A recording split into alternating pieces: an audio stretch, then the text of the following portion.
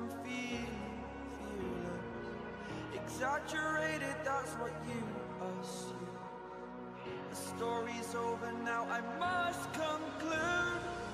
I am conflicted, watching where I step still, hanging in the balance. Not the life I want to live, I want to take it all. Standing tall, fear outweighed the person you are.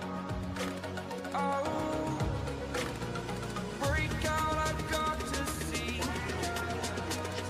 Spent all my life holding all of it closely. I played it innocent, a feel of discontent. I'm finally facing it all, fearless.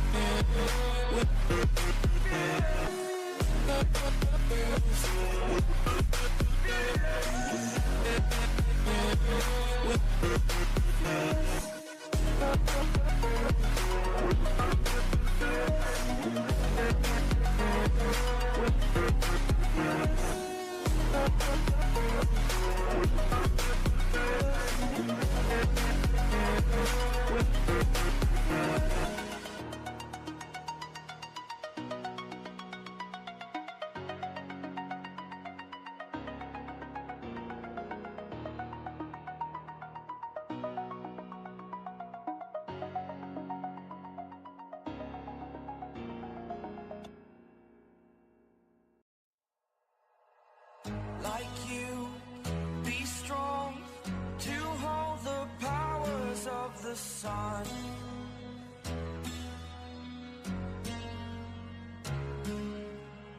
To dream, believe in strength. Now I'm the only one, only one.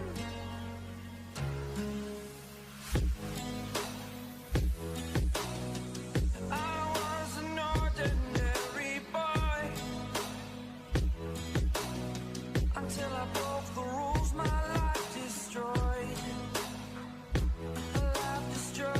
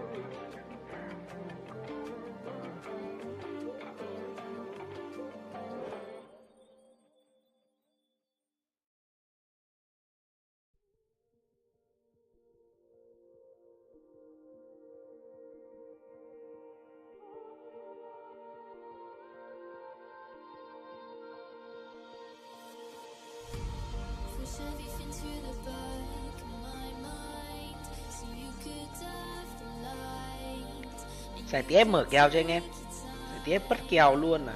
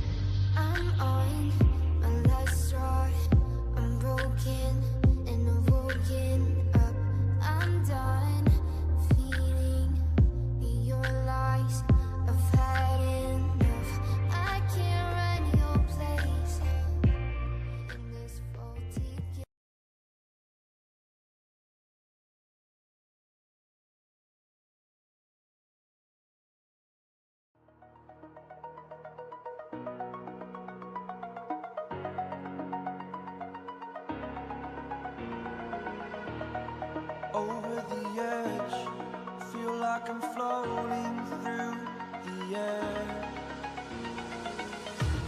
The pain I felt is paid for, all is said and done.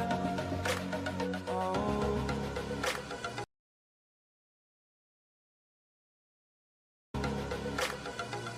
I am restricted, fixed upon the web. I need to kick the habit that my mind is breathing in. Break out, I've got to see.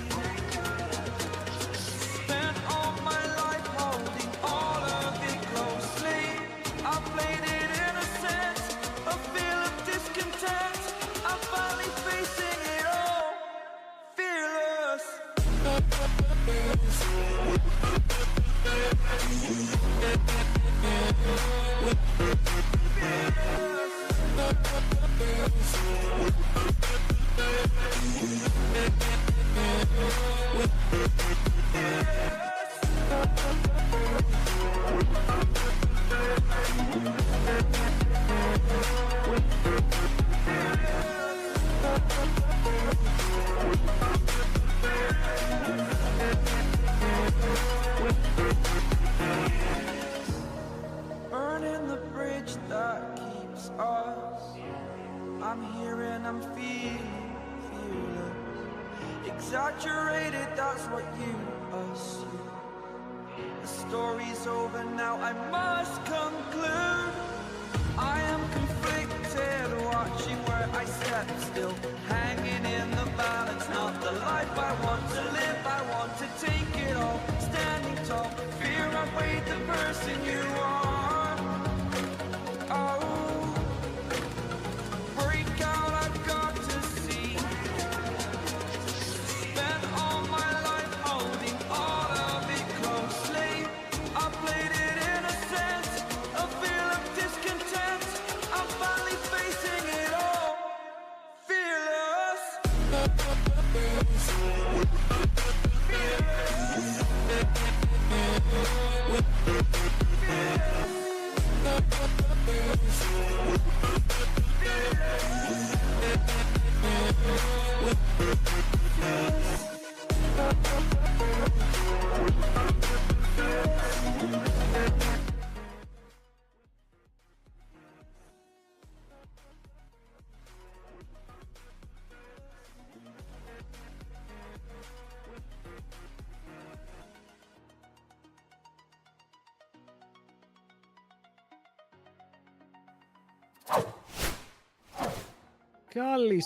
Καλησπέρα στην πανέρου παρέα του HLL. Εδώ για άλλο ένα cast, το τελευταίο cast του EMEA Masters και τα finals. Μαζί με Owner, πως είσαι, έχουμε ένα πολύ ωραίο best of 5 σήμερα μπροστά μας. Καλησπέρα. Έχουμε και κρυφό και τον Ντρόγκο, δεν έχει μιλήσει ακόμα. Έχουμε διπλό παραθυράκι προς το παρόν. Ορίστε.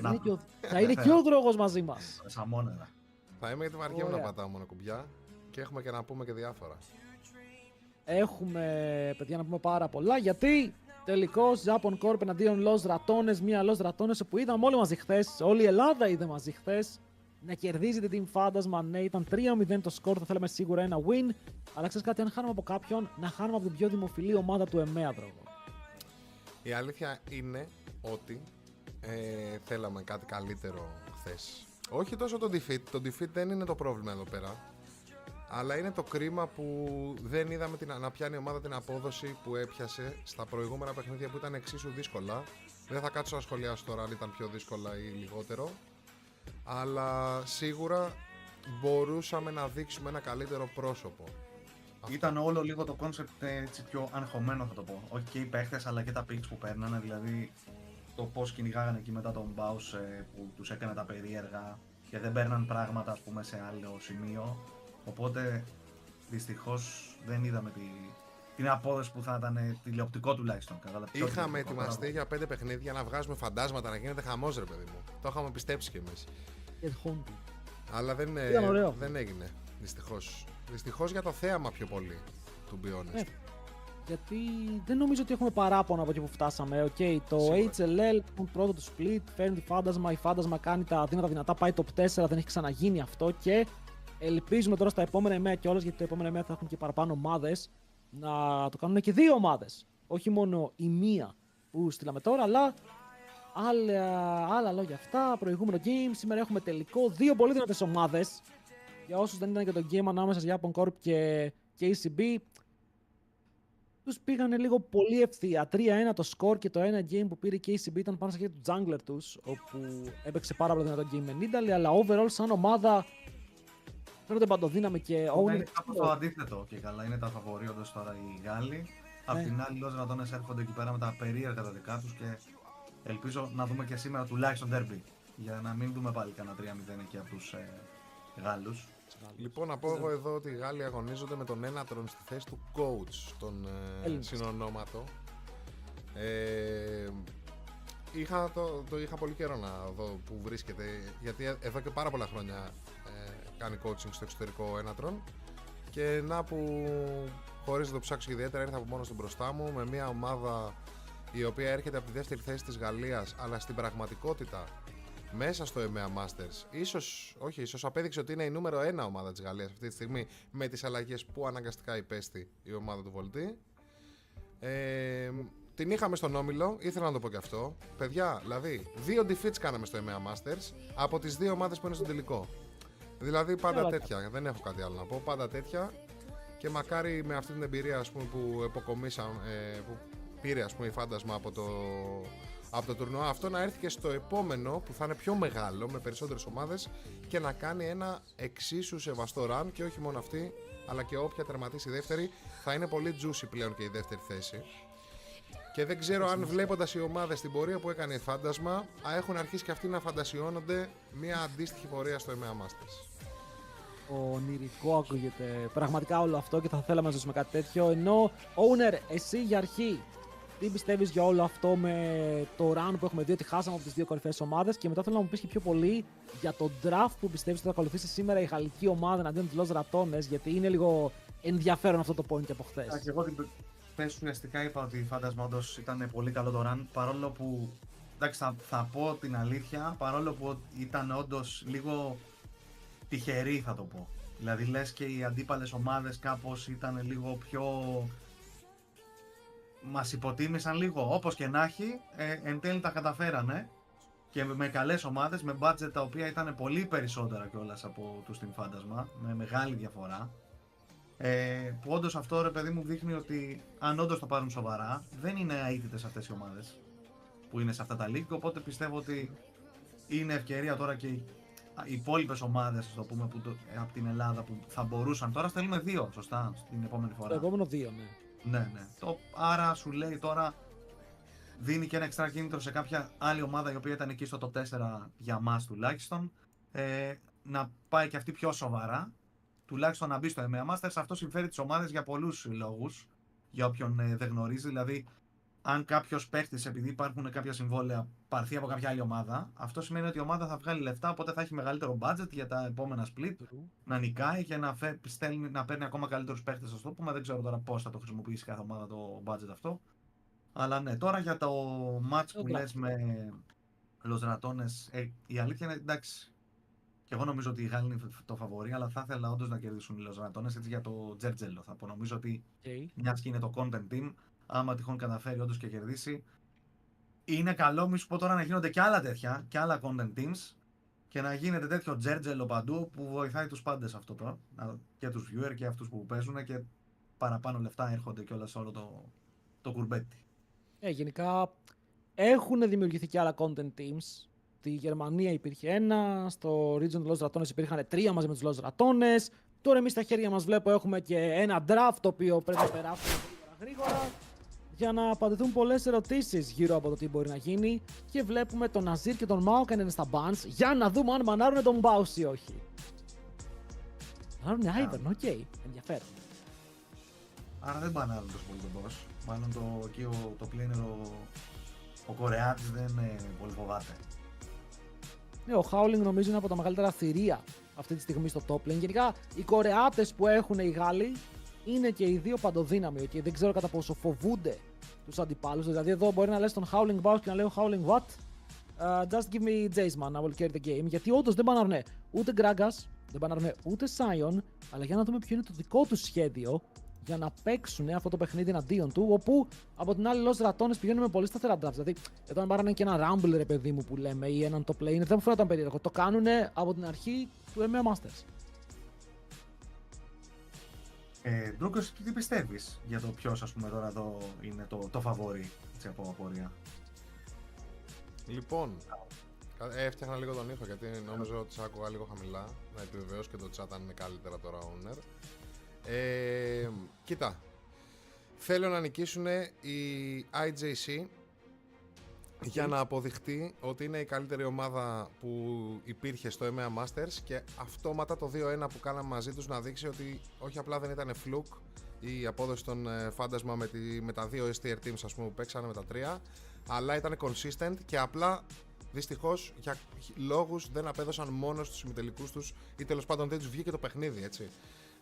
Με αυτή την έννοια. Πιστεύω όμως ότι η εμπειρία που έχουν μέσα οι παίκτες των Los Ratones, που ήταν και ο κύριος λόγος που κατά τη γνώμη μου χάσαμε, όχι ακριβώς τα δάχτυλα, αλλά η πολυετής εμπειρία που έχουν σε μεγάλες διοργανώσεις, σίγουρα μπορεί να τους κερδίσει παιχνίδι εδώ πέρα, και επειδή είναι ένας μεγάλος τελικός, δεν ξέρω τι θα γίνει αν πάμε να παίξουμε τώρα πρώτο game. Έχουν ετοιμάσει, δεν ξέρω, κάποιο πολύ ιδιαίτερο playstyle οι LR, κλέψουν ή κερδίσουν και στα ίσια το πρώτο game.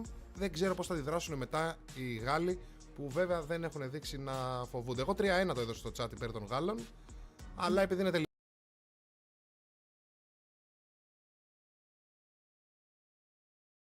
που βέβαια δεν έχουν δείξει να φοβούνται. Εγώ 3-1 το έδωσα στο chat υπέρ των Γάλλων, αλλά επειδή είναι τελικός ποτέ δεν ξέρεις.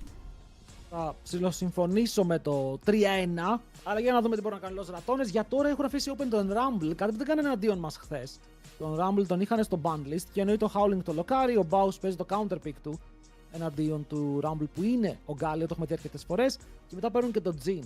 Αλλά κατευθείαν η Japan Corp λένε: OK, θα πάρουμε Skarner MF. Έχουμε σετάρει ήδη ένα insane combo που είναι πολύ κλασικό. Πολλές φορές το παίζεις ή με Vice στο jungle ή με Maokai στο jungle. Αυτό το παίζουν με Skarner, γιατί ο Skarner τι κάνει?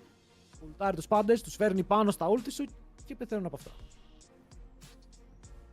Ισχύει αυτό. Τώρα να δούμε τώρα. Viego πήραν εδώ πέρα. Είπαμε το θέλουν ψιλοπράει όλοι για κάποιο λόγο από την προηγούμενη φορά. Δεν του άρεσε το Μύρο. Θα δείξει τώρα. Είναι ένα pick το οποίο έχει να πάρει πράγματα προς το παρόν. Ανάλογα τώρα τι θα επιλέξουν κιόλας οι IJC στο mid και στο support. Α δούμε τώρα τι bans θα κάνουν τώρα οι ομάδες. Προς το παρόν η αλήθεια είναι το combo των Γάλλων είναι τρομακτικό, θα πω. Πατάνε κύρο και εξαφανίζουν κόσμο. Να ρωτήσω εγώ, πόσο βασικό είναι σε ένα τέτοιο παιχνίδι να πάρουμε ένα combo που δουλεύει πατώντας ένα κουμπί? Είναι το πιο βασικό. Ο ίδιος ο Κάιντρελ που είναι coach στην Los Ratones έχει πει ότι αυτά τα combos τον πάρουν παντού. Απλά πατάνε νερό και κερδίζουν. Τα έχει δει αυτά, τα έχει καστάρει αυτά και τα έχει ντραφτάρει αυτά. Οπότε ξέρει ακριβώς τι κάνει το combo των Γάλλων αυτή τη στιγμή. Βέβαια, ντραφτάρει Viego πάνω σε αυτό. Καταλαβαίνω έχεις Viego μαζί με τον Γκάλιο, μπορεί να βοηθήσει λίγο, αλλά και το reset δεν είναι και το πιο εύκολο. Ναι, θα έχεις damage πάνω στο Skarner, αλλά ο Skarner δεν θέλει gold, απλά μπορεί να τρέχει πάνω σου, μπορεί να abusar λίγο παραπάνω και θες πολύ μεγάλη βοήθεια από τον Reckless τώρα. Να κάνει αυτά τα μεγάλα re-engage, να βοηθάει τον Velya να παίρνει το reset και έτσι να πάρουν το game. Αλλά για να δούμε, γιατί στο τέλος ό,τι και να λέμε, σημασία έχει το gameplay μέσα στο παιχνίδι. Θα πούμε ότι ο Skarner, παρόλο που συνήθως λέμε ότι είναι από τα δυνατά, συνήθως χάνει. Οπότε μπορεί και εκεί να γίνει το. Δεν ξέρω ποιος παίρνει Skarner, λες και είναι καταραμένο τώρα. Ναι, αλλά τι μας είχε κάνει ο LeBron με αυτόν τον Skarner. Δεν κερδίσαμε κιόλας. Δεν το χάσανε και το game που είχε κάνει το epic play που. Το χάσανε, εμείς που κερδίσαμε 2-0. Μπράβο. Από την άλλη, ούτε το Viego τα έχει πάει καλά στα στατιστικά του EMEA Masters. Έχουμε δύο jungler οι οποίοι ενώ θεωρητικά είναι καλοί, χάνουν. Οριάννα για τον Nemesis, ένα pick που είδαμε ότι όντως κάνει δουλειά. Έχει και damage εκεί πέρα για να δώσει και το reset έτσι, ας πούμε, στο Viego. Απ' την άλλη βλέπουμε μάλλον Victor. Το δούμε αν θα λοκαλιστεί. Βλέποντας το Orianna, να κάνω και την εξής απορία που είχα. Το Orianna knock που το βλέπαμε όλο το season, εμείς στο HLL τουλάχιστον το βλέπαμε συνέχεια. Εμείς γιατί δεν το παίξαμε? Είναι μεγάλο bait στο high-low. Γενικά δεν κερδίζει ποτέ. Κοίτα, αν δεν κάνω λάθος, το είδαμε ένα παιχνίδι εναντίον μας και μας κέρδισε. Αλλά γενικά οι ομάδες έχουν φύγει μακριά από αυτό τελευταία.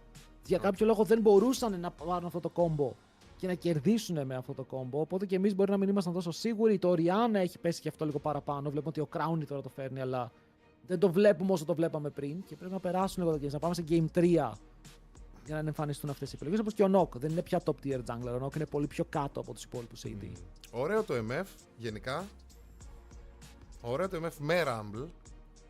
Και ακόμα πιο ωραίο το MF με Rumble, Alistar, Skarner, Victor. Βάλε. Παναγία μου. Δεν ξέρω. Γιατί πήραμε το μπαρντάκο τώρα εδώ? Όπως και να έχει. Γιατί ο Reckless λογικά θέλει να παίξει ranged. Γιατί εδώ πέρα ο Reckless δεν μπορεί να παίξει τα picks του. Δεν θέλει να παίξει Rakan πάνω στο combo. Είναι λες και είπανε χάσαμε σε αυτό. Ας πάρουμε τώρα picks Κοίτα, που... μας γκάπαρε χθες με Bard. Δεν νομίζω ότι λογικά λένε χάσαμε. Εγώ λέω τα picks που βλέπω αντίπαλα τώρα, δηλαδή σου λέει τώρα οι άλλοι τα έχουν πάρει όλα. Εκτός και αν το Bard Ulti μπορεί να μας κάνει reset ένα fight που έχουν ξεκινήσει πατώντας 2-3 ρο οι άλλοι. Και Θα ανταλλάξουμε 3 μπορούσε για 1. και μπορεί να δώσει και extra χώρο για να κάνουμε μετά Orianna ulti, Galio ulti, κάποιο τέτοιο combo. Παρ' όλα αυτά, εντάξει, ναι, βλέπουμε εδώ πέρα. Έχουν οι άλλοι το combo combo, αλλά για να δουλέψει πρέπει να βγουν καλά στα lane. Εντάξει, είναι έμπειροι παίχτες, λογικά θα βγουν καλά στα lane. Αλλά αν τυχόν αρχίσουν τώρα εδώ πάλι να κυνηγάνε και αυτοί για κάποιο λόγο κατά λάθος εκεί τον boss στο top και τους κερδίζει χρόνο, θα μπορούσαν ίσως να κάνουν εδώ πέρα οι Los Ratones το. Από τα picks εγώ θεωρώ ότι οι Γάλλοι είναι πιο δυνατοί. Εμένα τον Bard μου αρέσει πάρα πολύ. Γιατί πρέπει να σκεφτούμε ότι κιόλας αν ο Skarner μπει μέσα και κάνει 3-man ulti, απλά κάνεις ulti αυτός που έκανε ulti και δεν μπορούν να του χτυπήσουν και ulti τελειώνει. Και μπορεί να φύγει. Αν θέλει να μπιουζάρει τα immobile carries μπορεί, δηλαδή μπορεί να σταματήσει το ulti του Skarner, μπορεί να σταματήσει το ulti σε meth, μπορεί να σταματήσει πολλά πράγματα. Και ξαναλέμε, ο Reckless εφόσον δεν θέλει να παίξει τον Rakan του σε αυτό το matchup, δεν θα παίξει Leona, Nautilus, Rel και όλα αυτά που έχουμε πει. Οπότε θέλει ranged matchup, το Lulu μαζί με τον Jhin δεν κολλάει κιόλας, οπότε πηγαίνει με μια πολύ καλή range να κάνει και ένα AD carry.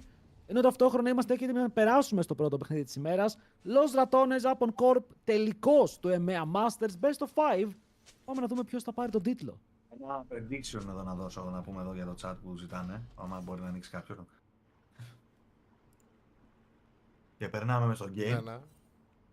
Αμέσως. Εγώ θα πω αυτό που λέτε, ναι, ισχύει ότι ο Bard βοηθάει στο να κόψει ulti MF ή να κόψει αυτό που λες το ulti Skarner, αλλά το animation του Bard ulti δεν είναι και instant. Δηλαδή, αν ο Skarner όντως πιάσει τώρα που λες 2-3 άτομα ulti και φύγει ulti MF, μπορεί και να μείνουν 10% πριν σκάσει το του Bard.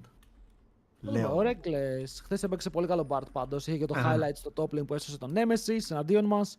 Να δούμε πώς θα το κάνει Executor. Και στο lane μπορεί να είναι πάρα πολύ oppressive. Ένα καλό Q και μετά ο Jhin απλά ακολουθεί. Βλέπουμε ότι ο Prime σε αυτό το matchup επιλέγει να πάει με το Phase Rush. Λέει: OK, παίζω Alistar. Καταλαβαίνουμε πως θα είναι πιο δύσκολο να κάνω connect το stun. Οι αντίπαλοι δεν θα παίξουν πάνω μου. Οπότε εγώ πρέπει να μείνω πάνω τους με κάποιο τρόπο ή να ξεφύγω μετά το combo. Phase Rush είναι η επιλογή. Press the attack για την MF. Αρκετά κλασικά runes παντού. Comment για τον Sertus. Όπως και για τον Nemesis για να παίξουν αυτό το matchup. Ενώ τα μάτια μας είναι και αυτά στο top. Ο Baus, όπως είπαμε, παίζει ένα counter pick στα χαρτιά εναντίον του Rumble. Αλλά ο Rumble, αν βγει λίγο μπροστά ή σκεϊλάρουν και οι δύο και είναι even, έχει το πλεονέκτημα με ένα invade. Να ξεκινάει ο Theocax, έχει πάρει ακριβώς χαμπάρι τι γίνεται. Και ο Βέλια εδώ πρέπει να κερδίσει το smite. Χάνει τον πόλεμο και μην χάσει και τη ζωή του. Ακόμα δεν ξεκίνησε το game. Ο Ser του σκέφτεται και φλασάρει επιτυχικά. Το damage είναι αρκετό. Μαζεύει το πρώτο kill, αλλά θυσιάζεται στην πορεία. Και ανταλλάζουν το 1 for 1. Τώρα είναι αυτό που λέμε, δεν χάσανε και πολλά. Παρ' όλα αυτά, εντάξει, ο Skarner βγαίνει μπροστά από αυτό. Ο Viego πέθανε, οπότε πρέπει να ξανατρέξει τώρα να φαρμάρει. Οπότε θα είναι πολύ πιο αργό στο clear του. Ξαναβλέπουμε εδώ το περίεργο κυνήγι που θέλουν να κάνουν. Για κάποιο λόγο δεν πλησίασε καν για να κάνει το smite. Δεν έφτανε σίγουρα εκεί. Δεν ξέρω αν άξιζε εδώ αυτό το flash του Viego. Του Victor. Του δώσε το kill, πήρε kill ο Jhin, πλέον το first blood δεν παίρνει παραπάνω gold και τώρα είναι mid χωρίς flash. Μπορεί για τα stacks, γιατί καταλαβαίνει πως με το να πάρει το kill βάζει τον εαυτό του σε μια πολύ καλή θέση για τα stacks στο passive για να πάρει το πρώτο evolution. Έτσι κι αλλιώς και να πεθάνει λέει θα έρθω με TP, θα έχω κάνει recall, μπορώ να πάρω item. Είναι καλύτερα στο lane από την Nemesis, αλλά όπως είπες δεν έχει flash και αυτό είναι που μπορεί να κινδυνεύει. Βέβαια ο Βέλια μια χαρά διαβάζει την κατάσταση και μπορεί να πάει από τα Raptors του στο αντίπαλο jungle. Ναι, δεν βλέπουν τον Theocax, αλλά το camp θα το πάρουν σίγουρα και επειδή από ό,τι βλέπω έχασε αρκετά μικρά από τα Raptors, δεν θα πάρει level 3 από 3 camps και είναι ακόμα με 2 spells. Σε καλό του βγήκε του jungler των Los Ratones και γενικά νομίζω γιατί τα Summoners πήγανε 3 για 1 στην πρώτη φάση. Flash Alistar, Flash και από τον Sertus, ναι, και από την άλλη έκανε Flash μόνο Βέλια. Και ένα Ignite και το Ignite όμως του Alistar. Ναι, και το Ignite. Και το TP αν το βάλουμε αυτό, όλα μαζί. Ναι, δηλαδή δεν ήταν άσχημο, ενώ φάνηκε λίγο περίεργο το invade εκεί πέρα και φάνηκε οι IJC να το καταλαβαίνουν γρήγορα και να αντιδρούν εν τέλει σαν να μπεϊταρίστηκαν. Μήπως αυτό είναι το playstyle των Los Ratones, να μπεϊτάρουν τους πάντες σε λάθος calls. Φαίνεται, η αλήθεια είναι ότι κάνουν ψηλό overforce, αλλά επειδή το κάνουν όλοι μαζί, κάπως εν τέλει τους βγαίνει για αυτούς κέρδος. Μέχρι τώρα το game είναι even και ο Theocax κοιτάει στο mid lane, θέλει να πάρει το flash του Nemesis. Με το να πάρει το flash του Nemesis, ο Nemesis δεν μπορεί να κάνει αυτό που κάνει τώρα. Γιατί η Orianna, αν ξέρει να παίζει, ασκεί πάρα πολύ πίεση με το spacing τη κιόλα πάνω στον αντίπαλο και τώρα ο Nemesis πρέπει να κάψει flash. Αναγκαστικά αλλιώ θα πεθάνει. Που σημαίνει ότι οι Japan Corp έβγαλαν το play που ήθελαν. Ο Nemesis δεν μπορεί να συνεχίσει να παίζει τόσο aggressive χωρί να έχει πίεση και vision. Και πρώτο από του δύο θα έχει flash ο Sertus. Άρα ο Victor με 53 stacks από το level 4 είναι σε μια πολύ καλή θέση. Ισχύει αυτό και μέχρι να ξαναμπορέσει ο Βιέντο όντως να γκαγκάρει στο mid μπορεί και να ξαναγεμίσει το flash. Προς το παρόν δεν έχει τιμωρηθεί.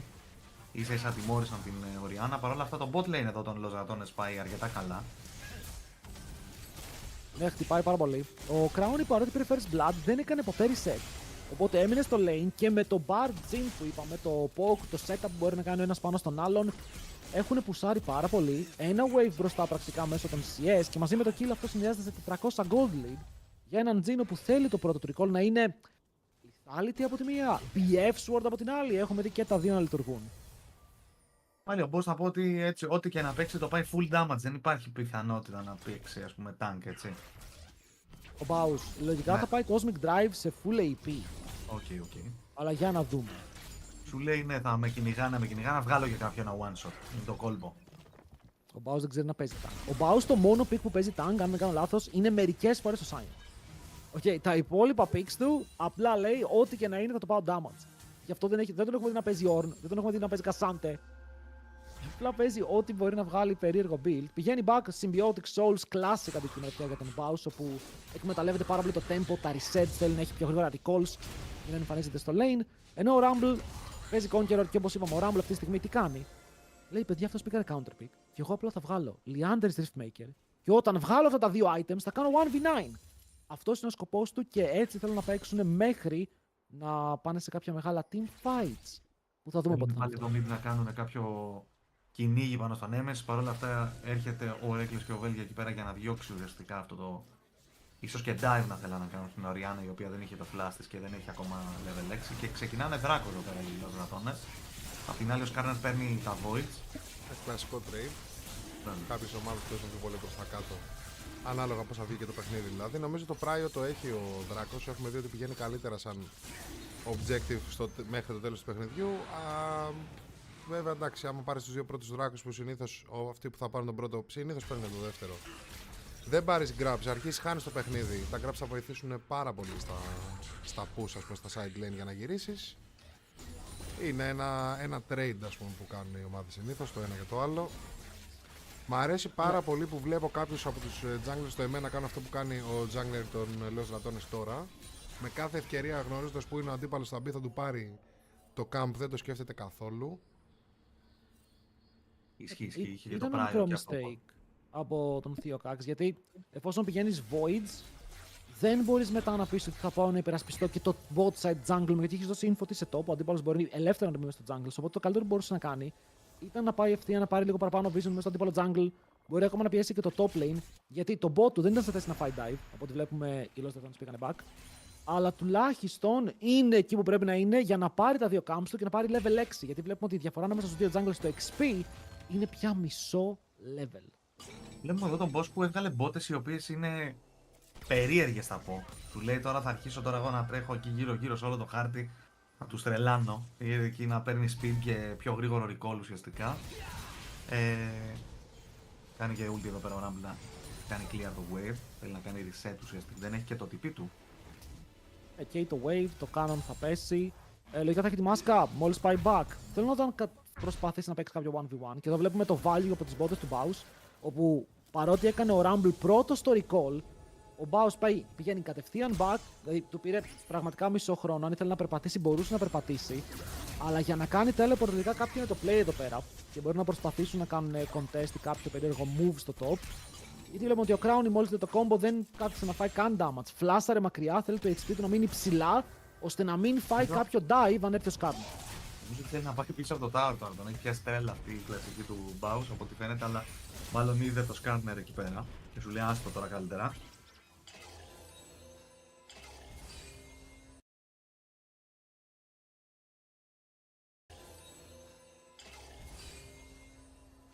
Τώρα θα πάρουν το bread buff, Viego είναι ακόμα πάνω. Ο Skarner συνεχίζει να είναι πίσω στο XP και η διαφορά μεγαλώνει όσο περνάει η ώρα. Παρ' όλα αυτά τα αντικείμενά του δεν έχουν κάποιο πρόβλημα. 2 ζώνες έχει βγάλει.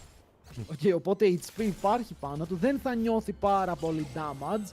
Αλλά είναι ένα από τα καλύτερα reset στο παιχνίδι. Αν καταφέρει ο Viego να πάρει το kill, γίνεται αυτός ο Skarner που παίρνει το E και εκεί ξεκινάει η όμορφη κατάσταση για τον Βέλια, όπου μπορεί να εκμεταλλευτεί πάρα πολύ καλά αυτά τα picks. Γενικά κάθε pick το οποίο μπορεί να σηκώσει, νομίζω πως είναι ο παράδεισος του Viego. Πάλι ο Μπάους έκανε πρώτος κίνηση στο jungle μαζί με τον συμπαίχτη μου, πως μπορέσουν να διεκδικήσουν κάτι. Από ό,τι φαίνεται δεν θέλανε να ρισκάρουν κάτι τόσο deep μέσα στη τζούγκλα του Skarner και με τον Howling και αυτός να έχει πάρει χαμπάρι τι γίνεται και να πηγαίνει προς τα εκεί.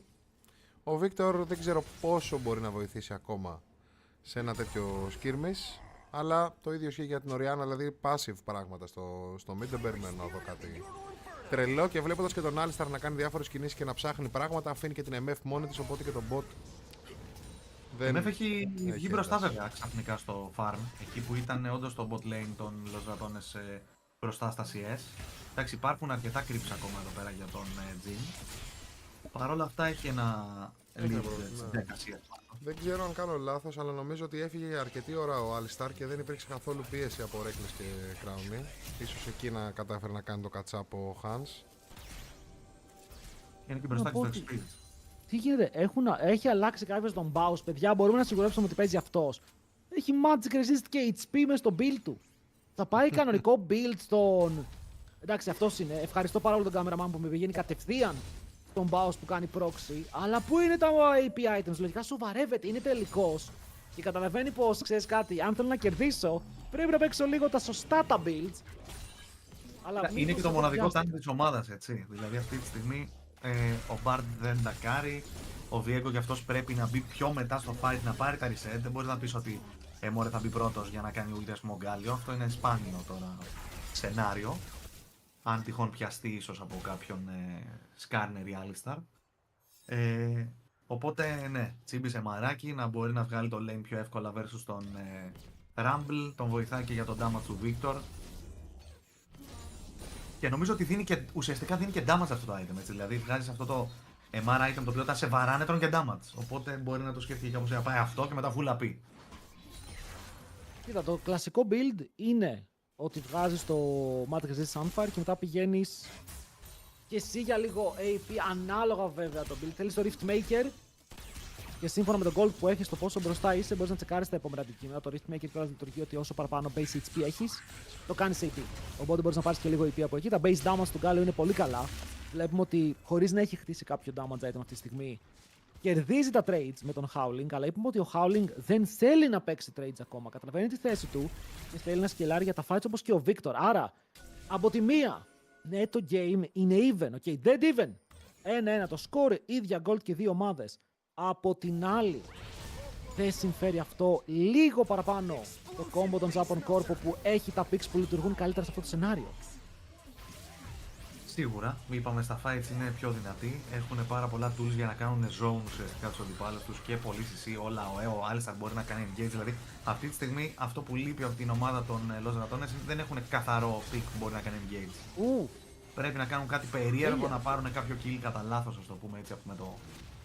Να κάνουν λάθος ουσιαστικά πρώτα οι Γάλλοι για να πάρουν το kill. Εν τέλει τους διώχνουν όμως. Έτσι είναι τα στατιστικά που έλεγα πριν. Όποιος πάρει τον πρώτο, παίρνει το δεύτερο. Για τους υπόλοιπους δεν εγγυώμαι τίποτα. Έλα, πήρανε και τα ερχόταν και ο boss, οπότε ο boss από το top που έπαιξε το ξύλο και έτρεξε εν τέλει με αυτές τις μπότες για να βοηθήσει την ομάδα του. Οπότε σου λέει ας φύγουμε, γιατί ο Rumble δεν είχε το teleport.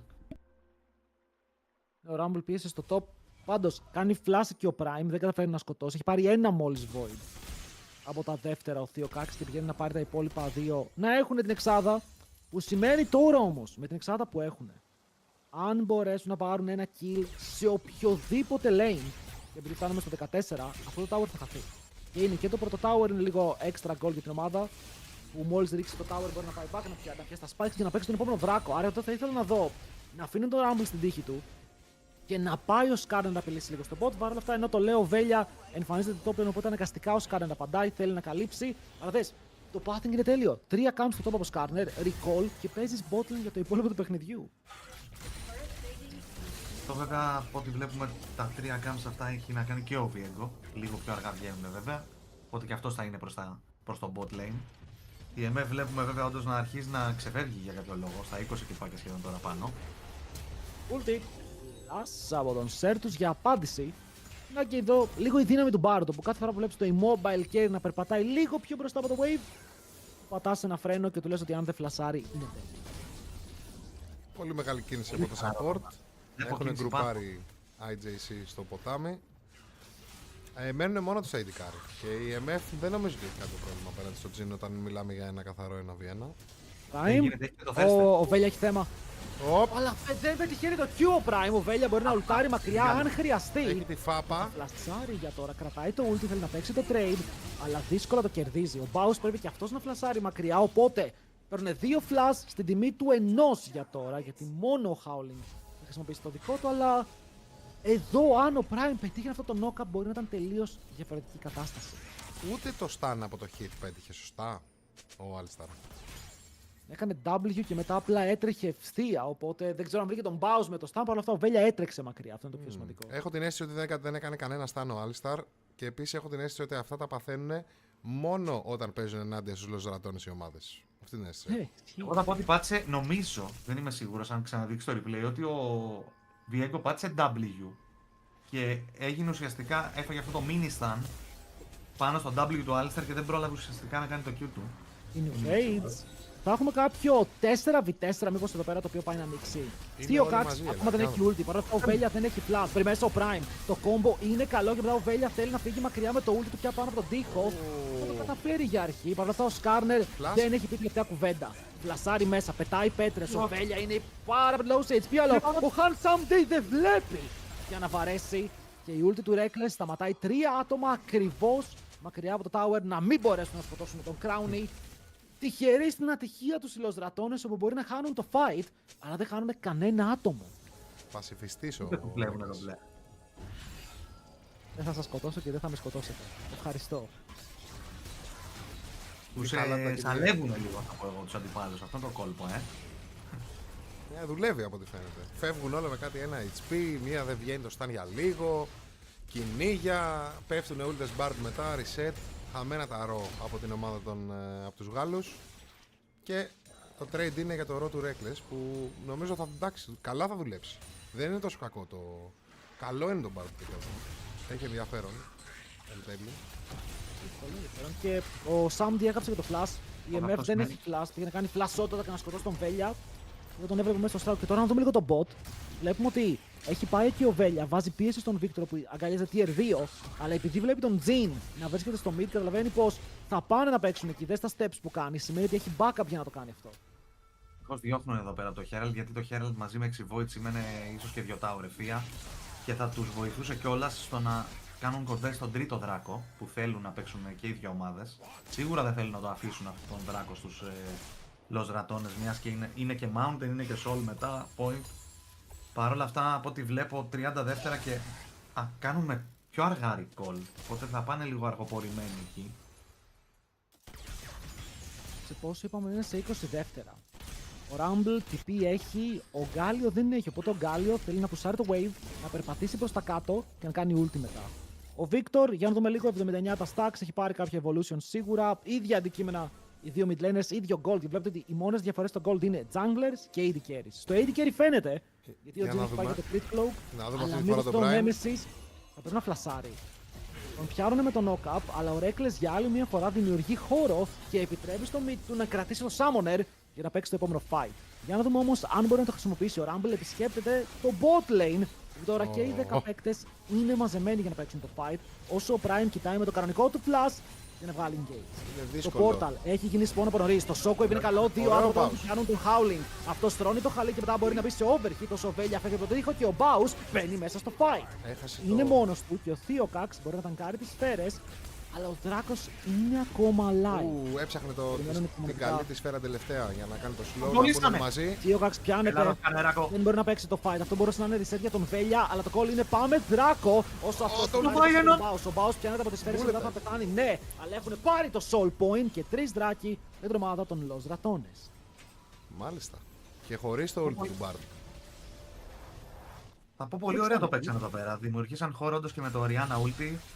Προσπάθησε ο Σκάρνερ να μείνει εκεί να το κλέψει. Παρ' όλα αυτά πήραν το Δράγκο οι Λοζρατώνες. Χάσαν μόλις ένα άτομο. Να ξαναδούμε εδώ το fight. Και εδώ τον κολλάνε ουσιαστικά οριακά στον τοίχο. Δεν πρόλαβε να περάσει. Αλλά δεν είναι αρκετό το damage να το σκοτώσουν. Μιας και ήταν μόνο η Orianna που βάραγε. Κάνει πολύ ωριακό ulti. Ο Σκάρνερ τραβάνε τον Baus και η MF τον αποτελειώνει. Όμως, όπως είπε και ο Νίρο, εδώ πέρα το ζητούμενο για τους Λεos Ρατώνες ήταν να τσιμπήσουν τον τρίτο δράκο και αυτό το κάνανε. Και σκέφτομαι και το σενάριο που έχουν την ulti bar για αντίστοιχες περιπτώσεις και σταματάνε ας πούμε το fight λίγο αφού παιχτούν τα βαριά cooldown των Γάλλων και σίγουρα κερδίζουν χρόνο για να τσιμπήσουν τα objective και να νικήσουν το παιχνίδι κάπως έτσι μέσα από το map pressure και control το οποίο στείλουν πάρα πολύ καλά οι Ρατώνες. Θα πω στα πρώτα 20 λεπτά του πρώτου παιχνιδιού του τελικού, αφού δούμε εδώ πέρα το dive. Οριακά το αποφεύγει εκεί πέρα με το flash του βέβαια. Παρ' όλα αυτά εδώ πέρα βλέπουμε ότι οι IJC παίρνουν τον Herald, το οποίο σημαίνει σίγουρα τα οεράκια μιας και έχουν και 6 voids. Εκτός αν Reckless με το ulti εκεί πέρα έχει το κόλπο να το μπλοκάρει, η αλήθεια είναι. Θα δούμε τώρα. Όσο παίζουν με το ίδιο composer που δείξανε και στα προηγούμενα τους παιχνίδια η LR, πάρα πολύ καλό ομαδικό gameplay, δεν έχουν να φοβούνται τίποτα από τους IJC και ενώ στην αρχή λέγαμε για, δεν ξέρω, κατά εύκολη νίκη των IJC, εγώ δεν το βλέπω τελικά. Εγώ το είπα ότι το δίνω στους LR. Παίζουν πολύ ωραία. Παίζουν πολύ ωραία το παιχνίδι, θα δούμε. Έχουν κρατηθεί. Σέρτους θα κάψει το ulti για να ποσάρει το wave. Θα πρέπει να έχει item για να το κάνει αυτό. Αλλιώς θα το έκυγε 5 δεύτερα πιο νωρίς. Γιατί δεν βλέπω τι θέλει να κρατήσει. Γιατί χρειάζεται να κρατήσει το tempo τόσο ψηλά για να κάψει το ulti του και να πάει προς τα εκεί. Στο τέλος πηγαίνει back. Δεν αγοράζει τίποτα. Οπότε θέλει λίγο ακόμα gold. Απλά ήθελε να πάει προς το top lane. Ο Atakan έχει βγει. Θα έχουμε soul σε 2,5 λεπτά. Και η μεγάλη ερώτηση είναι πόσοι παίκτες θα έχουν 2 items στα επόμενα 2,5 λεπτά. Και νομίζω πως τα AD carries θα έχουν, οι mid laners θα έχουν και τα μάτια μου πάνε στο τόπο που αυτό το δεύτερο item, το spike του Howling, μπορεί να τους δώσει και το fight που ψάχνουν. Εδώ βλέπουμε να είναι πρώτοι κιόλας στο top. Κάποιο trap ίσως θέλουν να κάνουν. Έχουν κρυφτεί εκεί πέρα στο μπουσάκι. Έμπειρα. Λες να πιάσουν εδώ το σερ τους. Μόνο κόλπα. Τέλειο το ulti από τον Reckless. Θα βρει στόχο. Ετοιμάζουν το setup για τον damage. Στον αέρα ο σερ τους, αλλά θα μείνει ζωντανός. Φτάνει εκείνη τη στιγμή ο Σκάρνερ. Για να δούμε αν θα βρει κάποιο καλό angle να συνεχίσει αυτό το re-engage. Δεν θα γίνει. Ουσιαστικά απλά τους διώχνουν πίσω και οι Ρατώνες χάνουν λίγο χρόνο εδώ. Και δεν ξέρω τι άλλο μπορούν να κερδίσουν οι IJC. Close, εδώ πέρα ο Σέρτους λέει δεν θα φλασάρω το ulti, θα φλασάρω στο δεύτερο χρόνο. Θα με μαζέψουν πίσω με το shockwave. Αλλά πάλι επειδή είδαν τον Σκάρνερ να έρχεται και ο Nemesis δεν έχει flash, δεν μπορούσαν να πούνε ότι πάμε για αυτό το ένας για έναν. Γιατί δεν θα ήταν ένας για έναν. Αν ο Σκάρνερ είχε την MF πίσω ή οποιονδήποτε άλλον για να βγάλουν damage στο tower, θα ήταν πρόβλημα. Κερδίζουν και στο mid push. Γιατί η MF πήγε στο wave πάρα πολύ γρήγορη, πάρα πολύ damage. Βλέπουμε τα αντικείμενα είναι full AD και 6 voids. Οπότε αυτά τα towers πέφτουν. Θετικό το play για αυτούς, δεν παίρνουν κάτι τρελό, αλλά ο Σέρτους τώρα δεν έχει flash για το επόμενο fight που θα είναι και το πιο κρίσιμο. Όπως είπαμε, θα είναι ή Atakan ή Sol. Βλέπουμε ότι ο Βιέγκο θέλει να κάνει εδώ κάποιο κόλπο. Παρ' όλα αυτά είναι μόνος του. Ίσως περιμένει την υπόλοιπη ομάδα. Ξέρει ότι ο Βίκτορ δεν έχει το flash του. Βγαίνει από το μπουσάκι. Πετυχαίνει το stun, αλλά ξεκινάει το teleport και ο Βέλια εδώ πρέπει να τρέξει μακριά. Το Summoner παρόλα αυτά το bait και βλέπουμε ότι οι Lost Ρατώνες είναι ok με το να παίρνουν μικρά wins. Μικρά wins τα οποία στακάρουν. Γιατί τώρα ο Aus στο bot είναι μόνος του. Και δεν είναι μόνο ότι θα πάρει tower. Είναι ότι θα βάλει όλα αυτά τα waves μέσα στο tier 2 των Japan Court. Ενώ θέλουν να παίξουν για το Δράκο σε λιγότερο από 1 λεπτό. Άρα όλο το bot lane τους ανήκει. Αν θέλουν να wardάρουν εκεί, μπορούν να wardάρουν εκεί. Όλα αυτά παίζουν ακόμα λίγο παραπάνω στο top. Δεν θα ξεκινήσουν να περπατάνε στο bot ή απλά θέλουν να πάρουν το wave. Και πραγματικά θέλω να δω πώς θα αντιμετωπίσουν οι Γάλλοι μια περίπτωση που μου φαίνεται να τη χάνουν ό,τι και να γίνει. Βλέπουμε τώρα τον Βίκτορ Ανεμπότ έχει κλείσει προς το mid το Baus. Είναι περισσότερα άτομα αυτή τη στιγμή. Βέβαια ο Nemesis δεν έχει φτάσει ακόμα. Έχει το teleport του άμα θέλει να ακολουθήσει. Και τώρα ένα Sol το οποίο αναγκαστικά πρέπει εδώ να παίξουν. Γιατί δυσκολεύουν πολύ τα πράγματα αν τυχόν πάρουν αυτό το Sol εδώ πέρα οι Λοζρατώνες.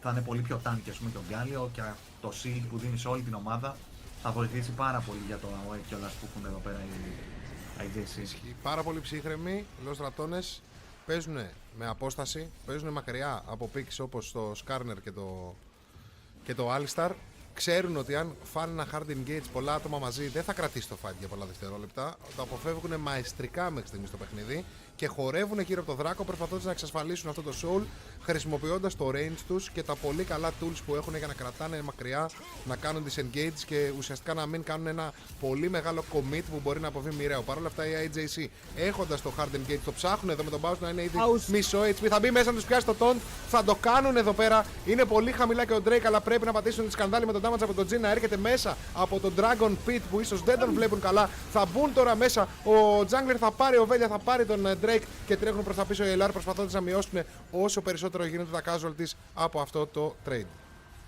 Πολύ καλό το fight. Γιατί οι στρατώνες δεν τρώνε bait να παίξουν μέσα στα κουμπιά και είναι περίεργο. Γιατί αν θέλει εδώ πέρα ο Howling να ρίξει το ulti, ο Prime να φλασάρει από πίσω και να πετύχει τον knock-up, μπορούν να το κάνουν αυτό. Αλλά οι Lost στρατώνες έπρεπε τόσο πολύ όπου στέλνουν τον Baus ευθεία και λένε αν φαϊτάρετε, θα φαϊτάρετε πάνω στον Γκάλιο. Οπότε εμείς μπορούμε να κάνουμε ό,τι θέλουμε. Και βλέπουμε ότι παρότι ο Γκάλιο δεν έσκασε τίποτα, υπήρχε τόσο backup damage με το range από τον Jin, από την Arena Bard. Τους πίεσε μακριά, παίρνουν το soul. Δεν χάνουν τίποτα. Και το gold. Είμαστε στο 25, παιδιά. Είναι ακόμα the diven.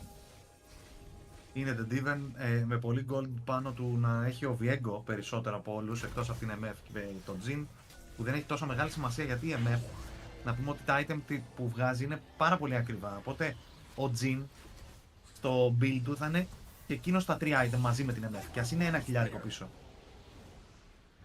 Τι αυτό, το βλέπουμε κιόλας. Ότι εντάξει, Infinity Bloodthirster είναι τρομερά πολύ το AD που έχεις. Από την άλλη, Rapid Fire Cannon, πιο πολύ για να κάνεις και enable τον εαυτό σου να πράξεις το τέταρτο. Δεν έχουμε δει ακόμα fight. Το score είναι 2-1, είναι το πιο ελεγχόμενο παιχνίδι που έχει παίξει οι Lost Ratones. Που δεν το κάνουν συχνά αυτό να κρατάνε το παιχνίδι στο 2-1. Γιατί αυτοί οι παίκτες, ειδικά ο Baus, όταν βλέπουν λίγα kills στο scoreboard, τρελαίνονται, αρχίζουν και πιτσάρουν.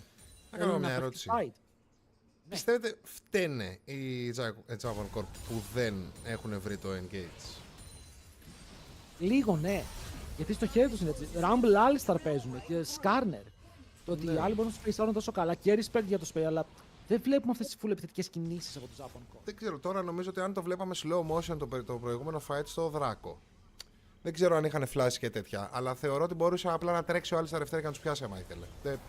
Ειδικά με το που πάτησε το ρο ο Jin, δεν γίνεται να μπορεί να το πιάσει μάλιστα. Ήταν στο μυαλό τους να πάρουν οπωσδήποτε το δράκο από το να παίξουν ουσιαστικά το fight και εν τέλει νομίζω ότι αυτό τους τύχησε και τα δύο. Ακριβώς. Και θα πω ότι ο Drattones εδώ είχε ανοίξει ο Jin ulti, κράτησε το τελευταίο shot για να το ταϊμάρει μαζί με τον jungler του και να κάνει ulti πάνω στο δράκο και σμάει το Velja με το Viego, οπότε πήρανε κιόλας αυτό το δράκο. Βλέπουμε να έχουν το πράιο και στον Ατακάν αυτή τη στιγμή. Το συζητούσαμε πριν, αλλά τώρα ο Prime πηγαίνει μόνος του σε ένα μαγικό ταξίδι. Handsome D. Ανοίγει το ultimate, το damage όμως δεν είναι πάρα πολύ και τώρα ο Prime είναι αυτός που θέλει να βάλει το damage για να πάρει μισέ πάνω στον Alistar. Τρέχει μακριά, ο Velya μπορεί να σηκώσει την αγελάδα και να παίξει μέσα το fight. Το ult είναι καλό από το Skarner, το damage είναι πολύ για να πάρουν ένα kill και μετά ο Velya ξαναμπαίνει μέσα από το HP που δεν είναι αρκετό για να ζήσει και θα κάνει και αυτός 2 kills για τη Japan Corp. Όσο ο Baus σπεϊσάρει καλά, φλασάρει μακριά, αλλά δεν μπορεί να κρατήσει 3 kills για την ομάδα των Γάλλων μαζί με τον Άτακαν και όσο καλό και να ξεκίνησε το fight έπεσαν στην παγίδα για να παίξουν πάνω στα cooldowns τους Lost Ratones. Κάποια στιγμή θα γινότανε και αν μην γινότανε κάποια στιγμή θα καταλαβαίνανε πιστεύω οι IJC ότι πρέπει να τρέξουν και να πατήσουν το flash τους επιθετικά. Νομίζω ότι βρήκανε το σημείο του map στο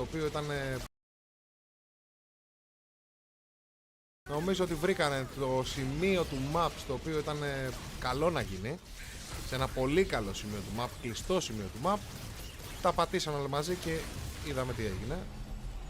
Έκανε εκεί πέρα το δόλωμα, ο Alistar μπήκε μέσα, έγινε ulti MF, βλέπουμε εδώ το engage, μπαίνει μέσα μαζί με τον Bard και εδώ ουσιαστικά μπεϊτάρονται να γυρίσουν να τον φαν, αλλά το MF ulti δεν μπορούσαν να το ταγκάρουν, αναγκάζονται να φύγουν πίσω, κερδίζουν δηλαδή χρόνο εδώ πέρα. Και δυστυχώς παρόλο που φάγανε τον Alistar, ο Viego μέχρι να μπει μαζί με το ulti του Skarner που είναι σε σωστό το timing, καταφέρνουν, παίρνουν τα kill, μεγαλώνει κιόλας το ulti εδώ πέρα του Victor και το damage είναι πάρα πολύ ώστε να το αντέξουν μετά και δυστυχώς είπαμε αυτό το AOE combo και όλα τα pick που έχουν, το damage που έχουν είναι πάρα πολύ. Πρέπει να γίνει ψηλοθαύμα σε fight. Φάγανε τον bait να κυνηγήσουν, νομίζω ότι έπρεπε να σταματήσουν στον Alistar, δεν έχουν το combo για να αρχίσουν να τρέχουν πάνω στους IJC. Ένα μικρό λάθος εδώ πέρα, μαζικό μικρό λάθος από την Los Dratones, με την έννοια ότι κάνανε 3-4 βήματα παραπάνω και στοιχίζει αμέσως όλο το tempo του παιχνιδιού που χτίζουν μαεστρικά τόση ώρα και τώρα βρίσκονται πραγματικά πάρα πολύ πιεσμένοι με ένα all-in combo απέναντί τους. Δύσκολα τα πράγματα για defense, δεν μπορείς απέναντι σε ένα all-in να κάτσεις στα εξωτερικά tower. Οριακά δεν ξέρω αν μπορείς να κάτσεις και σε αυτό μπροστά από το inhibitor. Με πάρουν και 6 voids, έτσι. Και πρέπει να πούμε ότι τώρα φαίνεται λίγο η διαφορά στο draft αυτή τη στιγμή. Ότι ας δούμε λίγο το fight, το Prime πηγαίνει ευθεία. Επειδή όχι μόνο έχει το ultimate, υπάρχει και ο Atakan. Οπότε να πεθάνει δεν θα πεθάνει. Οπότε εδώ ο Crown πιο πολύ θέλει να στείλει πίσω τον Prime για να πάρει τα 200 gold. Αλλά ναι, φαίνεται η διαφορά στο draft ότι είναι πολύ πιο δύσκολο οι Los Dratones να παίξουν τον draft που έχει δοθεί. Γιατί βλέπεις ότι ένα mistake, ένα έξτρα βήμα, μια κακή απόφαση οδηγεί σε όλα τα objectives να χαθούν. Ενώ από την άλλη, όσα λάθη και να κάνουν οι Japan Corp, αυτό που θα πληρώσουν είναι ότι δεν θα πάρουν kills, όχι ότι θα πεθάνουν. Γιατί πέφτει το Rumble Ulti, ο Skarner είναι παραπρετάνκι, ο Victor έχει άπειρα πράγματα που μπορεί να κάνει, η MF δεν έχει κινδυνεύσει ποτέ στο παιχνίδι. Άρα νομίζω ότι είναι λίγο αυτό ότι όποτε έχουν κουμπιά και παίζουν υπομονετικά οι Japan Corp, έχουν το πλεονέκτημα. Χάνεται λίγο εδώ η υπομονή, αλλά ποια υπομονή, ο Sam D ξέρει τι κάνει και θα πάρει ένα γρήγορο kill πάνω στον Squeezy Bows. Φλάσαρε μέσα στη μούρη του όπως πρέπει, θα πω εγώ. Το flash είναι για να παίζει ευθεία. Λάσο απαξάμπλα ήταν εδώ πέρα και βλέπουμε το Reckless να θέλει να καθυστερήσει, ίσως το Wave εδώ πέρα κάπως, παρόλα αυτά δεν το επιλέγει. Και είναι Elder, παιδιά. Είναι Elder. Βγαίνει τώρα και δεν έχουν τον Bows. Και φαίνεται ότι δεν πάνε καν, δηλαδή ο Diego είναι πάνω, το αφήσαν. Μήπως περιμένανε και οι Japan Corp πριν κάνουν αυτό το force all-in engage, ας πούμε. Περιμένανε το λάθος ή περιμένανε πολύ απλά και τον Victor να είναι σε θέση να περάσει πολύ damage όταν θα πέσουν όλα τα ulti και αυτός να δώσει ακόμα περισσότερη πρέσα με ένα-δύο κλειστά αντικείμενα. Η αλήθεια είναι ότι στο πάνω fight, άμα ο Diego δεν έπαιρνε τον Alistar, δεν θα έτρωγε το ulti του Skarner και θα ήταν άλλο fight, δηλαδή να περίμενε ελάχιστα γιατί είδε το ulti Skarner την ώρα που πάτησε κιόλας να πάρει ουσιαστικά το form του Alistar. Να το πάρει μετά, να φλασάρει, να κάνει ulti και να είναι full HP ώστε να συνεχίσει το fight και να πάρει δεύτερο reset, τρίτο reset. Αλλά ναι, δυστυχώς έκανε perfect timing εκεί ο Skarner το ulti του και με το που έγινε Alistar ο Viego τον ευούτυξε και τον αφήσανε 10% HP. Πολλά προβλήματα. Οι διαφορές έχουν μεγαλώσει 3.000 στο AD, 2.700 στο mid lane και κοίτα, η Japan Corp από την άλλη, τώρα όσο το σκέφτομαι, μπορεί απλά να είναι αυτό το playthrough που θα ακολουθήσουν σήμερα. Παιδιά λένε οι Los Dratones τι κάνουν κάθε game, παίζουν late game παιχνίδια και με μας χθες θυμάστε ότι ενώ μας τόμπαραν πρακτικά στο game 2 πήγε στο 37. Οπότε το πλέον θα σκεϊλάρουμε. Και πήρανε πολύ καλό scaling comp. Το πέρα οι Los Dratones παίρνουν σε πολλά ερωτήματα. Του τύπου τι πρέπει να ντραφτάρουμε, πόσο πρέπει να πιέσουμε και αν μπορούμε να παίξουμε το scaling game εναντίον τους. Γιατί για τώρα πιάνουν τον Theo Cax, αυτό στα ουλτάρια, αλλά πολύ ωραίο ο Βέλια κάνει cancel το ultimate του Skarner με το δικό του ulti. Το χαλί θα στρωθεί. Ο Σέρτος είναι πάνω από το δικό και βγάζει πάρα πολύ damage όσο ο Baus γκριντάρει παραπάνω και το burn θα είναι αρκετό από το Liandris του Howling για να πέσει κάτω από τον Elder. Και ενώ αυτό το fight ήταν πολύ καλό, είναι ένας για έναν. Αυτό ήταν από τον Elder δυστυχώς. Τον έφερε στο range για το execute και φέρνει και όλη την ομάδα του Japan Corp μέσα στη βάση των Ratones να ανοίξουν ακόμα ένα inhibitor και να φέρουν το παιχνίδι μια ανάσα πριν το 1-0. Pre-farm θα το πω εγώ αυτό. Όχι, εντάξει.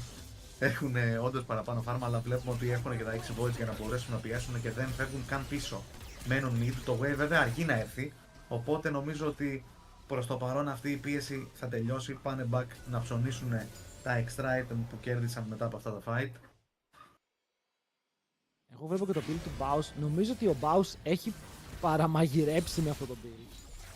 Και ξεκίνησε με το Tanky Magic Resist αντικείμενο, πήγε μετά στο Cosmic Drive, βγάζει το Blood, όχι το Blood Letter Scares, το Penetration Item πάντως που όσο κάνεις damage βάζει πένες στον αντίπαλο.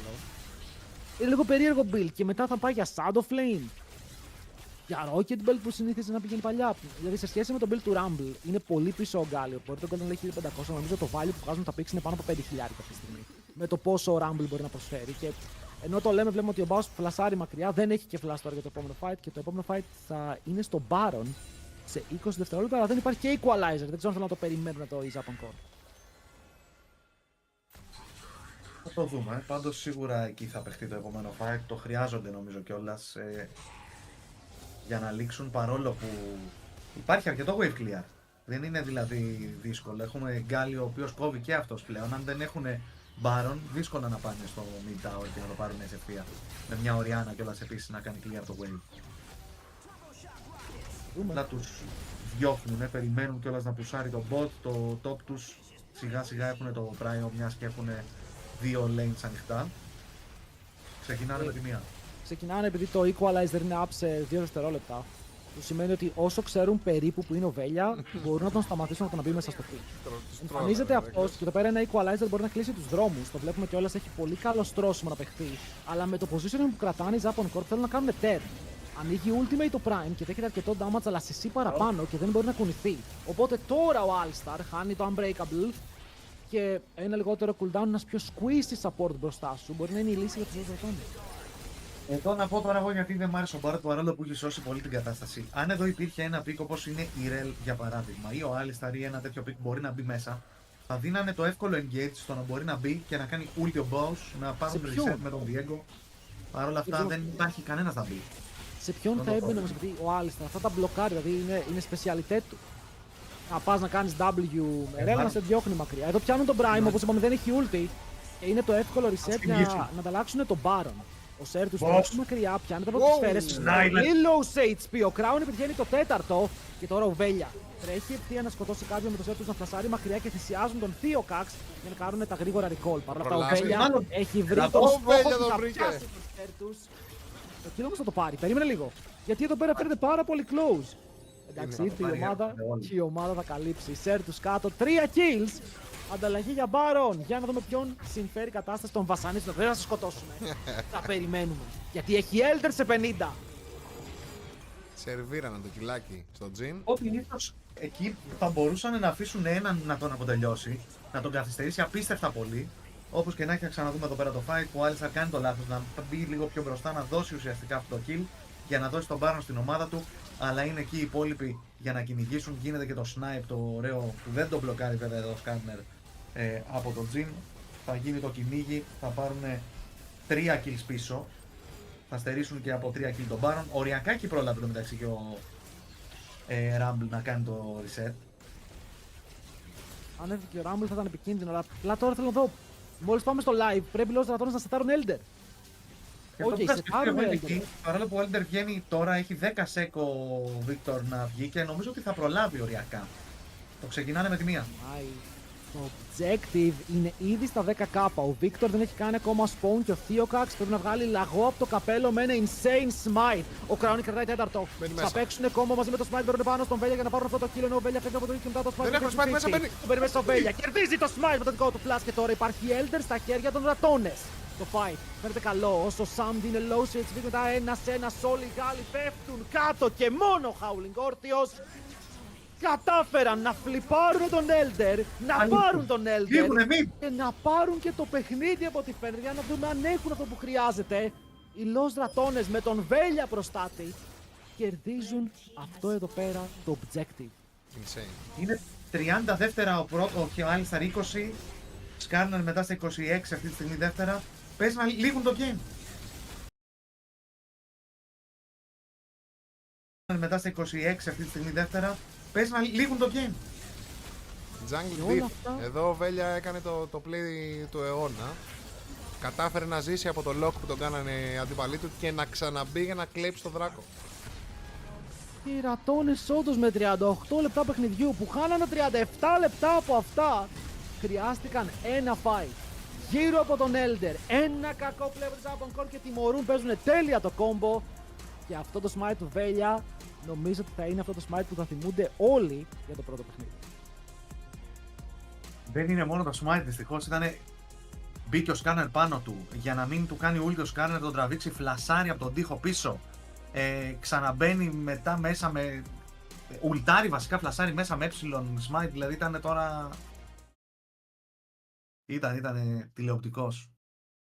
Και βλέπουμε εδώ, είδαμε λίγο Bounce, είδαμε λίγο Nemesis. Μετά από αυτό το win, σίγουρα πρέπει να ανεβαίνει λίγο η διάθεση της ομάδας. Γιατί θυμίζονται ότι μερικές φορές μπορεί να πέφτουν λίγο ψυχολογικά όταν το game πάει τόσο άσχημα. Αλλά με αυτό το comeback, με αυτό το move, με ακριβώς κάθε δευτερόλεπτο να δουλεύει. Γιατί ως και ο Sertus οριακά δεν μπορούσε να είναι στο fight για 4 δεύτερα. Πάνε όλα για αυτούς. Λύνουν το πρώτο game και τώρα η Japan Corp είναι ήδη πίσω και δεν έχουν βρεθεί ποτέ πίσω. Εντάξει, έχουν βρεθεί μια φορά με εμάς, στο 1-0. Και να δούμε αν θυμώσουν το ίδιο τώρα. Τι άμα. Άμα θυμώσουν όπως θυμώσαν με εμάς όταν τους κερδίσαμε ένα game, μετά μπήκανε μέσα και απλά μας πάτησαν. Για να δούμε αν κάνουν το ίδιο, γιατί πάλι είναι πίσω. Και αυτό που λέγατε στην αρχή, που έλεγε ο Δρόγκος εκεί πέρα την ιστορία με τους. Και οι δυο μας κερδίσαν αυτές οι ομάδες. Η μία μας κέρδισε 3-0, στην άλλη καταφέραμε και πήραμε ένα kill. Οπότε.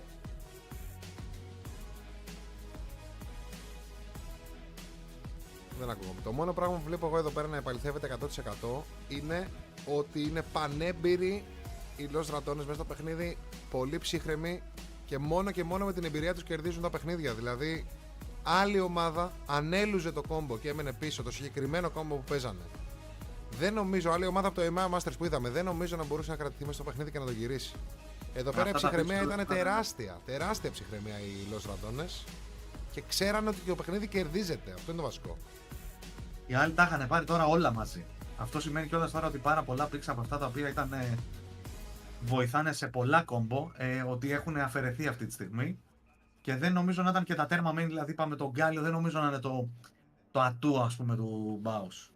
Το παίζει, είναι ένα που παίζει, αλλά είναι και ωραίο counter που φύγει ο Rumble. Τον κάνει να νιώθει πάρα πολύ άνετα συχαίνεται να παίζει versus Rumble. Αλλά τώρα, με αυτό το 1-0, σίγουρα πιστεύω θα έχουμε μεγάλο series, ok. Δηλαδή δεν θα πάει, δεν το βλέπω να κερδίζουν 3-0 σήμερα, να το κάνουν Los Ratones. Είναι ξεκάθαρα η καλύτερη ομάδα του EMEA. Παρ' όλα αυτά, πάμε εμείς να κάνουμε τον breakάκι μας, ξέρουμε εμείς πώς πάει όλο αυτό και επιστρέφουμε μπαμ για το Game 2.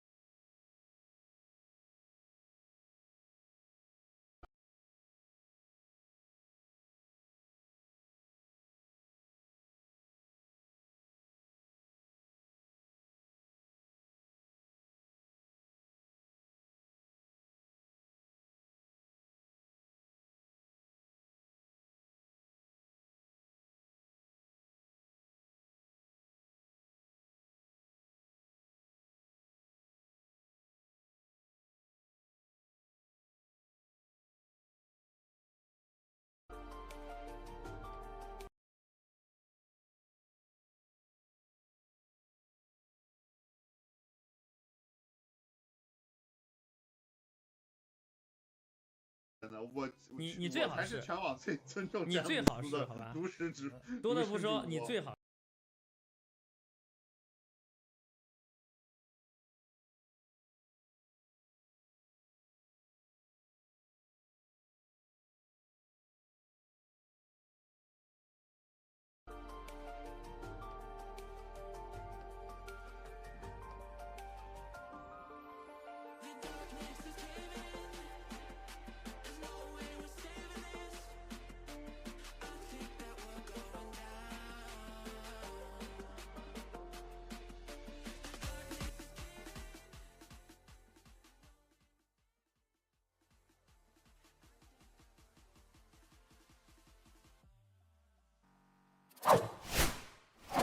Γεια σας και πάλι, επιστρέψαμε για να δείξουμε κι άλλα games για το τελικό του EMEA Masters. Το πρώτο παιχνίδι, για όσους το χάσανε, οι Los Ratones κλέψανε το win και μέσα από τα χέρια των Japan Corp σε ένα πώς λέγεται, όχι φαντασμαγορικό, ας πούμε φαντασμαγορικό εμείς παιχνίδι, όπου χάνανε full, πήρανε ένα fight, χάσαν τον Baron, κλέψαν τον Elder, κέρδισαν το fight με τον Elder, τελείωσαν το παιχνίδι. Ήταν πάρα πολύ ωραίο και τώρα καλύτερα να το κάνουν αυτό άλλες 2 φορές αν θέλουν να στεφτούν πρωταθλητές του EMEA. Για να νικήσανε με αυτό το pick, που για μένα ήταν πολύ κακό.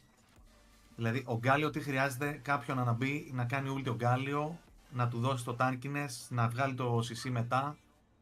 Και ας πούμε ο Viego είναι ένα pick που ήθελε reset. Δεν είχαν κανένα να μπαίνει. Ωραία. Για να μπορεί ο Γκάλιο να κάνει σε κάποιον το ulti που να είναι όντως χρήσιμο. Για να νικήσανε αυτό το pick, άμα πάρουν καλύτερο pick που τους βλέπουμε κιόλας, γενικά παίρνουν καλά picks, όπως είδαμε τουλάχιστον χθες versus στην Φάντασμα, και έχουν και αυτό το late game combo. Φύγανε και πολλά από αυτά τα picks για τους IJC, οι οποίοι βέβαια δεν ξέρω τώρα αν πάρουν πιο early picks εκείνοι πώς παίζουν. Δεν είμαι σίγουρος άμα μπορέσουν να κάνουν, ας πούμε, έτσι ένα πιο γρήγορο game. Τους είδα να παίζουν και εκείνοι αργά, θα πω, ότι αν παιχτεί έτσι όπως παίχτηκε τώρα στο πρώτο game, θα το πάνε μη σου πω και 3-0. Βαρύ statement. Πολύ βαρύ statement. Θέλω να δω και τι θα γίνει με το side selection, αλλά τα pocket picks υπάρχουν εδώ πέρα ακόμα και δεν έχουμε δει τα special του Baus, όπου επέλεξε να πάει με Γκάλιο και έφυγε και το μεγαλύτερο του πρόβλημα που λέγεται Rumble. Μόνο το Jace έχει μείνει τώρα open. Θέλω να δω αν θα συνεχίσει να τους τρέχει και θέλω να δω πώς θα απαντήσουν οι IJC, που θεωρητικά θα έπρεπε να έχουν ένα πολύ συγκεκριμένο πλάνο για το πώς θα αντιμετωπίσουν αυτό το ιδιαίτερο playstyle του Baus. Πάντως πέσανε στην παγίδα των Los Ratones, σίγουρα παίξανε το παιχνίδι τους. Δεν τους είδαμε τους Γάλλους να παίρνουν τις πρωτοβουλίες που θα έπρεπε να παίρνει ένα composition με Skarner και Alistar μέσα. Λέω εγώ. Highlights εδώ πέρα με τον Crowny να πετάει αυτή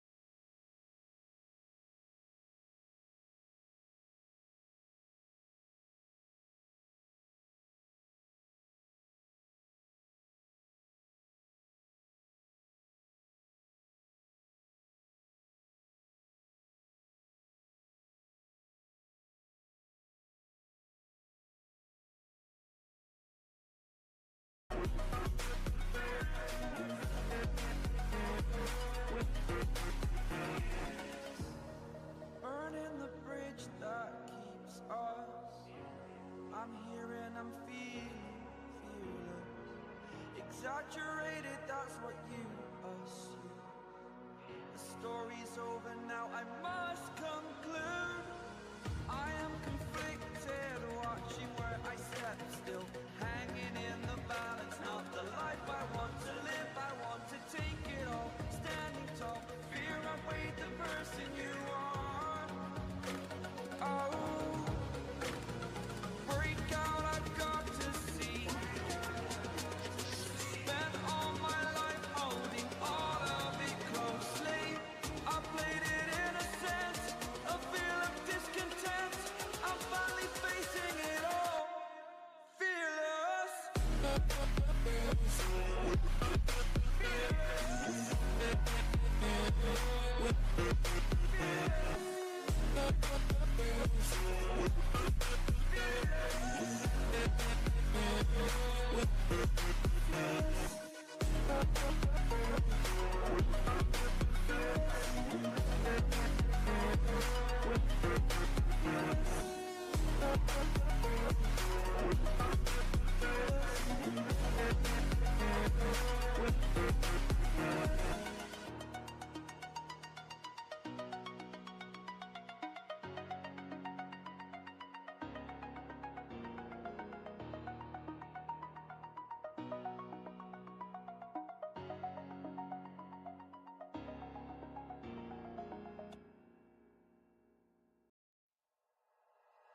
Like you, be strong to hold the powers of the sun.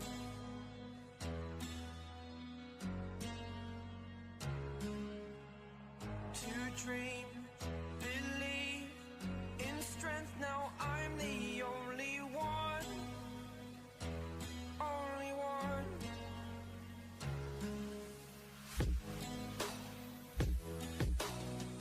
I was an ordinary boy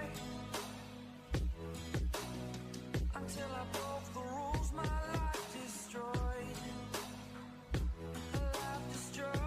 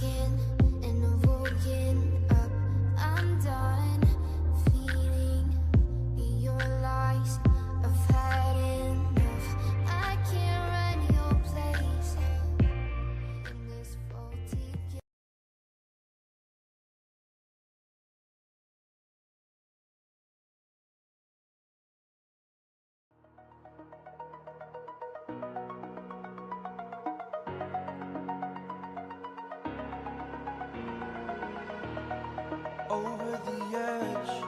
Feel like I'm floating through the air. The pain I felt is paid for, all is said and done. Oh, I am restricted, fixed upon the web. I need to kick the habit that my mind is breathing in. Break out, I've got to see. Spent all my life holding all of it closely.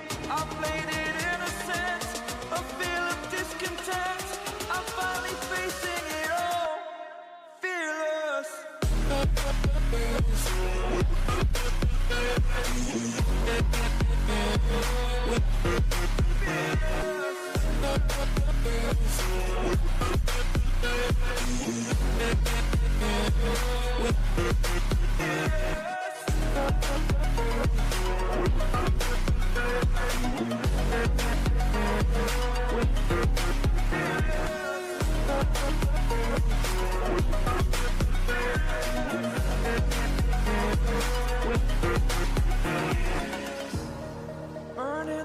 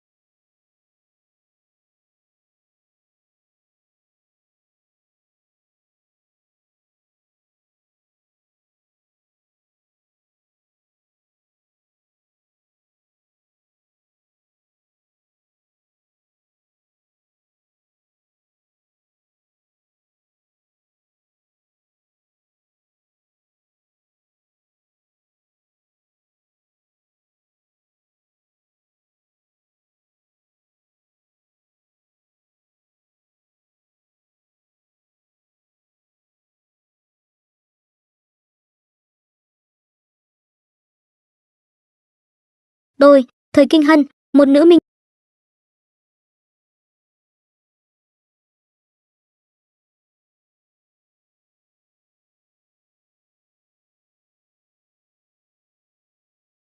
Đôi, thời kinh hân, một nữ minh tinh chuyên trị vai phản diện, bị anti-fan bủa vây khắp mạng xã hội. Chuyện là tôi cùng rap. Đôi, thời kinh hân, đôi, thời kinh hân, một nữ. Đôi, thời kinh hân. Đôi, thời kinh hân, đôi, thời kinh hân, một nữ minh tinh chuyên trị vai phản diện, bị anti-fan bủa vây khắp mạng xã hội. Chuyện là tôi cùng rapper đỉnh lưu Cố Trạm tham gia. Đôi, thời kinh hân, một nữ minh tinh chuyên trị vai phản diện, bị.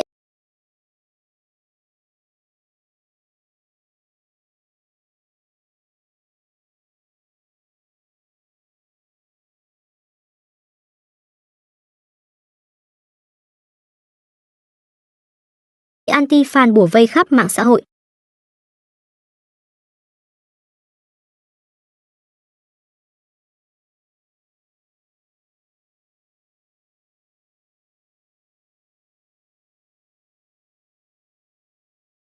Chuyện là tôi cùng rapper đỉnh lưu Cố Trạm tham gia một show.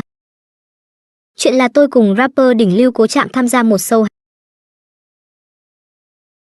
Chuyện là tôi cùng rapper đỉnh lưu. Chuyện là tôi cùng rapper đỉnh lưu Cố Trạm tham gia một show.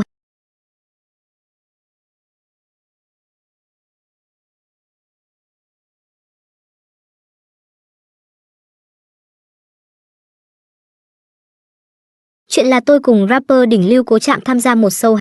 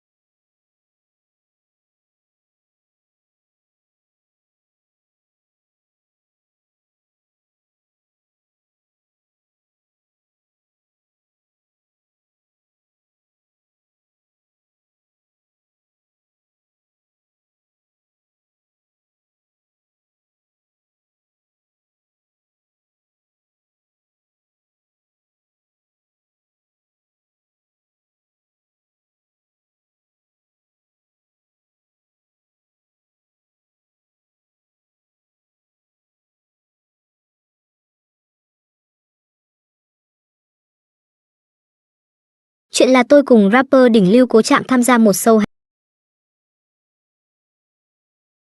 Chuyện là tôi cùng rapper đỉnh lưu Cố Trạm tham gia một show hẹn hò. Ban đầu tôi cứ tưởng anh ấy sẽ thích kiểu nữ idol Bạch Liên Hoa cơ, ai ngờ đâu khả năng soi trà xanh của anh ấy còn cao siêu hơn cả tôi nữa. Sau một loạt màn phối hợp vạch mặt trà xanh đỉnh cao, hai chúng tôi leo thẳng lên top hot search.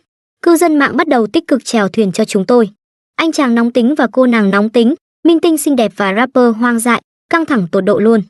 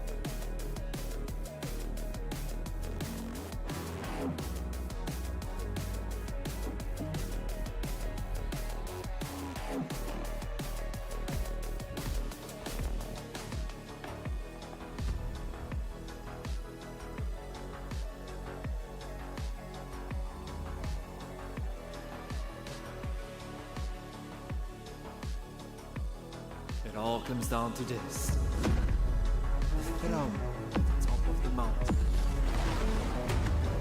One final step. Reckless is holding fast, but he finally goes down. What is the ultimate anti-angle? The blizzard approaches.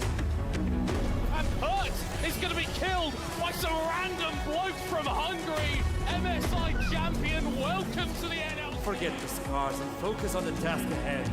Fight! One last time. Conquer what is rightfully yours. Conquer! How are you doing? Come on! Welcome to the Arotsi NLC Winter Finals. We meet one final day. So for everyone at home, because Twitch is watching, okay, England? Twitch is watching. Let me hear you roar! Beautiful! One final time, we have another battle on stage. It's gonna be Los Ratones versus North. But I have a special surprise for everyone here. We're gonna play a game right off the bat. I'm not even going to delay it anymore. Middle cut, join me on stage. Middle cut. No time to waste, okay? Are you ready? I don't think you have a microphone right now. Oh, well, this hasn't happened before. Hey, there we are. Okay, I hear you, actually, I hear you. Not the voice in my head. So with that in mind, we're gonna play a game show. It's like a question. I will put up a question up here, and you raise your hand. The first one to raise its hand, middle cut, you go to them. I don't know how, but you do it. You find a way, okay? It's up to you. I'm to going to decide. sprint like a madman, Archer. It's going to be quite crazy. I know it's going to be good cardio for you. So with that in mind, you give the answer, and I'll say if it's correct or not. If it's not, let's go. Okay, hey, that's the first one. Who says I like my enemies two ways, dead or about to be? Any takers right now? No? So let's present a few options. Hold on, there's a bloke Okay, up there. okay, run. Right, let's go. Run. Come on. Faster. You have Kane, Clad, Get out of my way. Pike. Get out of my way. Right. Hello, my friend. What is your name? What is your profession? And what is your answer? I'm a student. My name's Henry. I'm a student, and my answer is Kane. It's that Kane right? for you? Is it Kane? Is it Kane? No, it's not. Continue. Oh. Okay, there's another individual. Keep in mind. I see it. Where am I You have going? to be faster. You have to be faster. How am I going to do this? I don't know. I got the top. Whoa! Get out of my way! Oh, God, not you again. Hex Flash Garen guy. Right, what do you reckon? I think it's Pike. You think it's Pike? Yeah, that's why we play Garen. It's not. Another one. I mean, we're running out of options. Come on. Oh, There you go. Oh, let's go. Come on, cameraman, don't fall over, please. That'd be quite embarrassing. Right, hello, my friend. What is your name, and what do you think the answer is? My name's Ben, and the answer is Graves. It actually is Graves, and I love that shot. Hell yeah! It is Graves! What does he get? As his prize, Ben receives a minion plushie. Hey. Is this the greatest thing you've ever received in your life? It's one CS I will not miss. Hell yeah, let's go! Second one, let's go to the second question. Which champion has the ability called a bloodlust? The options are... Oh, we've got one. I think this person knows. Come on, Roman! I see a lot of LR. Oh, my... What, you are so inconveniently seated, my friend. Right. Sorry. I apologize. Sorry. How are you doing? What's your name, and what do you reckon the answer is? Well, my last name would be Warren. It's not on there, so is it related? Oh, my God! Can I say if it's correct or not? Well, I know the answer, so I know it's not Renekton. It's not Renekton. Okay, another. Oh, there you go. Ari's there. All right, let's go. All right. Hello there. What's your name? What do you reckon the answer is? I'm Ari, and I'm pretty sure it's Tryndamere? It is. Hell yes! Minion plushie for you. Thank you very much, Lee. Roman, don't fall...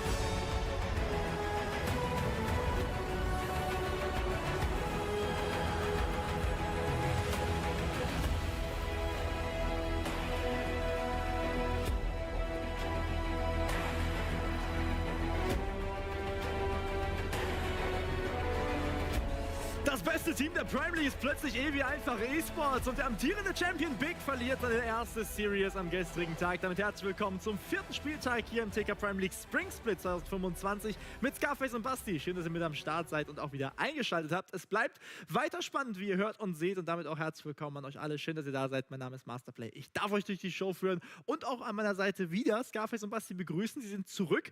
Wie geht's dir? Wie war der eine Tag heute in Berlin? Ja, also ich habe eigentlich nicht viel gemacht. Ein bisschen rumgelaufen in der Altstadt in Spandau. Ist immer wieder schön hier da zu sein. Schönes Wetter aktuell, ne? Da kann man schon ein bisschen zu kalt noch, also. Ja? Ja, mindestens 30 Grad muss schon 10 sein. Grad mehr. Sehr gut. Please. Und Basti, du ganz besonders wichtig, du hast gestern ganz besonders wichtig. Ja, du hast gestern den ersten Loss von Big live miterlebt. Was ist da passiert? Also Big ist wichtig, nicht ich, um das nur klarzustellen. Deine Expertise ist wichtig. Das ist sehr schön gerettet. Masterplay, du könntest Moderator werden mit dieser Eloquenz.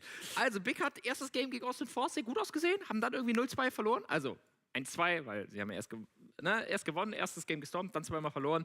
War ein bisschen überraschend, aber Austin Force auch ziemlich clean aus. Und jetzt Ja, jetzt mal gucken auch in Richtung Evi gefragt, was denkst du? Ist es so? Ist Evi aktuell das beste Team der Liga? Also, sie sahen auf alle Fälle sehr gut aus. Sie haben gute Synergy. Eintracht Frankfurt sah einfach nicht gut aus gestern. Also, ich möchte noch ein bisschen mehr sehen. Ja. Aber, also, dass sie wirklich auf Nummer 1 bleiben, ich weiß ja nicht. Wir werden sehen, zumindest gestern lief es sehr gut mit dem 2-0 und auch Dung Dynasty hat abgeliefert. Und wer es verpasst hat, für den haben wir jetzt eine Kurzzusammenfassung des gestrigen Spieltags. Wir starten mit Team Orange Gaming gegen Dung Game 1. Ja, also das Spiel 1 war eine sehr aggressive Composition von Arguins Team hier von Dung Dynasty, ist eher so eine Engage-Comp, aber leider ist man einfach in der Laning Phase zu hart behind gefallen. Man konnte auf den Azure-Raum nichts finden und Na und Ari haben wirklich die Lane gestompt und sich im Goldlead erarbeitet. Und da war das Snowball dann relativ leicht, wenn halt so eine Hard Engage Melee Composition nicht im Early Game ahead kommt oder ziemlich hart behind fällt, dann sieht das halt so aus, eine 28-Minuten-Stomp. Zweites Game war dann sehr, sehr spannend. Wir hatten viele wilde Picks, wie zum Beispiel die Quinn Midlane, die eigentlich als Counter gegen Tristana Midlane gedacht war. Problem war, Tristana hat sich dann einfach gesagt, ey yo, ich gehe einfach Botlane und Quinn gegen Asia sah nicht so richtig gut aus. Das war aber auch kein Problem für Phantasm, weil er glücklicherweise ein insanes Jungle ADC-Duo hatte. Reptile und Arguin, wie wir auch hier im Replay sehen, haben beide gemeinsam fantastisch aufgespielt. Man konnte über die Bot-Side sehr gut snowballen und die Drake stacken, was dazu geführt hat, dass Dung Dynasty die Teamfights einfach sehr, sehr gut spielen konnte. Reptile hat immer wieder von Arguin Raum erkauft bekommen und die One-Shots ja quasi serviert bekommen. Über den Killerinstinkt ist er dann in die Backline gedived und konnte die Teamfight auf seinem Signature-Pick der Kaiser sehr gut spielen. Sender auf der anderen Seite hat einfach eine solide Weak-Side gespielt und auf der Poppy gegen die am besten ein gutes Matchup bekommen und ansonsten nicht viel falsch gemacht. Damit konnte dann Dynasty Game 2 ausgleichen und es stand 1:1. Und jetzt zum allentscheidenden Game 3. Ich fand TOG's Comp ziemlich gut für eine Red-Side. Aggressive Composition. Ich meine, man sieht hier Aphelios, Jenna, sie haben alles versucht, diese Aphelios und Jenna Kombination zu punishen. Haben sie auch gut geschafft. Dadurch haben sie sich auch viele Dragons geholt. Gleichzeitig hat aber Arguin einfach sein Ding gemacht. Ne? Die Void Gloves geholt, den Herald geholt, Topside Advantages geholt und sich so langsam, aber sicher auch mit so einem wirklich mit Skirmishes auch versucht, um Botlane irgendwie so ein Lead zu bekommen.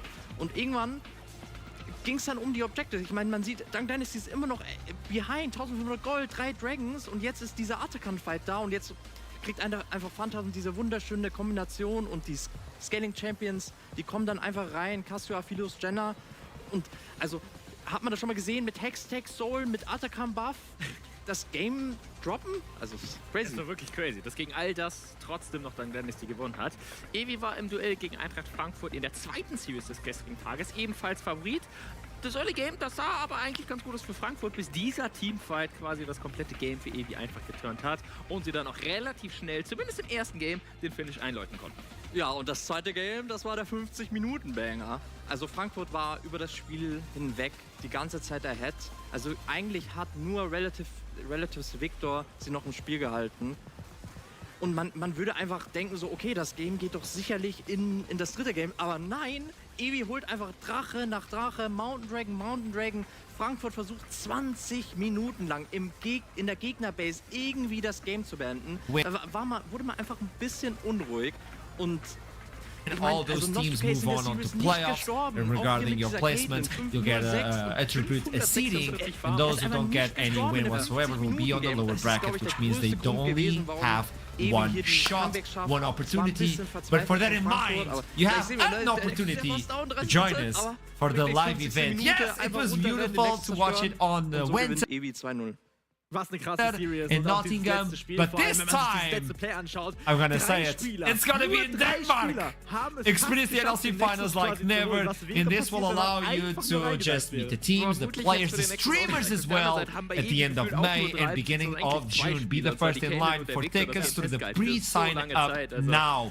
What does this mean? You go on the website we have provided, and then you can sign up to be one of the first to actually get those tickets, which will allow you to also listen to something called Unit 22, by the way. We're just letting you know, there's a lot of things that are going to be happening. It's not only the meet and greet, it's not only the NLC, it's a big spectacle. And he's so fast. I have to do it. Okay, It is the culmination, it feels like, of many years of the NLC. We had our finals in Nottingham, but now we are bringing it to the best country in the world, in one of the best cities in the world. It is Denmark, it's Copenhagen. Copenhagen is a storied venue, and I cannot wait to see all of you there, the Danish League of Legends community, be united for love for the NLC. I'm so excited, man. I am over the moon, as you can see. My hair can even not deal with this anymore. It's gonna be absolutely phenomenal. Solani, what do you have to say about this? Are you gonna wear the same hat if we go to all together to the finals? Because I need to see in that hat in real life. Yeah, of course. I'll bring Can I you get them one all. too? I only have one, but I'll have a look around. I'll get all of you guys Danish gear. I'll get all of us Danish gear, so we can all be proud to be in the peak League of Legends, in the heart of Denmark. This is being streamed right now, Duckling. I have a question. Mr. Denmark, by the way, that's your name on the stream, by the way. I have a question. Can you open up finals wearing a full outfit of Denmark? Like as Danish as you can. Massive, like even socks. Can he be any more Danish than he is now? Yes, I think we can pull it. Yeah, we can raise the level. Is it there possible? might be ways to figure something out. I know you can get full Danish suits, so we can look at it. We can dwell on the idea, and I'm sure we'll be opening up with a lot of Danish pride at the Flip it, finals. send it. It's now a promise. Thank you, Duckling. Mr. Denmark, we're gonna have finals on Denmark, so we hope to see you there because you get to meet all the teams, you get to enjoy the show, and there's gonna be a lot of streamers and actually performances as well. My dream is to open up the stage with the flamethrower. Yes, record it, send it to production, so I'm allowed. I would love to, man. I don't care. Now, I would love to start this show because the first game of today, this is gonna be the first day, so we don't have a lot of information. It's Los Ratones versus Rich Gang. Now let's start with Los Ratones. Everybody's here. They want to see Los Ratones because these individuals just demolished EMEA Masters. I'm not gonna say it was close. It was theirs for the taking since the beginning. Yes, a few oopsies here and there. It doesn't matter. Los Ratones demolished EMEA Masters. They are the team to look out for. You know it. What can we say about these? Let's start talking. Solani, Duckling.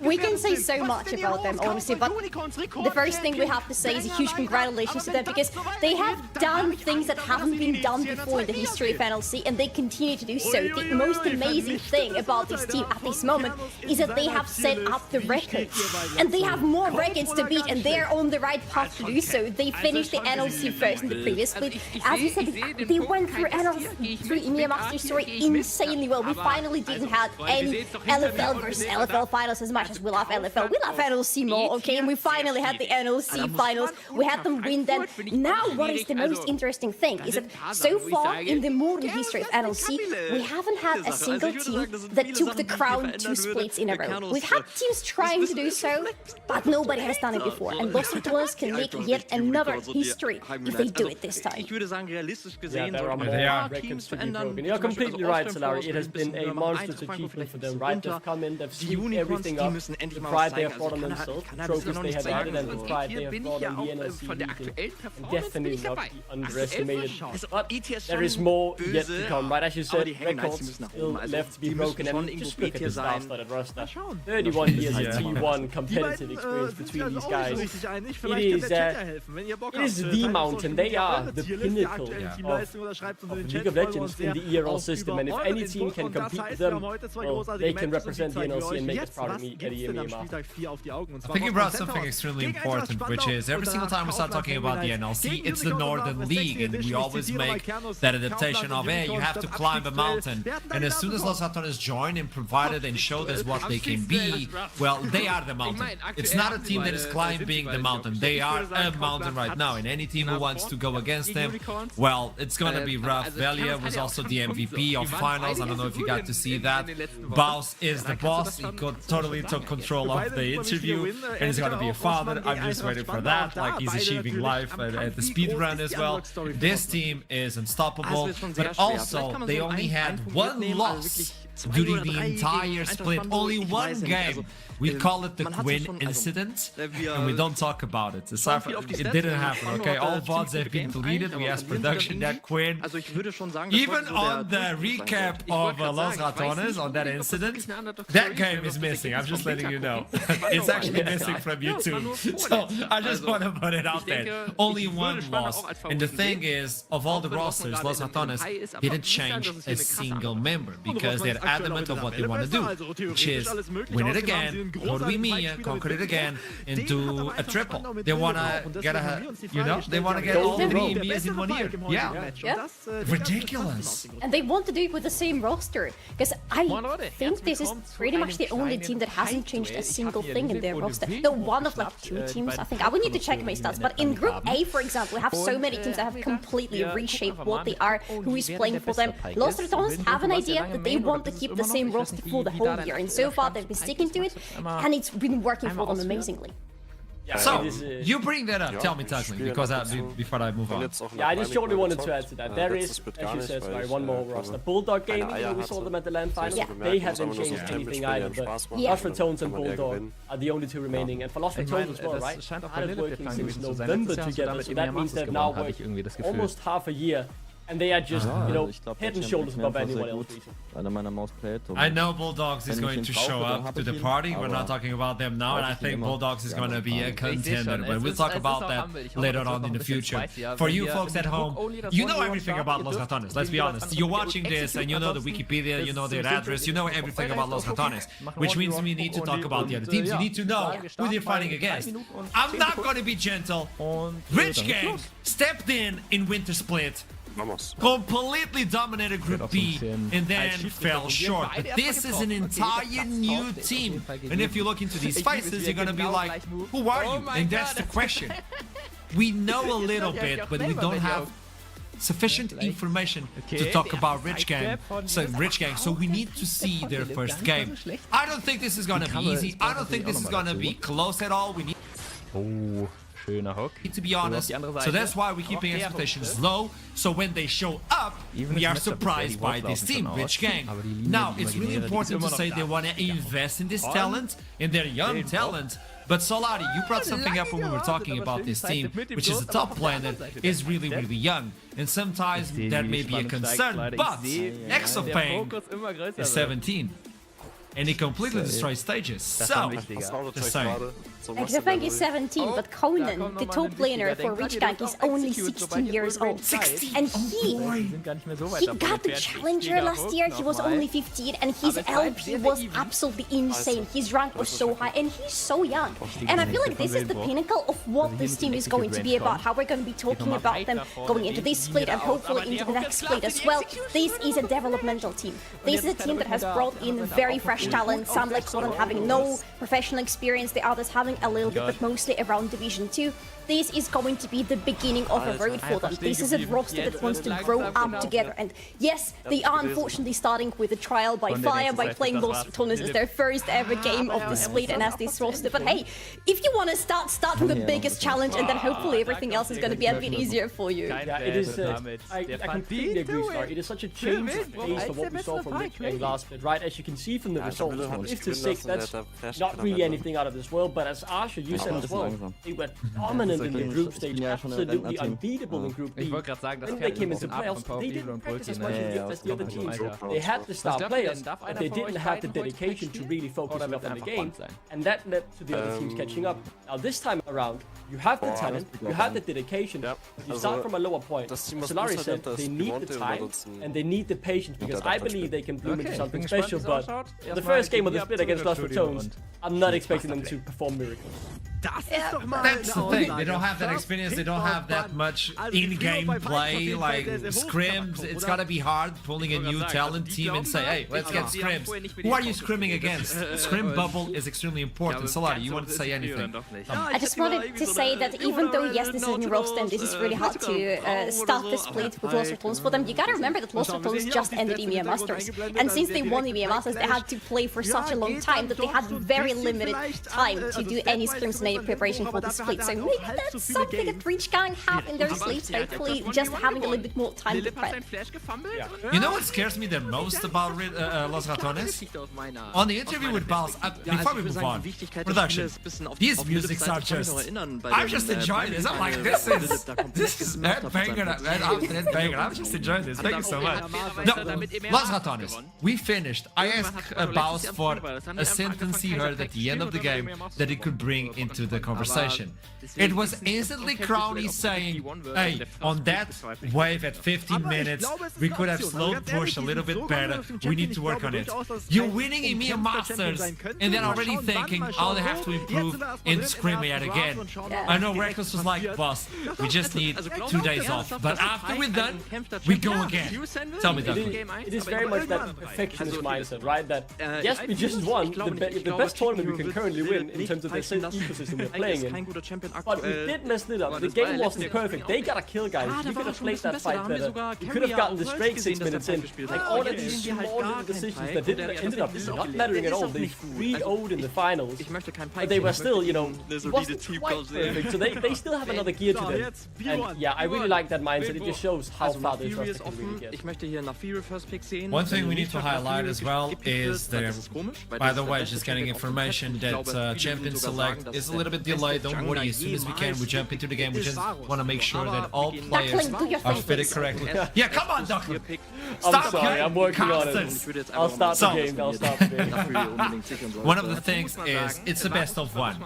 And curiously enough, I think Los Ratones roster or champion pool or ocean is so hard to beat because they can adapt to anything. Yes, it's true. You see a Shogath and you're like, yeah, it's his top, maybe it's mid, we don't know. Maybe that Volivar is jungle, maybe it's top because you have Baus, you have Nemesis that can adapt really well. But with Rich Gang, it's a question mark. So this might give them the lead, at least on the best of one, to pull something crazy, where Los Ratones are not expecting, go a little bit wild on any sort of tactic they can implement and try to steal the game. Because if you get a win from Los Ratones on seeding stage, that means your team will skyrocket in terms of placements. Yeah, I think it's a really good point, right? It is a best of one. There's not a best of 3 or best of 5. If you've been sprint and trying some weird tactics that's really been working and will throw teams off, this is the game to try it in. No one are expecting to come in here as rookies and play a clean game of League of Legends against the EMEA Masters Champions. You know, maybe just try your best, try something different and see if you can choose your ways. Maybe an early game lead, maybe even you get a Baron, or in a dreamland scenario, you win the game.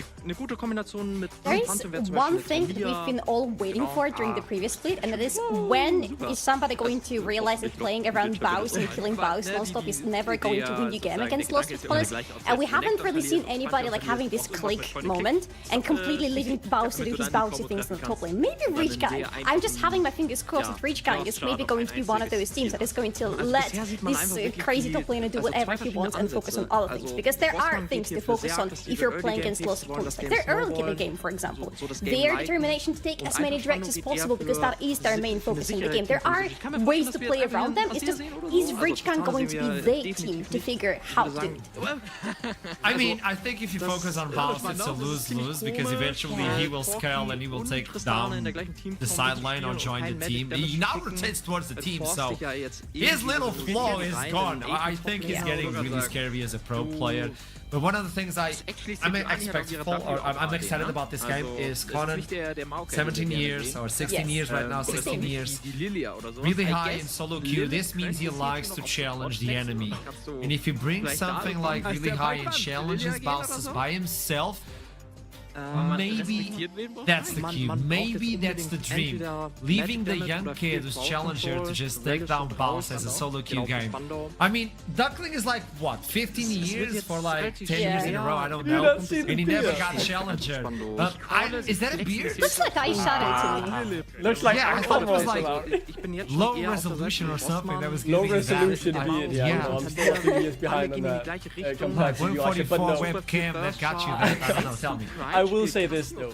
If you're a 16-year-old wonder kid, right, coming in from the solo queue, very high LP, we're excited to see what you can do. What are you hoping for to play against your first game? Some veteran who you know how will play, you know, that's been around forever, or the weirdest guy in all of competitive League of Legends, one of the biggest things currently in League of Legends esports who is just so weird in his gameplay. His spouse, I mean, what a debut you will have here, right? Backs against the wall, you're 16 and now, the first opponent you get to play against is spouse, and I mean, how are you going to deal with that? Probably played against him in solo queue a few times, but this is very different. And a full team is playing bounce. That's something you get to tell your kids about. My first ever competitive game was against Bounce. Can you top that? Yeah, and if he wins, he know, everybody's gonna be like at home like, hey, take notes. This is how you play versus boss. This is that because nobody was able to get the reality or at least the secret ingredient to play versus boss. Even in EMEA, even when they lost versus KC Blue, it was like, okay, we now know what happened to boss or what happened to the team. We adapt. Then we got to Supermassive, which was one of the most beautiful series, by the way. No, we're not buying time, by the way, people at home. We're not doing that.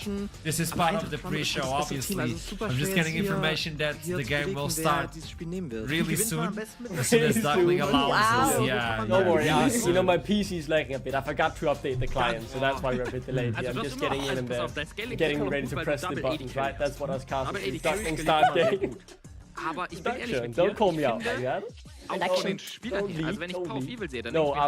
Hopefully we get underway soon. I'm excited to see how the meta has developed, how the guys fit into the championship. I think for the jungle in particular, right? In the theory I'm excited to see if that will go through.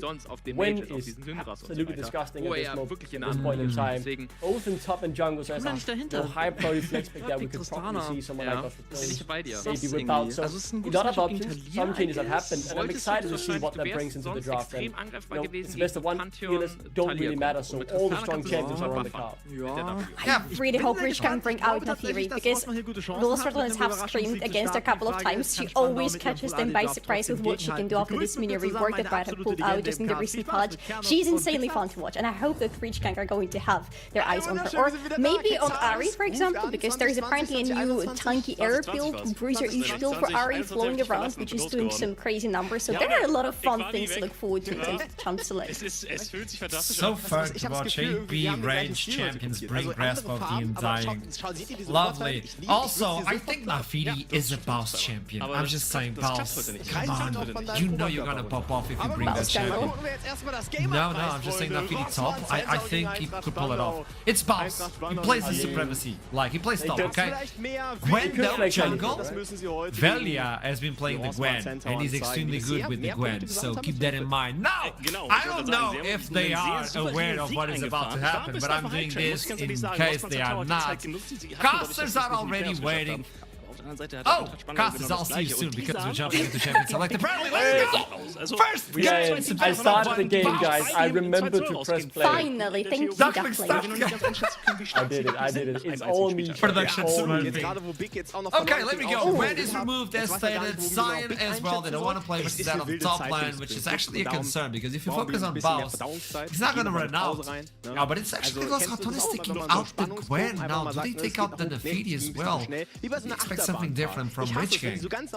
Possibly they could take those out because they're on the right side right now. Yep, see, they're taking her away because these are two really strong champions, and again, Lost Clones have had some issues playing against, especially in the theory, so it makes sense that you want to remove those things, at least from your first game. Very standard bench in terms of what I expected. The Tristana has been a high priority for Lost Clones during EMEA Masters, so that doesn't really surprise me. I think the biggest problem that Rich Gang have here is there are many strong bounce picks open, right? I think his Gragas is incredible. He gets so much utility out of it, regardless of how hard he gets focused. We'll see, Rich Gang, they have the blue side. What do they want to prioritize highest here? Surely that's not the first pick, right? I mean, that's not what they're going to mark in and slam down. It's maybe just out of respect for you, Ashram. Let it happen. Let it happen. Maybe. Nah, please. Oh my! They did it! Imagine! Starting the split first pick, it's Pantheon. Delicious. Now, Lost Clones, we have a lot of replies to this, and this is a flex as well. This is so archery coded, by the way, to have the first pick of the first game being the Pantheon. Maybe we get a Swain now. I will lose it if Swain happens in the first game today. Well, it's a bird. It's a bird. It's something. We still don't know where exactly Pantheon is going to land. I would expect it to be renewal speak for the jungle, but again, not knowing exactly what Rich Gang's strategy is, it's a little bit hard to theorize what's going to happen here, but I love this Azure pick for Nemesis, starting up pretty safe, but pretty strong at the same time, because Azure is just a champion you can't rely on. Please tell me it's happening. Is it going to be Mundo jungle, or do you think it's Bows? I don't see that is but that's a strong 1-2 punch back, right? As here, pretty normal to let through draft. Many minions can play it, but not many can do it like Nemesis. He's unbelievable on that champion. And then the Mundo in the jungle as well. You deny the CG from the Pantheon if you get caught out, still able just to walk it off. I like the idea of that, although I am yet to really see that matchup played out, but very strong counter punch from Lost Clones as it's now on Rich Gang. Really do something as the Varus would be just standard. So we open up with the Varus for the bot lane. A champion that is pretty hard to pinpoint, a champion that you would need to bring out some strong CC against, so if this Mundo is not going for the jungle, maybe something like Vi could be brought out for Lost Clones, just to have some reliable twin-click CC. Because otherwise, later in the game, it's going to be hard for Lost Clones to kill this game. Vi top is a thing for Val, so that could be the possibility. Yeah. I've seen this champion multiple times. It's so hard to play with. I like it, but it's extremely hard. There's a one trick that plays Vel'Koz non-stop, and he's the best. Like his math, like grade must have been ridiculous. And he keeps talking about it. That bringing this into competitive is hard because of how hard it is to pull it off, especially versus the Mundo. It doesn't care, it just moves and goes against you. He's gonna suffer a little bit because what Vel'Koz doesn't have at all is any sort of mobility. So if something is running quick at you or if something has a lot of CC against you, it's gonna be a very dead Vel'Koz very quickly. He doesn't just get out of the danger. His only way of survival is making sure that danger just doesn't get to him. It gets annihilated on the way. It's interesting, right? You have the range in the laning phase to try and poke out Nemesis. You will be left very, very vulnerable. One slight mistake and you will instantly be punished. And in your NLC debut game, well, Diversi has put in the Aurora Cup, but this is first step up in the ERL 1. Really making it hard on yourself there, I'm going to be honest. But now seems to be the target both teams as the obvious engaged gems. And that maybe you take away the end as well. Very, very good. Grüße gehen übrigens raus an Cerberus, der hat das Ganze reingebracht. It is an idea. Now, you know Baus will probably bring something 80-ish into the top line, and Vesset is still available. The Vi, as you pinpointed, is also available. Seeing the Vel'Koz allows it to be like, hey, Vi goes in, gets the Vel'Koz, so this could actually be a pick. But maybe they can go for the support right now, because you kind of get a feeling of what Rich Gang is trying to accomplish with this team. There's a lot of percentage HP on the side of Rich Gang, by the way. True damage on the Vel'Koz, Varus' percentage, even Pantheon has percentage damage on this W, so that would be interesting now. What do you do as Lost Clones? Do you lock in the top, or do you finally reveal, there you go, the top? I mean, it's so easy to take, right? You get the weak side, I said it in the draft earlier as well, House is just immaculate on this Gragas. He will always make it work for 10 out of 10 grade, so obviously. How do you play with your ultimate as Vel'Koz? because if Gragas can just... You're done. That's what he's done. You're done. Yeah. If he's placing you and... So Vel'Koz goes in and he's like, light form disintegration ray, and Gragas is like, hey, here's a barrel. And you stop it. Here's the kid. He's the kid. That's the chase. Long range team, but not really tanky. It's a long-range team. They have a lot of poke on their side with the Jace, the Vel'Koz, and the Varus together. But this poke only works if they're actually able to keep the enemy at a safe distance. Lost of Torres, having Mundo and Gragas as their front laner, they can easily just ignore all the poke and run right at Rage-Guard, and that worries me. But also with the removal of Rakan, what is Reckless gonna go into? Because either Rakan or Rel would have worked so nasty for their comp just now to add up to the engage that they have already. At least that could work too. I think that's totally fine, right? You want a bit of playing with find the right engage for the fight, because, you know, as we talked about, the long range is into their face, but they have a lot of frontline, a lot of engage. I think lots of tones have been easy to execute draft here. Obviously, they are the heavy favorites, but I do favor that draft as well. Rich Gang is interesting, but it's really hard to execute, and when you're such a young roster, and this is your debut game for many of these players, all of them actually, in terms of NLC Div 1. Backs against the wall. Maybe, just maybe they put off the miracle. I don't think it's horrible, but Lost of Tones stands safe. We talked about this, best of one, you have to pull something interesting out of the bag in order to beat Los Atones. It has been a quest for multiple teams. Nobody has achieved this, and this is why we are EMEA Masters winners. With that in mind, let's toss it to the game. I miss these voices. It is Hipbrain in Traveling. I have missed you too, Archer. Hello everybody and welcome to the caster desk. Hipbrain in trouble here. Get ready to jump into game number one. A lot to talk about. Los Atones, we kind of favoured their comp coming into this game.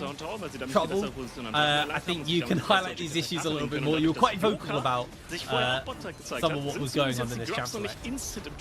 Das bedeutet, kann halt jetzt einfach dafür gehen und das Ganze wird noch ein bisschen delayed. Ja, aber ich glaube, die Grubs werden natürlich trotzdem jetzt muted once again. I am muted once again, okay. It wouldn't be NLC! It wouldn't be NLC without Trouble being muted immediately. Arsenal was muted too. Anyways, on the blue side, when Varus has been picked, usually his best iterations is Halo Blades or Comet and you go full pop Varus.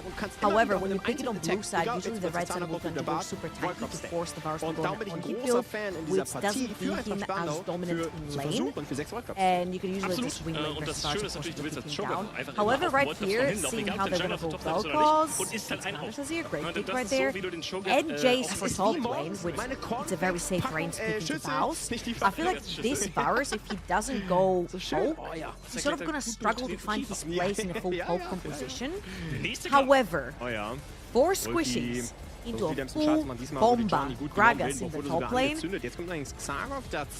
Ritzgang is gonna need some help displacing their bodies around to not get hit by the Varus. It's gonna be a hard one, to be honest, for Ritzgang. They've got a lot to do here, and like you said, the biggest issue is just gonna be a lack of damage, and typically that's the biggest problem with a poke team is if a poke team falls behind, it feels turbo bad. It's really, really hard to play as a poke team when you're behind, and you're gonna have this massive brick wall in the Mundo blocking all of that damage, and you know, how are you actually going to get through him and kill him without it being a one-hit Varus? Then you know, you become short range.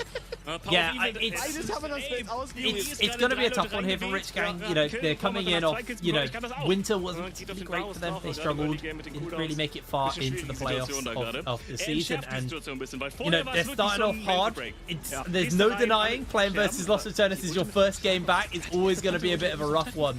I don't feel like they particularly set themselves up for success off the back of the draft, but like you said, when you do look at the mid lane, you look at the Vel'Koz and the Azir matchup, that is potentially a window to kind of crack and punch a hole through Los Atones, which then you can look to punish through. The question is are you going to be able to do that? I mean, it's Nemesis. Nemesis is just been this brick wall. He's been so solid, and you know, there's a lot of players we've been highlighting and getting excited about. Obviously, Balth being probably one of the main ones on the side of Los Atones. You know, all through winter, all through EMEA, been very, very hyped by this player, but Nemesis has always been that stable kind of player, stable laner for the team, been able to control his lanes and not give up too much, which has then afforded Faust to be able to play how he plays. So it is going to be an incredibly tall ask for them.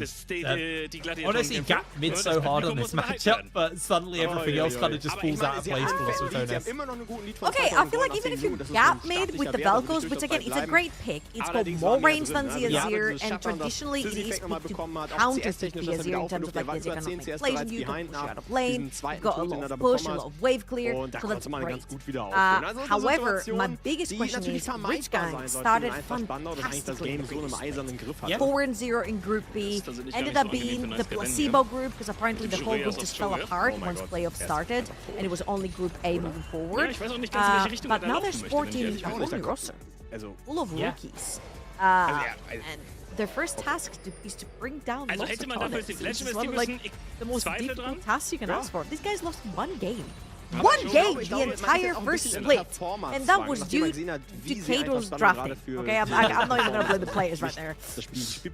Yeah, no, you're totally right off the back of that. I don't know. I guess like if you are Rich Gang, regardless of the outcome of this game, you've kind of got one of your hard games out of the way now, and you can focus on everyone else. But again, you know, new team, new roster, kind of getting to grips with each other. You've definitely given yourself a hard draft to play out versus a very hard team to beat. So, if anything, for me, this game's going to be a real tale of mental fortitude for Rich Gang, because if you can fall back and bring this back, incredible mental fortitude. If you lose this game and then come back and, you know, win your next 3 games, also incredible mental fortitude. If they pull the win out here, you know, if this team does get ahead, obviously that Mundo is always going to be an issue. But you can still look to blow up and kind of poke out everybody else. It's just getting around that brick wall of Mundo. You can find windows and avenues into this game, but there's so much engaged on the side of Los Ratones. There's so much frontline. The Alistar is going to be a menace. And we saw Reckless perform on this champion consistently throughout last split. In fact, we saw a lot of our supports perform on the Alistar. It's been a very stable pick here in the NLC, just in League of Legends for this year anyway so far. So you've got a big front line to get through. You've got a very consistent back line as well. Azir, you know, sure gets outranged by the Velcos, but in the chaos of a team fight, those Sand Soldiers just more than anything by space. You don't want to be standing on top of them, especially when Azir hits kind of 2-3 items. So this game one, I don't think anybody is in denial that this is going to be a tall ask here for Rich Gang, especially off the back of the draft. But I don't want to completely count them out because I feel like that would just be almost too biased. But they have definitely given themselves a rough hill to climb. And as exciting as the first game of our spring split is, we're going to have many reasons to get excited because Los Ratones are back. They just won EMEA Masters. This is the first game back into the competitive season. We're going to have to throw it a very quick break. We are dealing with a few technical difficulties, but once we're back, we're going to jump straight into the rift. Don't you dare go in. Und hat sich Brügge überlebt. Ja, der ist einfach weg. Jetzt kommt Teleport. Das heißt, die verlieren ja nicht mal was. Das ist schon stark. Also, ich bin mir nicht ganz sicher, ich kann nicht wirklich beschreiben, welches Team hier gerade diese Schlammschlacht startet, weil beide Teams wirklich... Man hat sich darauf geeinigt, man geht einfach rein. Das ist ein Schlammbad. So, deswegen, aber es gibt einen klaren Gewinner. Und zum aktuellen Zeitpunkt ist das eigentlich spannend. Das Einzige, wo sich Rossmann so ein bisschen dran klammern kann, sind die 2 Drachen. Aber mit der Comp, die du hast und den AD-Carries, den du hast, du wirst am nächsten Drachen vermutlich 2 Tristan haben. Absolut. Wir hatten ja auch über die Warcrafts unterhalten. Der Snowball-Faktor, gerade jetzt mit diesem 3000er Gold-Lead, über die gefeedete Tristane und auch Brülke ist gut dabei. Lilith ist überall. Er hat sogar Liandry's First gebaut. Also er geht hier wirklich auch auf AP, will ich einfach mal so sagen. Das habe ich auch noch nie gesehen. Aber ich liebe alles daran tatsächlich. So, und jetzt hat man hier einen fetten Siege Snowball über 6 Void Grubs. Top Lane fehlt der First Turret, das heißt noch die Feats of Strength werden jetzt in der Tasche stecken von Eintracht Spandau. Die müssen hier allerdings ein bisschen aufpassen. Ross ist zugegen mit dem Team. Keine Pantheon-Ultimate. Wildenbruch kann immer noch. Da wahrscheinlich beide Teams haben wirklich ein gutes Pick-Potenzial. Wenn ein Spieler da gecatcht wird, bist du sehr schnell in der Unterzahl. Spannend wird es halt, wenn 5 gegen 5 Teamkämpfer aufeinandertreffen, weil du dann den einen Pick nicht mehr so gut machen kannst. Da denkt Nautilus, er hat einen Pick, aber durch den Hook zieht er sich selbst ran und ist dadurch selbst der Pick. Weißt du, das ist ganz verrückt, was hier noch passieren kann. Und jetzt nochmal auf das zurückzugehen, was die Analyse gesagt hat. Ich habe das Gefühl, der Schaden, der fehlt hier nicht. Auch der Damage-Split fehlt hier nicht. Und selbst wenn du später einen Tank hast, ja, dann macht Shogun, was hat der später? 800 True Damage? Es ist krass. Also, freut mich, dass du Resistenzen hast.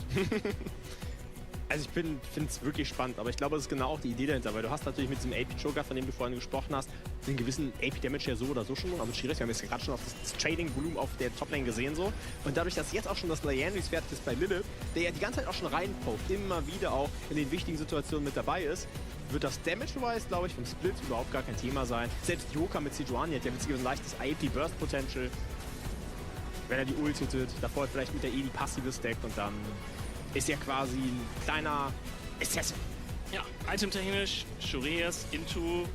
Mehr Movements sind normalerweise in der Solo-Queue würdest du jetzt Deadman's Plate bauen, dann läufst du mit so 516 Movements wieder über die Map. Ich glaube, wir müssen kurz mal Nice Guy bei den nächsten Tod angucken. Ja, mal gucken. Also der Dive ist ein bisschen mutiger, aber ich habe Joker ist tanky genug, von wegen mutig, der Kill ist easy. Und dank den Void-Grubs übrigens, weil sie hatten keine Minions, aber dadurch, dass jeder mal den Turret gehittet hat, waren da am Ende, ich glaube, 6 Void-Jense unterwegs. Wir nennen sie hier liebevoll Void-Jense. Okay. Wo kommt das her? Ich glaube, zum ersten Mal, als sie eingeführt wurden, haben wir überlegt, sollen die einen Spitznamen bekommen? Ja. Und dann, ja. Wow, also Rossmann investiert sogar nicht mehr auf die Top-Lane. Das bedeutet, dieser T2-Turm wird einfach noch in Power of Evil gehen. Krass, ne? Das ist der Spieler ist unfassbar reich. Wir können uns ja mal anschauen, wie reich. 8000 Gold sind 1100 Gold näher. Das ist ein Schmackofatz in Minute 16, sage ich dir. Also 8000 Gold.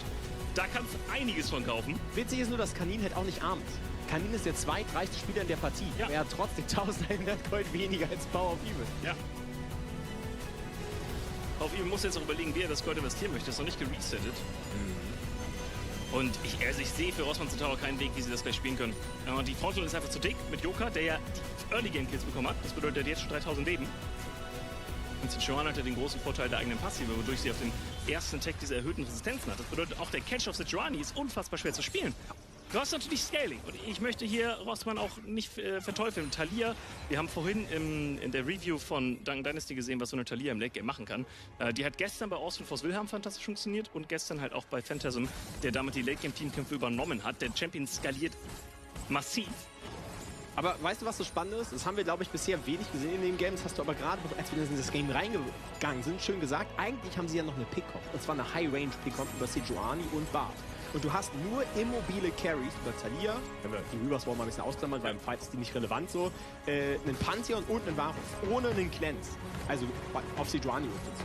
Das heißt, du hast absolut recht, aber dadurch, dass sie so immobil sind, sehe ich eine sehr große Chance, dass sie einfach weggefischt werden. Kann tatsächlich passieren.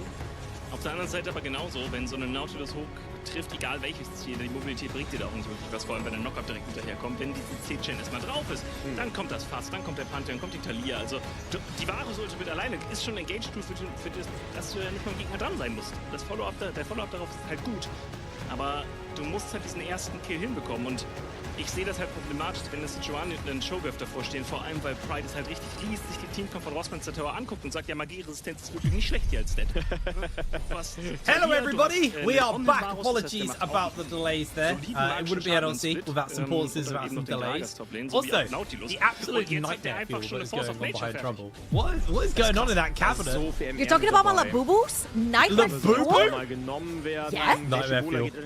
That is some absolute nightmare fuel. In 7 Sekunden. Das Timing hier ist so optimal. Right Yeah, now, we can. We're not on camera. Luckily, we are in game for our first game of the spring split. And our defending champions and EMEA champions, Los Fatones, on that red side. They're actually already getting a little bit of scouting going out. Renewal just looking to see if he can deny something. Oh, hold on. Nemesis getting chunked out, though. He's going to back off. Did have to burn a flash. From the looks of things, no one on the side of Rich Carry did have to burn a flash either. So getting that flash down, we already talked about it. The one lane that we're very confident in right now is this Diverse versus Nemesis lane. The Vel'Koz being able to win that matchup. Now having that flash advantage, it's going to do some wonders for them. I tell you what, that level 3 Pantheon is looking at that mid lane. However, I will say that Vel'Koz is being picked into the Azir to perma push the wave and not allow Azir to get out. lane. You can pressure command the tower, you poke command the tower. You're actually like very oppressive as a champion into the Azir. So I don't know if Nemesis is going to give much area for Renewal to be able to gank mid lane underneath the tower. However, what I wanted to bring up is that Veli is playing a very interesting champion. Natinak right now, who is the new Ruddy jungler, he's third overall in junglers and fourth overall in the US in the ladder, playing Mundo jungle, having about a 72% win rate in about 170 games, which is absolutely freaking nuts. The champion is pretty broken, the clear is fine, and you can also pretty much set up ganks by slowing and throwing your briefcase in this particular skin for the Mundo. Primarily, you're just creating yet another wall in front of your back. You do hit a point on the Mundo, or playing against the Mundo, where he genuinely feels unkillable unless you find him completely isolated and like 4 or 5 people jump on him. Kind of CC immunity from the passive, health regen he'll get from the ultimate. It can be a miserable experience playing versus him. And like we said, Riskang have a lot of poke. It's not that consistent damage to kind of whittle and chip away at that Mundo. So it's going to make life harder. And looking at Riven's summoner spell choices here, not summoner spell, root choices here. Going for the Meteor, no surprises, but it's going to be going for that poke for Harris. So your best shot at kind of being able to whittle down a Mundo has been heavily shut down off the back of that. But that's the future. Let's talk about the now. Right now we're seeing that exactly what we expected. Diverse is getting that shove in onto Nemesis and just completely controlling the lane right now. Nemesis consistently taking these cues actually from Diverse. Like, hold up, but damage does try and catch him, but Nemesis able to bait out and dash away at the perfect time, although Renewal has found Boss here. Baus trying to make the escape. Conan forces the flash. They jump in with the flashes as well. That was a pretty disorientated play. Baus able to draw 2 flashes out and make the escape. But Crowney finds first blood with the flash under the tower. Wow, okay. So usually when you see Comet Virus, is a very oppressive champion in lane. However, Jin has some pretty good raw numbers in his hit in general. So his AD early on, pretty good. He gets the shot, he has his Q, he has his W. Let's watch this one more time. Crowder right here will actually get engaged by Nodu, but then Rhythm gets instantly jumped on by Reckless, falls too low. I think that was a very late flash coming through from Leader as a... Well, yeah, also has to flash. I have just lost the frame for quite a while. No, I'm here. I was just letting you talk. Don't worry. He's there. All right, thank you very much. And that was a very early teleport that was also forced by Nemesis. Even allowed Diverse to push that wave and get back on foot. Yeah, Diverse definitely has control right now. He's still got his own teleport to play with. He is missing a lot down to Nemesis. Nemesis suddenly just decided to start dodging, able to evade a lot of what Diverse was putting out. But again, that teleport advantage means this trade isn't the end of the world for him. As Baus getting shoved underneath his tower, but it's a Gragas, even if he is low, has a fair amount of sustain built into his kit. Yeah, Diverse not being able to quite hit those shots onto Nemesis. We did also see Velia burn that flash earlier on that invade. We did kind of interrupt our replay for it. But now, it's just kind of that slow cook away. Have got the grub spawning up soon, though, so we'll probably see some action break out there. Question is are we going to see Nodu or Reckless roam up to try and contest these first round of grubs? Alright, these rats really like dragons and playing around dragons, so I do not expect lots of times to actually swap play for the top side of the map. Oh, hello. Reset. Nice little engage onto Riven there. Catching him out. Riven, like you said, no flash. Crowny, no flash either, though, so Nodu's able to keep him at arm's length. Just going to get a little bit of return damage onto Nodu. Honestly, beautiful play from Nodu, making sure that his ADC survives that. Yeah, and also Crowny uses cleanse right there a little bit aggressively, but didn't necessarily time it correctly with the stun coming through from Nodu, so he's keep up. And as we mentioned, the rats like the dragons, and it is going to be Velia starting the dragon. However, it's going to be a handshake between Loshatonis and Riskang. Riskang's going to go towards the top of the map and get those void grabs. However, I will say that it's a good choice right here to handshake, also because you have things like the Jace and the Varus that can take down towers Naja, und jetzt really muss auf quickly. jeden Fall If you do Eintracht manage spannend to auf einmal wieder in actually diese connect with the Face-Check-Szenarien 6 rein. Sie void haben grabs, beim it's going to Choker be a lot of Dropcheck damage towards dazwischen. his It's just that Vex has been a complete... Aber Sky ist das richtige Ziel mit Face Rush. Jetzt I mean, Reckless went very low. Diverse needs to be careful though. It's going to just get flashed onto, forced back by the Emperor's Divide, and that is one dead squid. Crowny secures the kill. A little bit too far forward. I feel like some harass is good to come through the Velcos, but right now you just TP'd into lane and you lost your flash. Conan's going low. Trouble. Renewal's making his way over. Can Baus found the arc blade, doesn't have his ultimate available. Renewal catches it, but no Baus with the belly box to cancel the stun. Able to move away. Gragas is so infuriating at times. So infuriating. I think I mentioned it earlier. Oh no. You just found him, he just found you! You just found him, he just knew! Du kriegst hier nichts geschenkt, ohne dass dir was genommen wird. Ich sag's dir in diesem Spiel. Potentially breaking out here on the bot side. Reckless does have that ultimate. In comes Velia. Not the ultimate, sorry, but he's going to go in for the flash. That's what I'm talking about. Ribbon goes down. They continue to fire onto Nobu underneath tower. Crowley is not going to land that deadly flourish. Good flash away, but in with the Grand Starfall comes Renewal.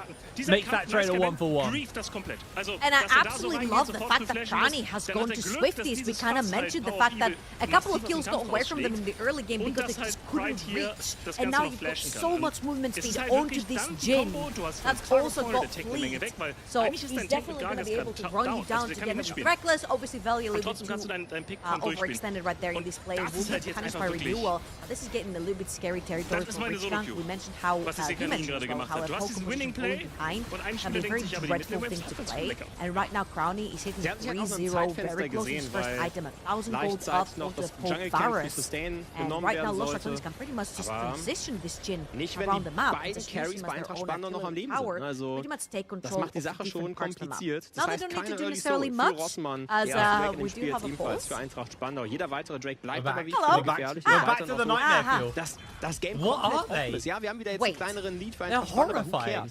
Ja, es geht so hin und her. Wenn wir jetzt nicht von 7.000, 8.000 Gold sprechen, würde das springen wie sonst was. Ich muss ganz ehrlich sagen, langsam habe ich das Gefühl, wir haben es gibt auf jeden Fall Spiele, die einen deutlich mehr What Kills is haben. so cute? Das ist einfach nur That is so cute. That is so cute. To the camera and you go, how is that die scary? Komfortzone von Eintracht Spandau, aber dieses Chaos, das braucht man wirklich in die Karten. Die Jungs All I'm können auf saying, dieser if I Ebene found that weiter in an klar abandoned house, kommunizieren und I darauf would kommt not es be dann picking eben auch that noch thing auf up. diesem Niveau.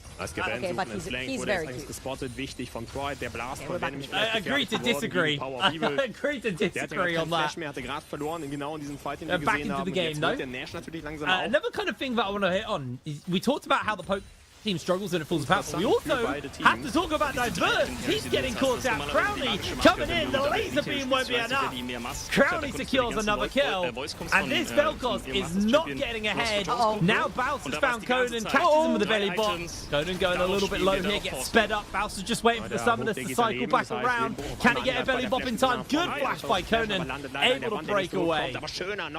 First of all, great roam by Crowny and Reckless. They knew that they would catch the bot lane because the wave wasn't pushing us hard enough from Rhythm and Nodu, so they didn't have time to go past that mid lane where Diverse had just blocked his flash, trying to harass around that dragon down the bot lane, and then Baus is doing Baus things. I feel like Gragas has been one of his scariest champions to play over the tops of the map. Renewal. He's in danger. He's going to catch the slow off, but they're going to flash onto him. Renewal tries to close that gap. That's going to be the spear to secure the kill, but in comes Velia, full HP, ultimate ready to fire. They got the flash as well. Conan going low. There's the flash wall from Velia. They're able to secure the kill. Ultimate ticking away, and that one though is going to be so hard to kill. Looks like they're just going to back off a 1-for-1 on the top side. Und ich glaube, da wird es dann spannend, That's wenn going to mit be diesem it. Rapture und der Bart Ultimate Renewal has been picking up all the kills pretty much from the side of Reach Gang.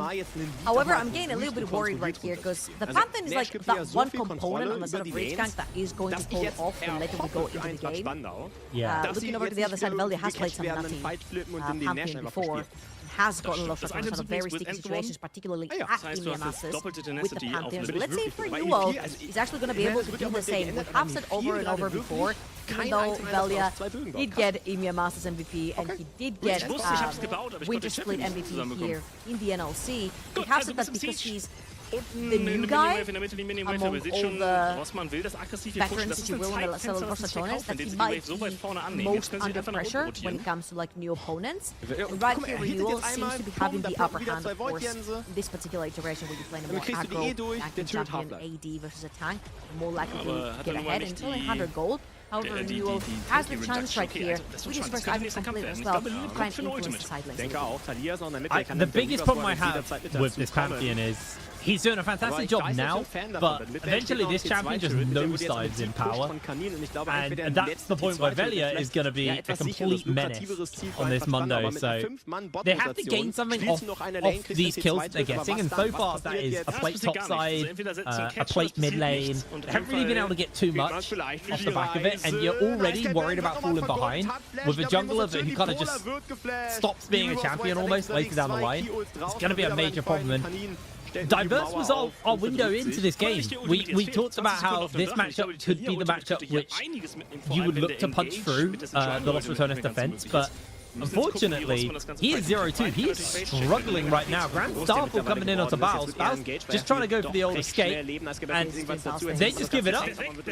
He might even get a proxy off, although Rhythm's in the area. If I was Rhythm, I'd be very scary. He can't walk into him. There's no way. There's no way you walk into him. Don't check the Gragas, man. Don't check the Gragas. Like, Baus just buys so much time. Like, they're going to lose a tower. They're going to lose a dragon. Renewal is able to get 6 grubs. Good. Das hätte ich vorher beim 3 gegen 5 auch such a waste of time, but Baus leaves. Baus leaves, and I feel like for Rhythm, he's allowed to waste the time right there because he cannot walk bot. He can't walk mid because his mid lane is dead. He can't walk bot because he knows he's under a lot of pressure to get dived right now, and he can't walk top because his top lane was just resetting. However, Baus... There's a bit on the Baus, he gets the interrupt, in comes Nemesis, so he might be able to turn this one around. Flash comes out from Diverse. No Flash. No Flash comes out, and he's able to break away. But ultimately, this is what we talked about a lot last split with Baus. He's so hard to deal with, as Crownium instantly cleanses the chains. The amount of time that Baus just bought so many plates, so much pressure over the Los Ratones, and the gold lead, almost 2k now for the bot side. Rhythm maybe finding himself getting dove under. Teleports are coming in, and Los Ratones is just going to walk away. Velia, no flash, but ultimate available. I don't think that Rich Gang are going to be able to kill him here. They are bringing Renewal in. Velia doesn't have that passive. He's going to have to pop the ultimate here, but now he comes to fight. Knockup comes in from Reckless, and that's going to be a shutdown given over to Crowley. He is 5-0. Rhythm will be taking shot after shot coming in, and that was absolutely flawless from Los Ratones. Don't lose a member. Reckless finds the next one, and Rhythm goes down. A double kill for Nemesis. A 4-0 fight to Los Ratones. Aber sie fischen viel, sie forcen Rich Gang are dispatched off with clinical precision, and Baus is trying to do his own Baus things. Just going on the top side. No flash for either. No, he does have ultimate, but he's going to use it. No way. Conan can't close the gap. Agrag is no way. Insane. Baus is out. Los Ratones on a 4,000 gold lead at this point in the game. That Jin is invincible. Nashor's also completed onto Nemesis as there. He's gonna take that bot lane tower as well. That kinda hurts. And they can die there as well. Baus is still around. Just did the whole circle, I guess. One camp is gonna be taken away. However, Los Ratones being so far ahead in the game, they can call the shot. They're jumping onto Crowny. Yeah, Crowny needs to make a run for it. Doesn't have cleanse, remember. Renewal's able to open up, get a big chunk out. Crowny continuing to run away. Renewal's able to chunk him, but it's not enough damage to one-shot, and that is just a massive cash out just sitting around. Like, Crowny's worth so much money through shutdowns right now. Couldn't actually get a summoner or anything out of Crowny right now. Reckless gonna be found in that bush on the side. Right here, Los Ratones should be playing for the next Dragons to come. It's going to be a Cloud Soul on the rig. Los Ratones, they already have 2 secured. Conan gonna take that top lane tower. Conan right now is the only one in the gold lead. His pocket does have that eclipse onto the Jace as well. This is again a full open position coming out from Rich Gang as Rhythm. Have him on his sides, he's on the ramp, not the ramp. He has to flash away though. Velia just continues to put the pressure in, and this will be a kill onto Nodu. Are they going to find the shot onto the Jin? No, apparently not. Velia is going to secure the kill. They tried to get the kill over, but unfortunately not going to be enough. Bows is opening up onto Diverse. Diverse throws the laser beam down. No ultimate available to Bows, but he goes down. Diverse is able to kill him. Now there's a fight continuing in the mid side. Velia popping the ultimate renewal on that runaway as Crowley's coming in with the collector, with the rapid fire, giving the kill over to Velia. Teleport as well as in jumps Conan, trying to deal with Crowley. Crowley has to play the flash. Reckless, can he find that knock up in time? Crowley is going to get the kill over. Goes straight over to Conan. Able to secure the kills. Chains coming onto Nemesis. Nemesis just get the ult back. The Emperor's Divide able to get that one. Velia continues to fire at Conan. They did get the shutdown, but they lost so much more for it. At this point, Los Adonis is slapping them with their dollar. They're literally playing catch-up right here from Ritzgang, and that was a pretty imaginative, I want to say, TP coming through from corner, but once you're deep with that Jace, you don't necessarily get out. They do, however, get the bounty on to Crowley, and let's watch this one more time. That was a continuation of a play where you walk onto the ramp, when you're behind, you're going to get caught. Renewal dead, Rhythm was dead as well. Then first gets caught by Velia down the bottom side of the map, and it's a little bit disastrous. By that time, Corona had TP in, trying to get that shot onto Crowley, which did net him 900 gold. Once Nemesis arrives with his own so we're back in action. Nemesis outside of that laser beam. They already get one. There's the knock up into the Deadly Flourish though. No do under fire from Crowley, but Crowley's going low. That's not going to matter though because the damage is coming in. Renewal doesn't find the hit onto Crowley. Nemesis bags the double. And 4 members of Ritzgang go down once again. This is Dragon number 3. Ritzgang struggling now. Yeah, and I feel like this is not necessarily how a poker position is supposed to be played. With a poker position, you want to take control of lanes, push out your waves, take control of the neutral objective, and then when your opponents are trying to funnel through choke points to check out these reverse slots, you're literally there just poking them down to death. And right here, Ritzgang just went head deep into the jungle of Velia right there. They do manage to kill him, right? They have Renewal and Nodu around, and everyone piled on top, throwing every ult in there. But once Los Ratones came about, Avengers assembled, and unfortunately, they had too much money. They're just too far ahead at this point. It's feeling very, very hard. 7,000 gold over to the side of Los Ratones. Feat of strength in their pocket. They're one off soul as well. Cloud Soul, you know, not always the most impactful, but Mundo with Cloud Soul, genuinely terrifying. Really, really scary to deal with. Byron honestly looks like a very doable thing for them, although Bounce is finding himself in a bit of danger. It's going to send Conan packing, able to dodge away on a whole heap of the CC. Somehow making a break for it. Bounce should be able to get underneath the tower. Renewal even ults in. Oh, it's not Baron, it's Herald. We're 18 minutes into the game. But Herald over the side of Los Ratones. You're going to wait about 4 more minutes for Baron to make his appearance in the game, but this is going to be Rift Herald, and I feel like Los Ratones, if you look on the minimap, the second Bao spotted a second member down that bot lane, Los Ratones were already moving up to go for that Rift Herald. They're going to take that outer tier 2 top lane tower, and they will catch themselves a squid in the process as well. Take him down. That makes it instantly a 4 versus 5, and Baus has spotted that 2 more members are down there for Ritzgang. This could be yet another buff on the tower. Velas gets to take that one mid. Really smart actually there from Velia. Is he going to be able to drive it somewhere else? He might be going bot lane. He's going bot lane. Can they get the damage off? He's trying to make the escape. Oh, no! So weit aggressiv in Richtung Ross und respektiert. It doesn't matter. Baus has walked away in and they can just collapse their whole team down if they want. Yeah, he used it as a taxi instead. Now the whole quadrant is taken away by Los Ratones, and this is going to be just as critical as ever. They do have the items decked up completely as well for Nemesis. Double items onto Jin, onto Crowley's Jin as well. Baus gonna take the back right here. 1 Rift Herald, 1 gank down bot lane for Baus. Posted 1 Rift Herald to Ritzgang, and their entire outer tower defense. That is brutal. That is absolutely brutal. Los Ratones as efficient as ever with their gameplay. And I feel like these bases may be the final bases of the game here. Everyone's going to spend up that money, get back onto the map, and honestly, with Atakan, you could force Atakan, you could wait for Baron in a couple of moments. You could even potentially siege, because again, you're against the Poke teams. Poke team's behind. They're 10,000 gold behind. Now Poke is not there. Jace idealistically needs to have 3 items. Varus sitting on just a single item, where the Jhin is closing on a third. Like, you are so behind right now.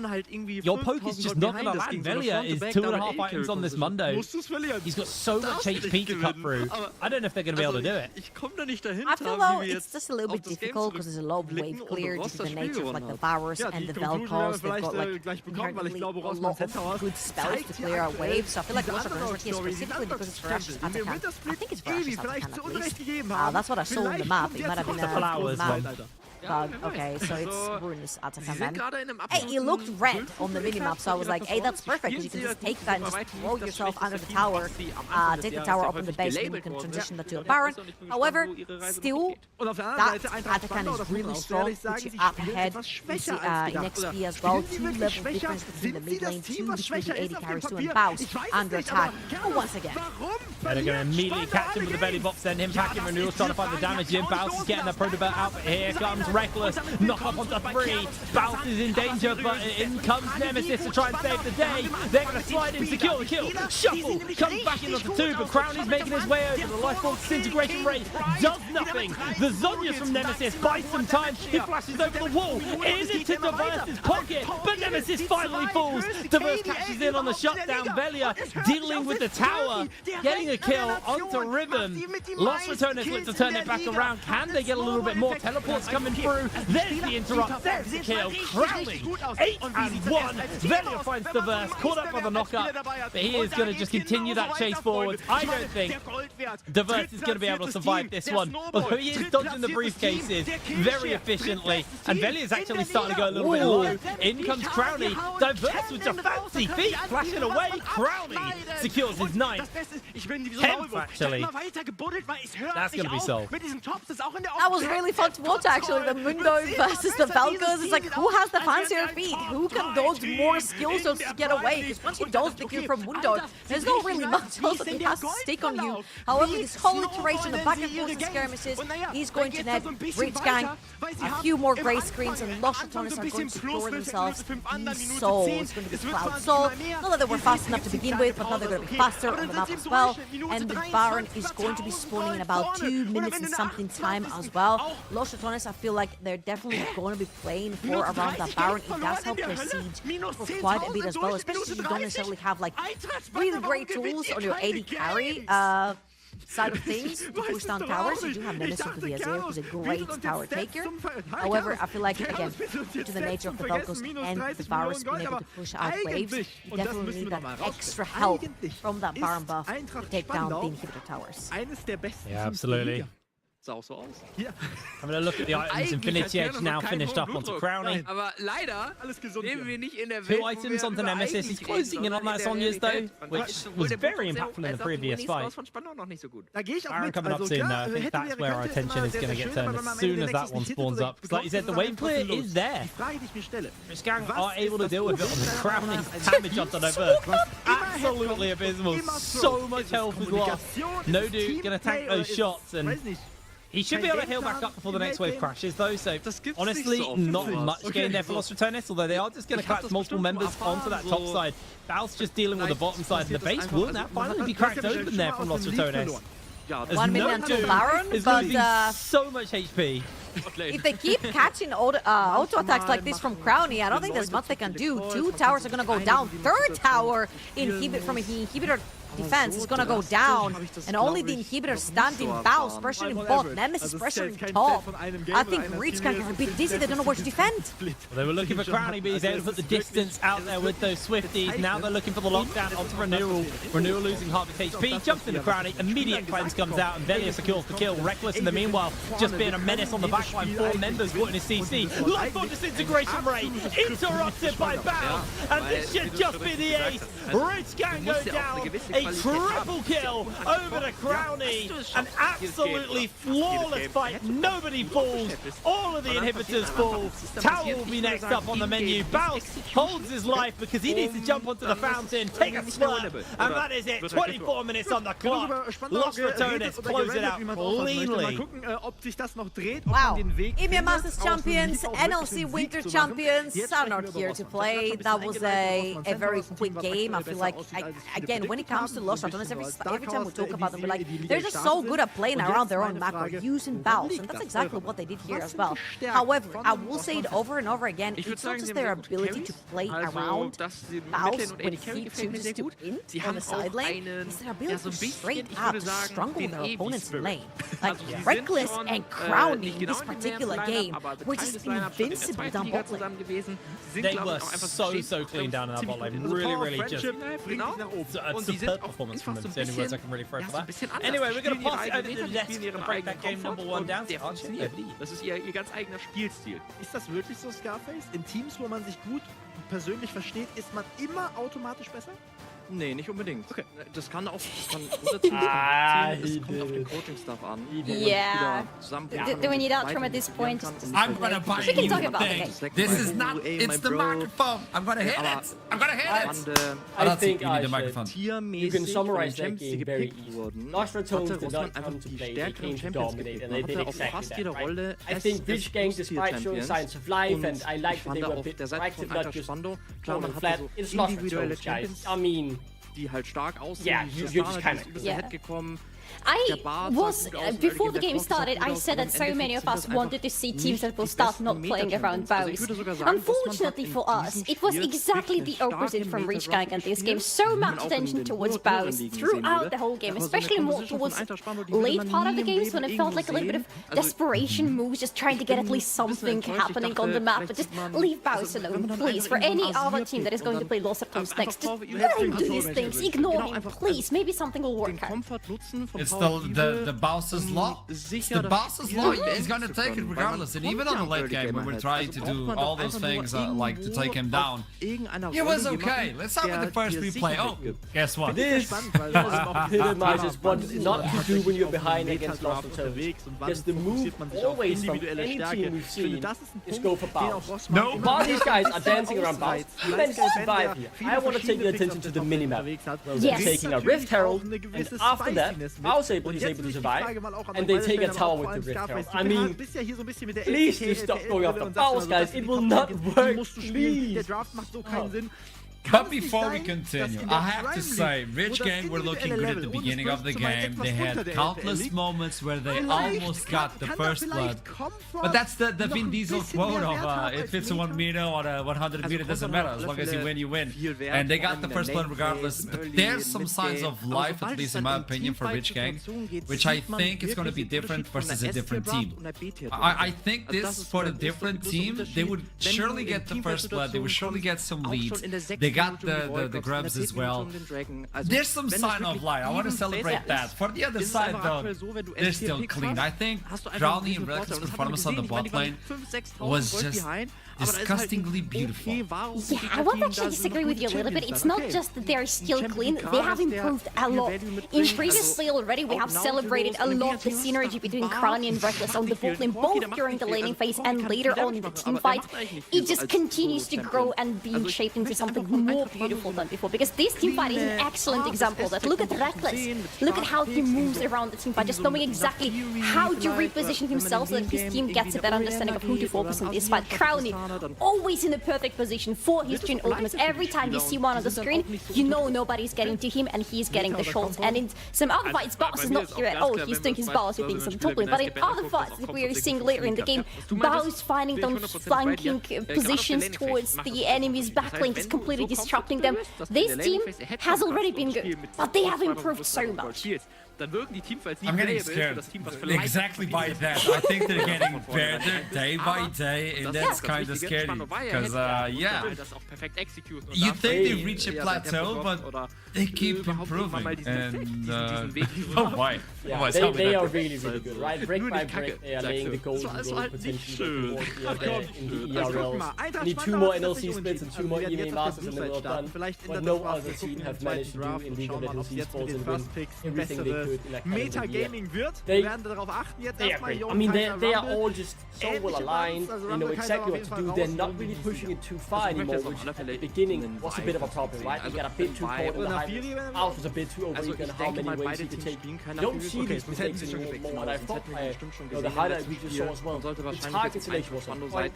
They made sure not to go too far, but they were there to back each other up when someone went in. It was phenomenal. Really executed. You couldn't lay a finger on it and criticize it. I'm gonna say it. I'm gonna say it. Okay. We have a replay. I'm gonna say this afterwards because this is gonna be kind of big. Yes. This is a good team fight, but see, look at Vel'Koz. He does what he needs to do, but then it's the bows. It's exactly the part I was talking about. The bows finding this angle because Vel'Koz is not allowed to ult at all. The difference between Vel'Koz and Jhin, they're similar in terms of when they ult, they want to be safe, but Vel'Koz just never allowed that safety. That's a ranged top blind versus Gragas, and Gragas gets more damage. Is this legal? He was getting focused. I mean, to be fair, he was fighting all the time because he was getting focused so much. But he also overfarmed everyone. Yeah. What do you mean? Okay, I'm gonna say this before we continue and we have the interview, but I'm gonna say this. I think Belia is listening to this. I believe if a team wins 3 EMEA Masters in a row, they should be invited to Worlds. I'm just saying. Hear me out. Yeah. Hear me out. This should be law. Let's bring in Velia so we can talk to him about it. MVP of finals. Welcome. Oh, you got the hoodie as well. You're looking clean. How are you doing? Welcome to the interview. We get to talk another one. Thank you for having me. Clean game, wasn't it? It was after like when we were destroying the Nexus, I actually asked my team. I think this is the fastest win we did in NLC. Maybe I'm wrong, but it felt really fast. It felt easy. We were on the same page, and yeah, really happy with the performance. Do you agree with us? We were talking about this, but it looks like even after EMEA, the team is getting better somehow. You look into a team and you're like, oh, they're really good. They still get better. Are you getting the same feeling as you're playing? I don't think that's even a questionable, you know. We're just getting started, right? We were just playing for 3 months. We need to play for a year together. Imagine what we're gonna do. Imagine summer split. So we're gonna get better for spring, but imagine the summer split. You know, I would be scared if I was other teams, honestly. We're getting there, you know. Val, do you agree that if you win 3 EMEA Masters in a row, you gotta get a ticket invitation to Worlds? Like, it has to be a law, right? Like, it should be a law. I think if it's us, yes. If it's us, yes. Looks good. Tell me something, new season, everything is new, like, it's a new game plus for you guys. What's the main objective for you as a player? What's the main objective? Can you repeat, sorry? Like, new season, new split, what is your main goal as a player right now? My personal goal, or?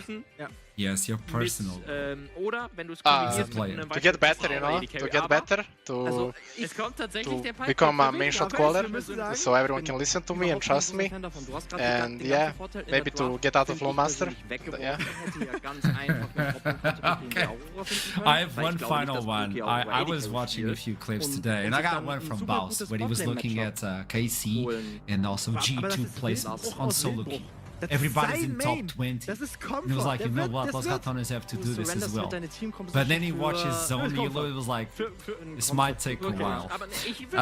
Do you think it should be an objective for the team to also be like really high in solo queue? Because that's really hard, isn't it?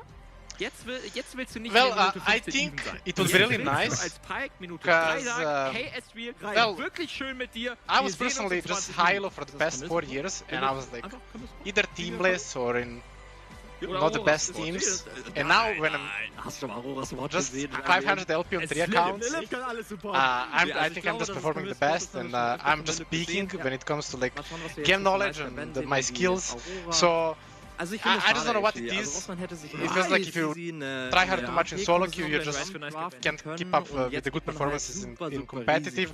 But I think it's really nice to give your all in scrims, in competitive and in solo queue, to play the highest League of Legends you can play. It's not the same when you play Challenger top 10 solo queue with other LEC players and like low master solo queue, you know, but yeah, I believe at some point we're gonna do it. I think we can reach like top 50, all 5 of us, easily. We just need to want it bad enough, you know. I have one final question. This is a personal one for you, okay? As soon as I did the interview with Baus and he told me like, I want to be a father, I want to have 2 kids, I was like, man, that's wholesome. Valiant, what's your main, like your final goal, your biggest dream in life? That's a good question. To reach LEC at this point is for sure to reach LEC, hopefully with lesser tones, and to win it, participate in Worlds, and yeah, do good there. Maybe win the Worlds, you know, you never know. I like it. That was a big smile when you said that. Let's hope it actually comes true. Valiant, thank you so much. Good to see you again, and best of luck for this season. Thanks to you guys. Bye-bye. Kann Rossmann eventuell dagegenhalten? That was all. Nochmal ein 2-0 holen, nochmal Man, I don't know, these songs, man! Rossmann Centers 2-0 einfach Okay, with this in mind, I'm just getting the information just like this. Any final words for this match? We had the worst scenario and the best scenario prepared for reach count, and even though they lost this game by a lot, I think it's safe to say that they have reached the best case scenario. I'll say simple domination. What is this? I mean, you're caught up in the tunes, man. Do you listening to us? We got it dropped like... He's ignoring the analyst and listening to the music instead. No, I'm enjoying this. We're gonna have another game after this one. It's best of 1 with choo-choo non-stop. It's gonna be Chaos versus Venom Crest. They have new roster, they have new names, we also have new tunes. You can check them out by watching our VODs and replays. I don't know where else you can check them out. We're gonna do a quick pause so the sponsors can talk with you as well. And we get back for better tunes season. Viel Spaß mit Pixabis und Kern. Basti ist so ein Fallfett, oder? Einfach nach dem ersten Game predikten. Ja, glaube ich alle Aufgabe erwischt, dieser Satz auf einmal. Da musste ich auch ein bisschen schmunzeln. Ja, ich auch. Aber ich muss alles, was danach kam, war sinnvoll. Ja, stimmt. Ich lebe übrigens noch. Also ich habe ein paar Chatnachrichten gesehen, die sie Sorgen gemacht haben. Ich lebe noch und wir freuen uns auf dieses zweite Spiel. Ja, immer wenn krass läuft, haben wir draußen ein paar Ventilatoren. Ich stehe auch schon mit so einem Handtuch und wedel einfach immer so ein bisschen die Luft zu dem. So ein Eisbad ist auch parat. Ja, der Klassiker. Aber einen Körper noch reingemacht. 10 Minuten warst du in der Luft, habe ich mir sagen lassen. Gut, also zweites Game, 1-0 für Rossmann. Eintracht Spandau hat eigentlich die erste Partie dominiert, aber irgendwie zweimal ziemlich heftig an die Wand geworfen. Und Rossmann war dann skrupellos in den Teamfights. Mal gucken, ob es jetzt in dem Game ähnlich wird. Sie haben, finde ich, mit Pike Champion, der sollte es ein ähnliches Game werden, sehr gut in diesen chaotischen, blutrünstigen Games ist. Das stimmt. Ja, und also ich gehe jetzt bei den beiden Teams noch nicht davon aus, dass es jetzt anders wird als im Spiel 1, was das Chaos-Level angeht. Aber der Komfort ist einfach super wichtig, den sich hier gerade Rossmann 2000 zusammen gedraftet hat. Also das Team an sich sollte damit gut klarkommen. Jetzt ist die große Frage, ob sie es schaffen, Eintracht Spandau in den Abgrund zu reißen. Weil ich finde, dass zumindest VfI es schaffen sollte, die Ruhe zu bewahren und das Team bei der Stange zu halten. Was ich halt spannend finde, ist erstmal die Ausgangslage, die sie natürlich haben. Mit Victor, mit einer Aurora, der Nocturne gefällt mir eigentlich auch relativ gut. Wovor ich manchmal ein bisschen Respekt habe, ist aber gleichzeitig auch mal nicht so viel Scaling. Weil du willst den Nocturne ja aktivieren. Jetzt hast du, glaube ich, wenn ich mich recht erinnere, eine Mississippi noch Botlane. Wer fusioniert jetzt mit dem Nocturne, damit der eine erste gute Ult hat, damit er gut ins Game findet? Da habe ich ein bisschen Bauchschmerzen. Camille. Ist Camille Support. Wir haben das alle damals viel gespielt. Lilith wird so... Alex, genauso wie Lee Sin Support, die haben das so oft damals. Ja, der wird so 6 bis 14 Mal sterben. Finde ich ganz stark aus auf der Camille. Und dann später sagen, war ein geiles Game. Viel Impact gehabt. Bis heute, ich finde schön, also ich muss glaube ich nochmal über Lee Sin Support sprechen. Es lässt mich nicht los, bis heute, ne? Als wir bei den Worlds, was war das, Worlds 2022? We are back for yet another game. It's gonna be game 2. See, I'm not muted. I'm just saying this microphone kinda should go into the trash. With that in mind, it's Chaos versus Venomcrest. Second game of the day. Keep in mind this is day 1, so of seeding stage. Can we show the schedule for everyone at home? I don't know. Maybe this is too short notice for production. If we can eventually, we can show that schedule for you folks at home. There you go. Production is killing it. So this is going to be the second game, Chaos versus Venomcrest, and it's a rolling schedule. If you get like smaller games, we move on with it. Rich Gang is gonna play right after this one, so you don't have a lot of time to breathe. You lose, pick the bag, and go for the next one. We never stop. Now, talking about both teams, you have Chaos and Venomcrest. What can we talk about Chaos? Because Chaos is a new team, new roster. They just redid everything. Es gibt ja bestimmt ein paar Leute, die Prime gucken und das erst in den letzten 2-3 Jahren. Das heißt, die kennen ja gar nicht die Geschichte hinter they are still trying to find their footing here in the league. They had some right up, most of the time it was a bit down in the so they've rebuilt from the ground up, they've changed their approach, and while they're trying to find their footing, they're allowing for the rebirth of many former competitive players who will back the first time in years on their roster. I am very excited, as 4 out of 5 players are Danes, I have to mention that. I am very excited to see these guys back. The levels are interesting to see because they need to get back, right? There might be some rust. Some of these guys, in particular Vayu, hasn't played competitively since 2020. That is quite a few years ago, if you remember. So I'm excited to see what kind of shape they're in, but I'm sure they'll heat up here. Listen, we can talk a lot about Chaos and their new roster because it's definitely really interesting. We have people who have been playing for like a decade, like Rhea and Zoran, for example. They started their careers in 2015, but what I find super, I think that's not. That is just the roster for today. There has been some substitution for just now. Vayu, the former support player, is playing mid lane. He's supposed to be in the top lane, but not for this matchup. Sorin is out substituted, so Vayu will play mid lane. And Turtle, we all know, famous for solo kill perks and Winter Split, is playing in the top lane again. Oh my god. Dass wir, obwohl zu dieser Zeit standen. You know ich glaube, es war für den Summer. Yeah, I'm just thinking, because we have Chaos Esports right there playing versus Venomcrest, and if you look at the two rosters together, it starts to look like a crime scene, honestly, because if you look at those names, they're all interconnected. If you look at the regular rosters without Turtle, if you look at the regular rosters, 7 out of 10 people who are going to be playing in this match, they have played with each other before in some shape or form. We have Gooby, for example, who has played with Niter, he has played with Vendel, he has played with Vayu, he has played with Doxy. We have Rhea, who has played with Vayu, Gooby, Vendel. They are all interconnected, brother. They have all played together for so long in so many different places, including the NLC, by the way. Yeah, it is one big web, right, between these players who have all played together in and around each other in the NLC. Most recently, actually, someone like Niter and Gooby played on Chaos in a one-off tournament with 3 of their current members as well, right? These are players who know each other in and out. I'm sitting there in the chat as well, in the lobby, and they're asking each other, are you going to play this game today? Because they don't need to study for each other. They know each other in and out. They are all very good friends, really, and it kind of paints the picture that it's a bit of friendly fire in this match, but I'm excited to see who comes out on top and gets This could actually be complicated because you know the other individual so well, because you already played with him, against him. You have so much information, personal information of the enemy, that leads you to play a different sort of gameplay that you should do on a normal game versus someone you don't know. Apparently, it was like a big web. Solari, I can see there's a visualization of the. Wait, what? I spent way more time on that than I'm ready to admit, okay? But I really wanted to connect all the dots, and that's why I'm saying it looks like a crime scene graphic.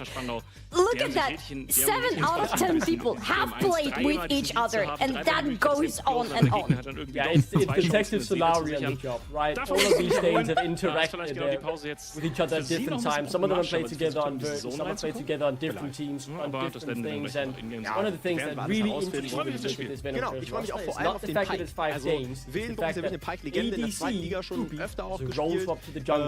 Naja, und mal gucken, ob er jetzt diesen Pike auch wirklich in die erste Liga weiter so erfolgreich reintragen kann. Of all graphics we had today, this was the best, by the way.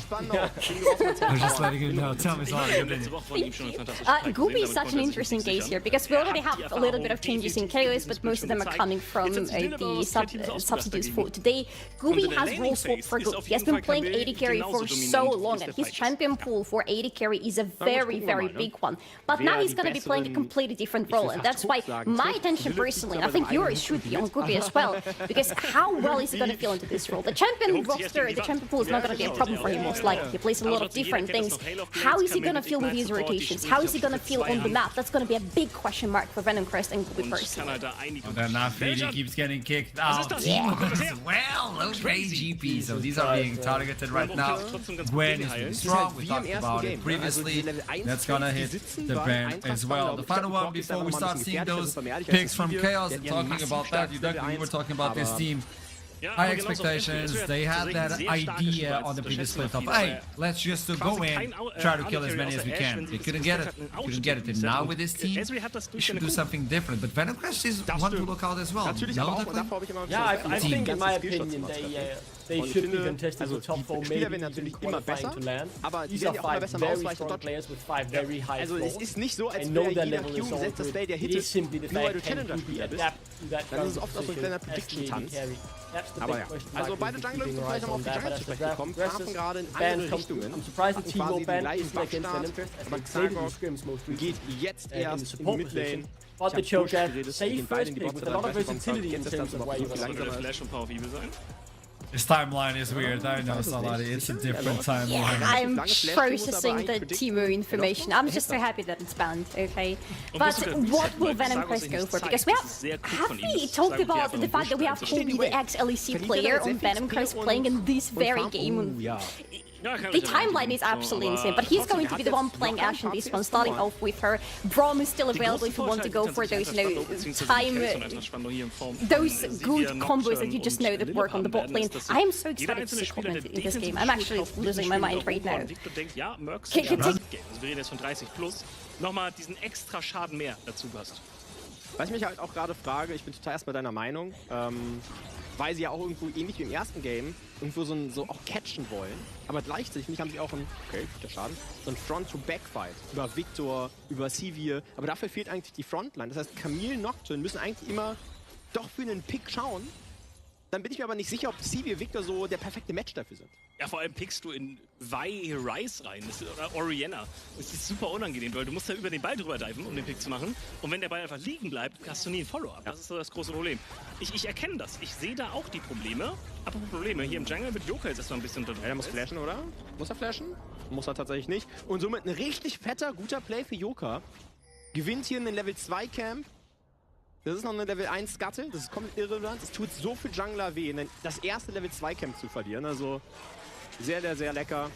Ich finde es interessant, dass Yoka aber jetzt wiederum nicht zu dem Gromp geht, sondern zu den Wölfen. Und wird dann von mich runterwerfen, ne? Ja, resetten, ne? Oder cornert er. Also geht er quasi von den Wölfen zum Gromp und hovert dann Topside. Das könnte er halt auch machen. Ich glaube, er sollte resetten, ansonsten verlierst du sehr viel von deinem Tempo. Oh, Lilip. Das ist das Risiko der E. Da muss man vielleicht investieren. War da kurz im Türmchen drin? Wildenbruch. Slow ist schon mal drauf. Ich glaube, der hat gleich auch wieder den Hawkshot ready. Lilip sucht gleich wieder den Engage. Flash jetzt auch von Wildenbruch drauf. Ignite ebenfalls auf den Kopf. Das reicht zwar nicht. Sissy weg. Okay. Einfach mal mit dem offensiven E in 2 Leute. Ah, du musst, wenn du SRL spielst, musst du auch ein bisschen dominant spielen. Das ist alles in Statements, die du da gerade ablieferst. Ja. Sehr, sehr wichtig. Ey, die Botlane ist genau das, was wir sehen wollen. Toplane gibt sich zwar auch ein bisschen ins Gesicht, da haben dann ja vorhin die beiden Flashes investiert, aber Botlane permanent 2v2 geht's rein. Und es wird tatsächlich nicht angenehmer für Sisyphek und Wildenbruch, denn ab dem ersten Reset ist dann SRL nicht mehr so stark wie andere AD-Carries. Ja, stimmt. Aber wir reden immer noch über den Sivir. Ja, das stimmt auch wieder. Das stimmt tatsächlich auch wieder. Also ich denke, eine Menge Verantwortung liegt so ein bisschen wirklich bei Yoka und Lilip. Einfach, Yoka braucht seinen Paranoia und ich glaube trotzdem, dass er als Follow-up die Unterstützung von Lilip braucht. Das hast du sehr schön runtergebrochen über das Hextech Ultimatum. Leider brauchen Supports dann mal ein bisschen länger, bis sie ihre Ult ready haben. Aber dann hast du halt die Arena, die du aufbauen kannst.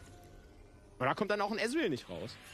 Das heißt, Yoka und Lilip laufen jetzt ja auch schön, um das nochmal zu verdeutlichen, zu zweit über die Karte. Sie waren meiner Meinung nach aber auch im letzten Spiel schon die beiden, die das hätten tragen sollen. Und da hat es nicht geklappt. Und da muss man natürlich auch dazu sagen, dass Yoka ein sehr junger Spieler ist. Das heißt, der muss es jetzt auch hinbekommen, das Ganze wegzustecken, was da gerade passiert ist. Und jetzt in dieses neue Spiel mit der neuen Verantwortung reinzugehen. Und da finde ich, Nocturne ist ein sehr schwerer Champion. Ich weiß nicht, du hast ja Nocturne auch viel mal gespielt. Aber immer wenn ich den spiele, die Verantwortung reinzuulten, fühlt sich teilweise wie eine sehr große Last an. Ja. Ich meine, ich finde erstmal, was ich sehr gerne an die mag, ist, dass er jetzt, okay, Shockwave connected. Lilip aber auch da. Passiert also nichts. Hook trifft, aber man trennt sich damit unentschieden. Ja, ich bin so ein bisschen bei dir, aber ich glaube, auf dem Niveau hat man normalerweise immer den Backup. Also du weißt, was sind die Targets, auf die du gehen willst, in welchen Setups du spielen willst. Aber ich habe halt so gemischte Gefühle und dabei bleibe ich auch. Wer ist denn dieser starke Follow-up für Yoka in dem Game? Die Ori wurde dir weggenommen. Sie hatten vermutlich einen Plan, wenn die Ori weggenommen wird, dass er die Nocturne nicht gefirst-pickt. Apropos starker Follow-up. Wir sehen gerade, dass oben die Grubs gestartet werden. Keine Lane rotiert hin. Pride ist der Erste, der läuft. Das bedeutet, dass gerade Yoka und Xagok im Duell sind. Oh ja, aber jetzt geht's da ran. Flash Q, Xagok geht raus. Er konnte einen Void Grub stealen. Damit kein Stack für die Feeds, aber ebenfalls ist er auf der Top-Side. Das heißt, kein easy Cross-Play, um den First Drake zu bekommen. Das hat mich auch gewundert. Also Xagok ist tatsächlich da geblieben. Normalerweise siehst du, wenn ein Team die Void Grub startet und wir haben gesehen, dass Pride die Kontrolle auf der Top-Side hatte, dass du dann halt auf die andere Seite der Karte läufst. Das ist nicht erfolgt. Trotzdem hat er mit diesem Stil auf die Grubs Stufe 6 gehittet. Das heißt, die Vi-Ultimate ist da. Und das sind diese Crucial Ultimate, genauso wie Evelyn, genauso wie Nocturne, genauso wie Sejuani, wo du sagst, die erste Ult muss eigentlich ein Kill werden. Ja. Das Gemeine ist jetzt nur, dass man so gut wie keine Flashes geforst hat bisher. Pride's Flash ist gleich wieder da, Lilips ebenfalls. Ich glaube, die interessanten Ziele sind vor allem Power of Evil. In der Mehrzahl gesprochen, aber ich glaube, Power of Evil ist das interessante Ziel schlechthin in der Midlane. Das heißt, die erste Ult von Xagok wird vermutlich nur ein Flash sein, den sie bekommen. Aber ja, ich bin trotzdem deiner Meinung, Xaro und Kanin jetzt gerade in der Combo Vi-Ulten zu Shockwave sehr viel gefährlicher geworden. Vielleicht sehen wir das jetzt auch am Drake. Also vielleicht wird man jetzt versuchen, mit diesen Level 6 Spikes, die sie haben, den Drake zu contesten. Weil ich bin mir nicht sicher, wer da wirklich gerade stärker ist. Ich erwarte wenig von der CD im Early Game. Lilip hat noch keine Ult. Power of Evil braucht eigentlich auch Items. Also vielleicht ist wirklich diese Vi-Ori-Combo zusammen mit dem Ersurie erstmal stärker. Jetzt kommt das Paranoia, suchen jetzt selber den Catch auf der Seite von Eintracht. Spannender Ignite ist drauf, aber Wildenbruch flasht halt einfach raus. Und jetzt ist eine Ult, eine essentielle Ult raus mit der von Nocturne. Er ist nicht mal geflasht, er ist einfach rausgelaufen. Eben. Also ich glaube, selbst die E war nicht mal ab. Er ist tatsächlich einfach rausgelaufen. Man hat nicht damit gerechnet, dass Xagok in dem Moment, wo Nocturne drauf liegt, direkt neben ihm stand. Und dann ist das Risiko doch ein bisschen zu groß gewesen. Vor allem, weil, wie du schon wunderbar vorgehoben hast, die Camille noch keine Ultimate besessen hat. Das heißt, dieser starke Lockdown ist nicht zur Stelle gewesen. Und die Nocturne Ultimate Cooldown auf Stufe 1, wenn du noch keine X-Plate hast, die ist so unangenehm hoch. Ja. Die ist wirklich so unangenehm. Ich meine, die Ult ist sau stark, aber trotzdem. Das bedeutet, dass jetzt hier tatsächlich alles gemacht werden kann auf der Karte gerade. Total. Die ersten beiden Ults von The Nocturne sind crucial. Das ist ja genau das, was ich vorhin meinte. Wer ist denn jetzt hier der den Schaden delivern soll? Aber Power of Evil ist erstmal vielleicht das Opfer. Shockwave muss geflasht werden. Jetzt haben sie den Flash und Xagok hat noch Ult. Das stimmt. Ja, das heißt, Power of Evil könnte gleich abgeholt werden. Erstmal Xagok allerdings am Drachen dran. Aber wir haben davon gesprochen. Joker gerade irrelevant. Power of Evil kann das Ganze nicht spielen. Camille Support muss man immer ein bisschen im Auge behalten. Die kann auch gerne mal einen Jungler soloen. Aber dafür brauchst du Ultimate. Das stimmt. Und die hat aktuell Lilip noch nicht zur Verfügung. Trotzdem soll Kanin jetzt hier gecatcht werden. Reicht aber haarscharf nicht aus. Kann man den Drake noch contesten? Xagok muss raus. Der Drake noch auf 2000 Leben. Joker wird jetzt vielleicht versuchen, den zu übernehmen. Hat allerdings keinen Smite. Es ist schon wieder eine Stadt nach Kernos. Ja, aber es ist diesmal ohne Kills. Also es ist spannend. Wir sehen Fights, aber es ist noch keiner umgefallen. Man gönnt sich gar nichts. Es ist wie bei meinem Krass. Ich fall auch nicht um. Noch nicht. Aber jedes Mal habe ich ein bisschen Angst. Ja. Also es ist wirklich, man gönnt sich nichts. Du willst keinen Drachen for free geben, du willst keine Grubs abgeben. Alles wird contested. Überall gehst du hin und sagst, ja, eigentlich kann ich das doch fighten, oder nicht? Ja. Und aber ich schwöre dir, sobald die beiden Supporter Stufe 6 sind, jetzt ist einer auf Stufe 6, Lilip hoffentlich gleich auch, dann wird es noch viel schöner. Aber das ist ein Drake, den kannst du eigentlich nicht contesten. Du hast keine Nocturne-Ult, du hast keine Victor-Ult, kein Level 6 bei Lilip. Also der First Drake in diesem Game, auch wenn er spät fällt, geht wieder an Rossmann. Und ich kann es nicht glauben, dass in diesem Spiel noch niemand gestorben ist. Ich auch nicht. Also es fühlt sich so an, als würde es schon wieder für 5 stehen eigentlich. Oh Gott, Lilip! Der E ist auf Cooldown, jetzt wird er hier vielleicht engaged werden. Wildenbruch kommt auch noch mit dazu. Der hat seine Ult parat. Der Speer, der sitzt. Paranoia wird nochmal gekartet. Jetzt will man noch mal irgendwie helfen. Aber der Flash kommt! Kein Goldshare! Trotzdem das First Blood für Xagok, der jetzt allerdings auf verlorenen Post steht. Pride, Move dazu, kriegt den Kill, verliert aber Topside ein paar Minions. Schöner Late Play von Lilip. Aber wenn da der Execute durchgeht, muss halt Xagok nicht so weit diven, kann die Ultimate noch halten. Der Kampf, da sieht ganz anders aus. Also das war stark gemacht. Allerdings, und dann, das ist jetzt der Kritikerpunkt, wir haben so, Basti hat's gesagt, ich glaube, viele Leute haben es nicht geglaubt. Rice wird gebannt gegen Hannover. Er wird gebannt. Das ist der einzige Rice-Ban auf der ganzen Welt im Jahr 2025. Und das ist Nice Ben, der jetzt Roll of Ages im Inventar hat. Guckt euch unten in der Kamera an. Der chillt komplett sein Leben, hat 3 Platings schon auf seinem Nacken. Auch der CS-Lead ist massiv. Also der Rice, der wird hier zu einem richtig großen Problem werden. Und das finde ich so interessant, weil ich finde, natürlich scaled Eintracht Spandau übel gut. Aber Rossmann muss sich nicht verstecken. Dieser Rice kann zum absoluten Endgegner werden. Auch die Volkers werden schon wieder contested. Der nächste Engage ist in der Mitte. Der Power Evil mega low. Ist down. Hexer Ultimatum geht jetzt raus. Aber Ezreal ult durch 2. Rossmann dominiert jetzt. Da haben wir gerade die Pike-Orienna-Ult-Kombination gesehen. Ja, da konnte man das Ganze aggressiv auf den flashlosen Power of Evil spielen. Man wird hier permanent davon tracken, welcher dieser Immobilien-Carries gerade kein Flash hat und welcher halt Flash hat. Okay. Rice Rotation.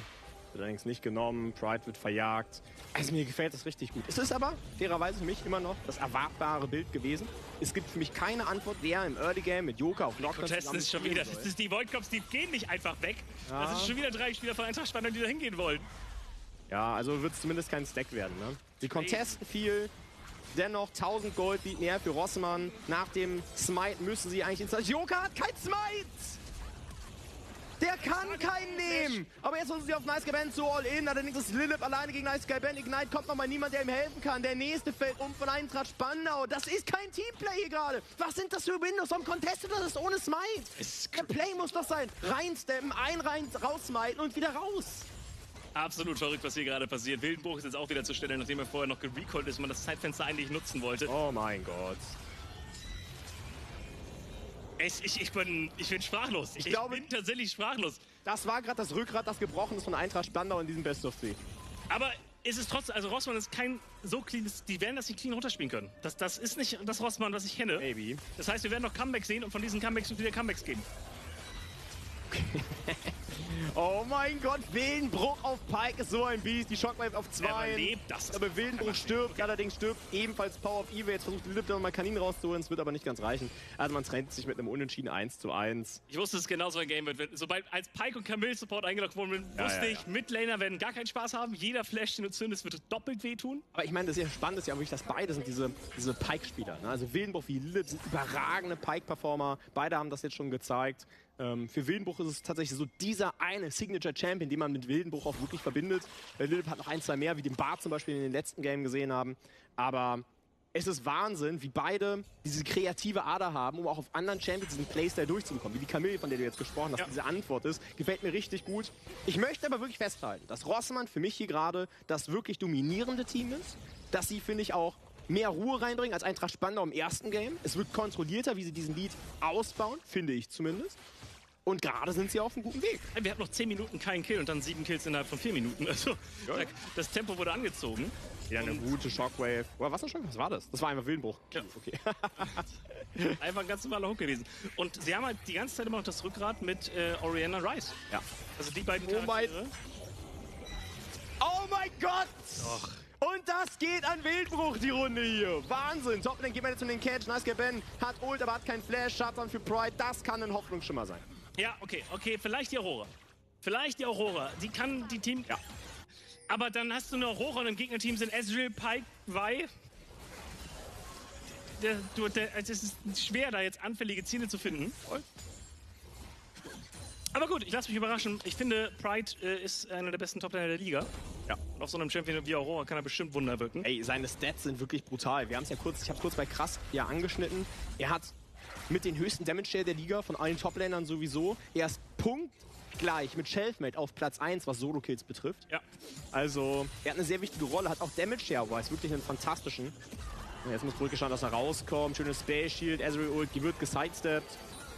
Man merkt schon, viel kann er auf der Civil noch nicht machen. Das wird sich vielleicht irgendwann ändern. Aber das ist vielleicht ein Transfer, über das wir mal sprechen können, Pixavis. Ja, sehr gerne. Wie sieht es denn im Late Game aus? Also wir haben darüber gesprochen, okay, Nocturne hat wenig Support im Early Game. Das sehen wir bisher auch in diesen ersten 15,5 Minuten.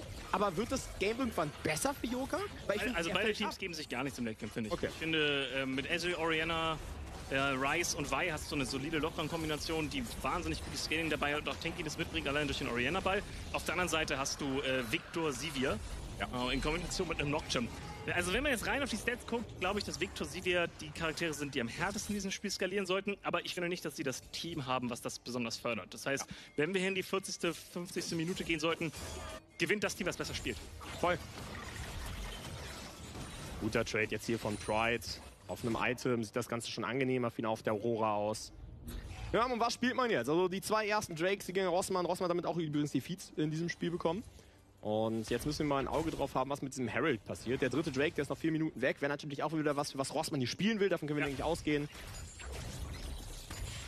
Und das Ganze möchtest du weiterhin stacken. In dem Fall ist es eine Ocean Soul, die hier auf der Karte ist. Bedeutet etwas mehr Regeneration, gerade für Siege-Situationen sehr wichtig, wenn du da reingehen möchtest. Allerdings spielt 1 eine All-In-Kombo, das heißt, die Seele ist nicht so effektiv. Boah, Paranoia wird aktiviert, sie wollen jetzt den Catch haben. Sie gehen jetzt auch rauf, geht der 4 durch. Nein, Flash kommt, Wildenbruch läuft davon. Und ich frage mich manchmal, ob nicht jede Ult auf Wildenbruch fast eine Verschwendung ist. Also es klingt jetzt hart, aber die Utility von einem Pyke und auch den Flash zu forcen von einem Pyke ist nicht so viel wert wie von einer Ori, von einer Vi, beim Ryze, selbst von einem Ezreal. Die Frage ist, wie man das anders verwenden möchte. Ja, bin ich bei dir, aber der Cooldown ist immer noch hoch. Ne, und jetzt ist man nicht ready, Toplane kommt das Cross-Play, First Turret wird es auch fallen in der Toplane. Sehr stark von Pyke da, von Pride da reacted, muss man ganz ehrlich sagen. Joker Stufe 9. Ja, also es wird komplett... Also er hat auch 20 CS weniger als Vi, obwohl er einen Power-Farming-Jungler spielt. Es ist überhaupt nicht sein Game auf diesem Nocturne. Okay, er ist jetzt gerade Stufe 10 geworden, das war ganz... Es ändert für mich aber wenig. Also klar, 2 Level oder 1 Level XP ist schon entscheidend auf dem Niveau, aber er ist immer noch ein Level behind. Er ist 20 CS down, er hat weniger Gold. Die ganzen Ults, die wir von ihm gesehen haben, sind fast verpufft. Das ist ein Desaster für einen Nocturne. Das stimmt. Und hier wurde gerade Pride abgeholt, wenn er die Ultimate nicht zur Verfügung hat, wie er die einfache Umpositionierung zur Folge hat. Allerdings Bröki und Joker jetzt hier auf der Jagd.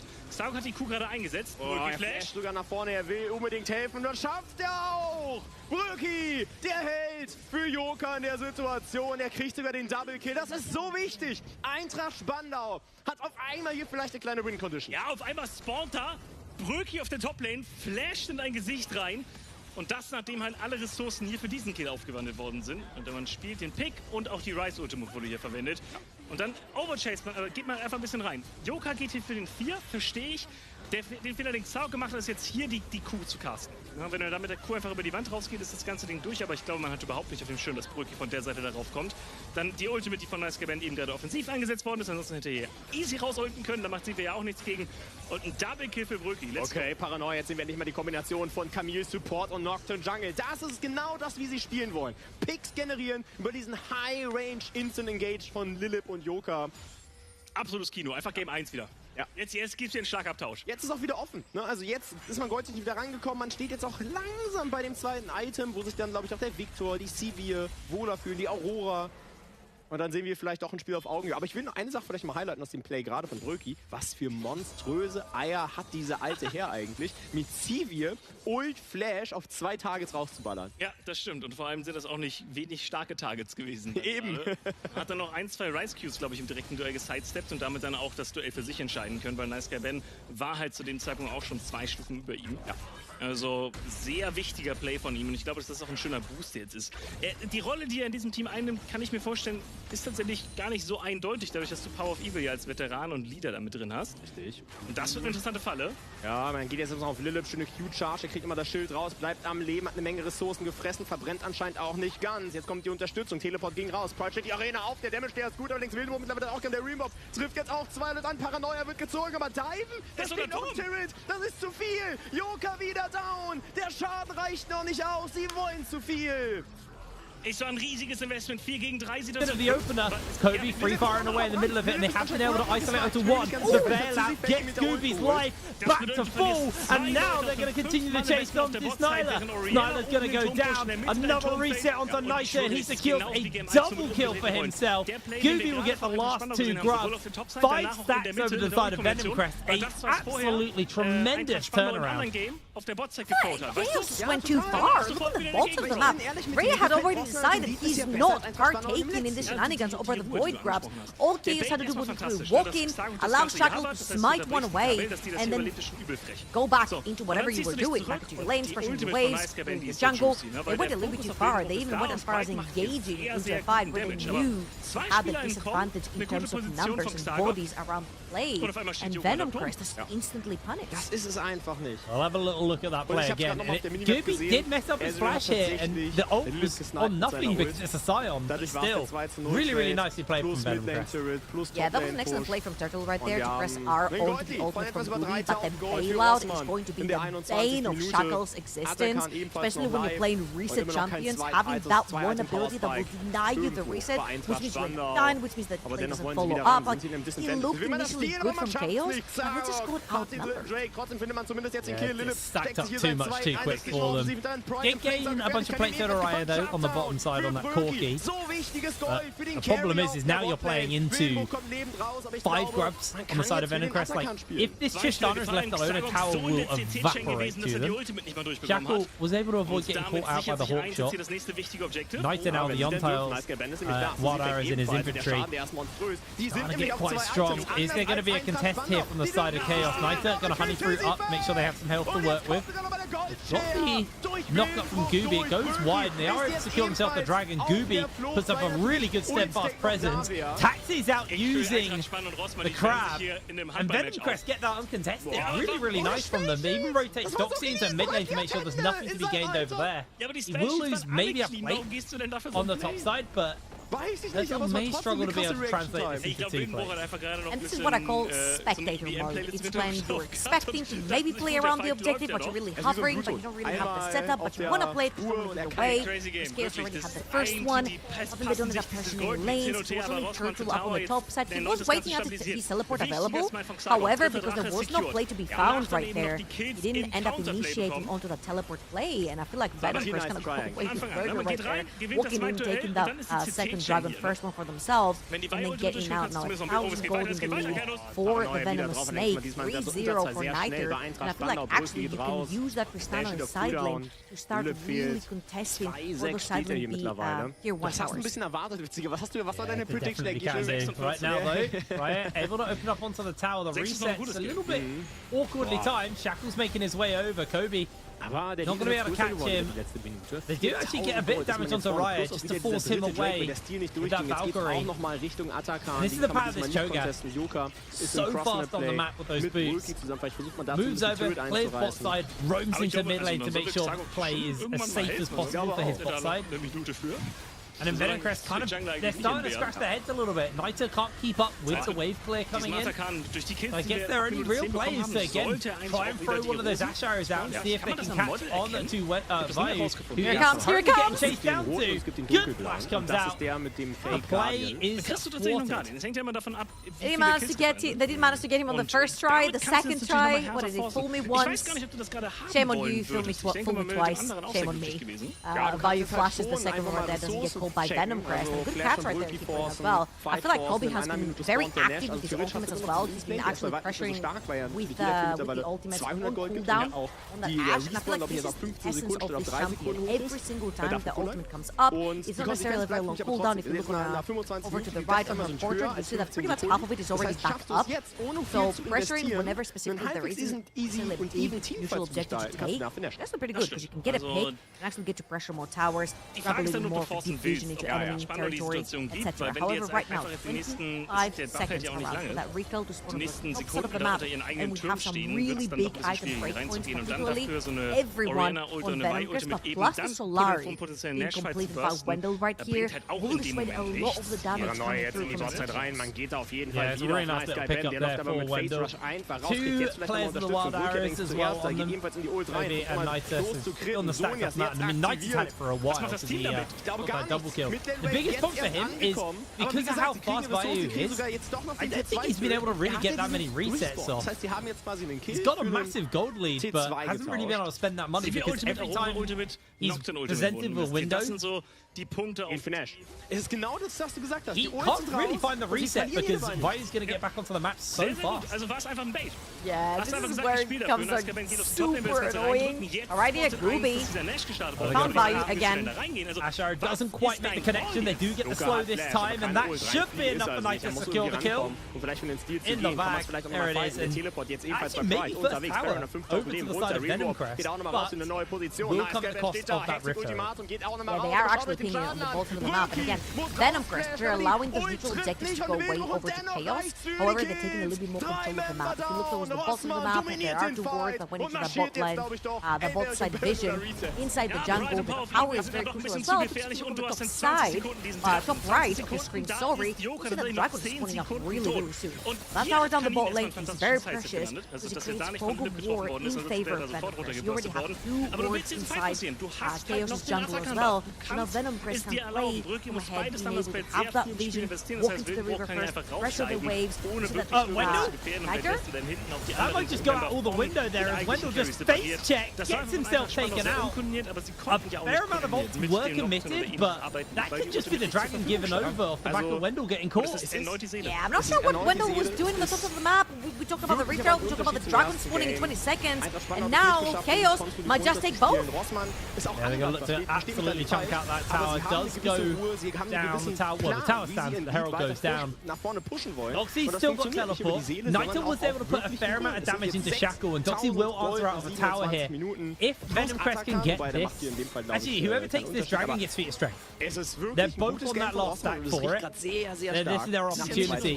Naito almost has that Infinity Edge finished up as well. It was a huge base for him. It looks like with the resets coming into Chaos, Venom Crest should be able to just secure this dragon for themselves, unless Vayu pulls off some miracle feast shenanigans, but he has no flash, so not going to happen. Venom Crest will secure themselves a feat of strength. Dragon number 2 in their pocket as well. Team's starting to ramp up a little bit. Naito especially, almost 3,000 gold over Vayu. Oh yeah, and in his next deep press, I'm pretty sure an Infinity Edge is going to magically appear in his inventory as well, and it's coming about now. That is great stuff right here again from Venom Crest, and I'll take you all the way back to what I call the domino effect, that bot lane tower falling, the war that we mentioned into the jungle didn't allow Chaos to actually walk in and try to contest for that dragon. Plus, they burned quite a few trying to patch Wendell out, which doesn't support from the Venom Crest, so they lost that, they're going to lose feats of strength right here in Venom Crest. They call Chaos sleepy, and team members showing up top. I'll take that mid lane tower for free.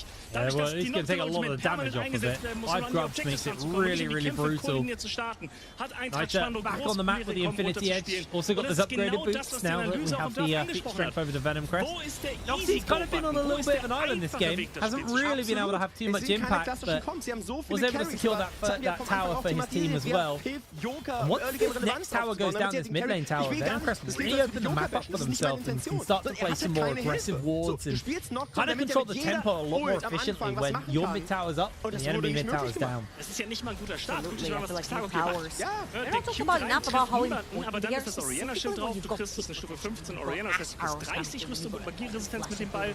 Danach kannst du das Ganze einfach runterspielen und du spielst dann dieses klassische Front-to-Mid. And I feel like right here, both teams are hovering around. I'm looking at Kobe when he's going to choose to press the trigger. Jones in for a fight. That's going to be the opener. Massive handshake back on to Snyder, but they're not going to be able to get anything else. Knight is going low, has to make the escape for it. They find the knock-up onto Gooby. There is going to be the ultimate from Vayu. Feeds down onto Gooby, secures the kill. Shackle continues to chase forwards onto Naito, but he is able to break away. Oh, it looks so good for Venom Crest to start, but it just went so wrong so fast. I'm not sure when we actually became NA, where it's like, hey, there's no obvious play on the map. Let's just all pile up in the mid lane and play A run. This did not pan out to be good. However, Dox is here now. That's a bit of an awkward equalizer. He isn't really going to achieve much, but Naito does teleport back in. Can he find the damage he needs to? Right, making a break for it. Naito now has those Winter Spikes onto him. Has to break away. It's interrupted. The flash forward comes in. The stun goes down. And that will be the end of Naito. Venom Crest consistently making mistake after mistake, and it is costing them heavily here. Snyder able to flash away from that final harpoon shot. Venom Crest should be able to fire out with this tower, but they paid such a dear price for it. Are you fighting? Vayu cooked alive. Gooby interrupts the bar from Turtle. He should be able to interrupt him on the blast cone as well. They get the slows. He is going to find a knock up onto one, but Turtle will go down. Venom Crest able to find something in the return, but a lot of mistakes were made in that series of plays as Kobe does hit it. Good cleanse. Wow, it's an absolute fist fight of a game over in the mid lane. I talked a little bit about the NA run.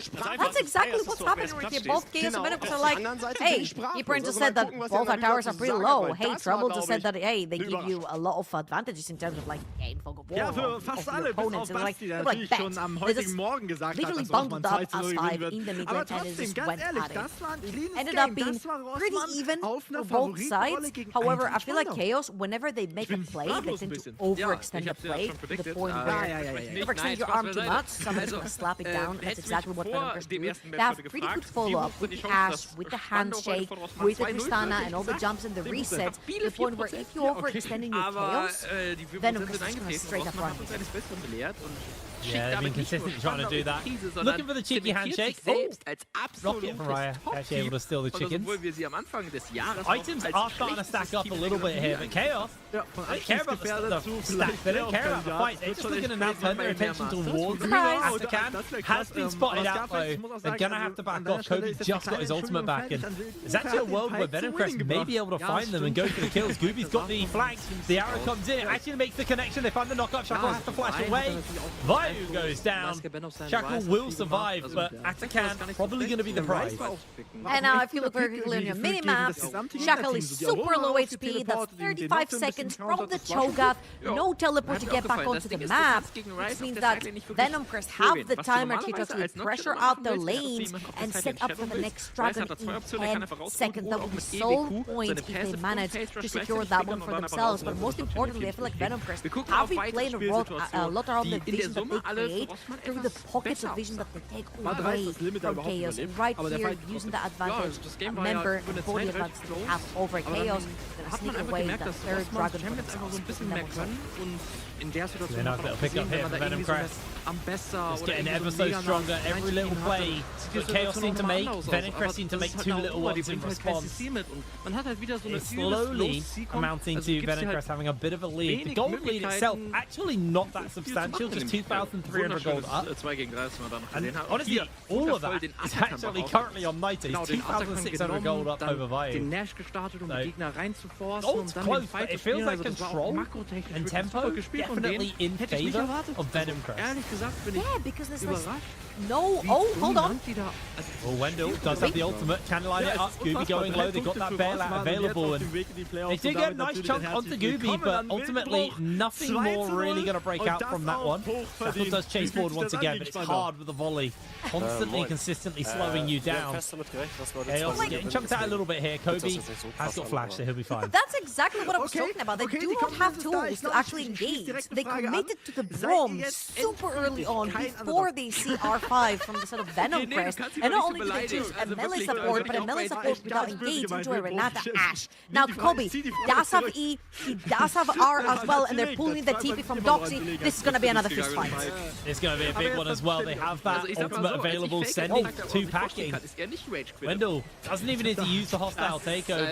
The wraparound from Chaos is coming in.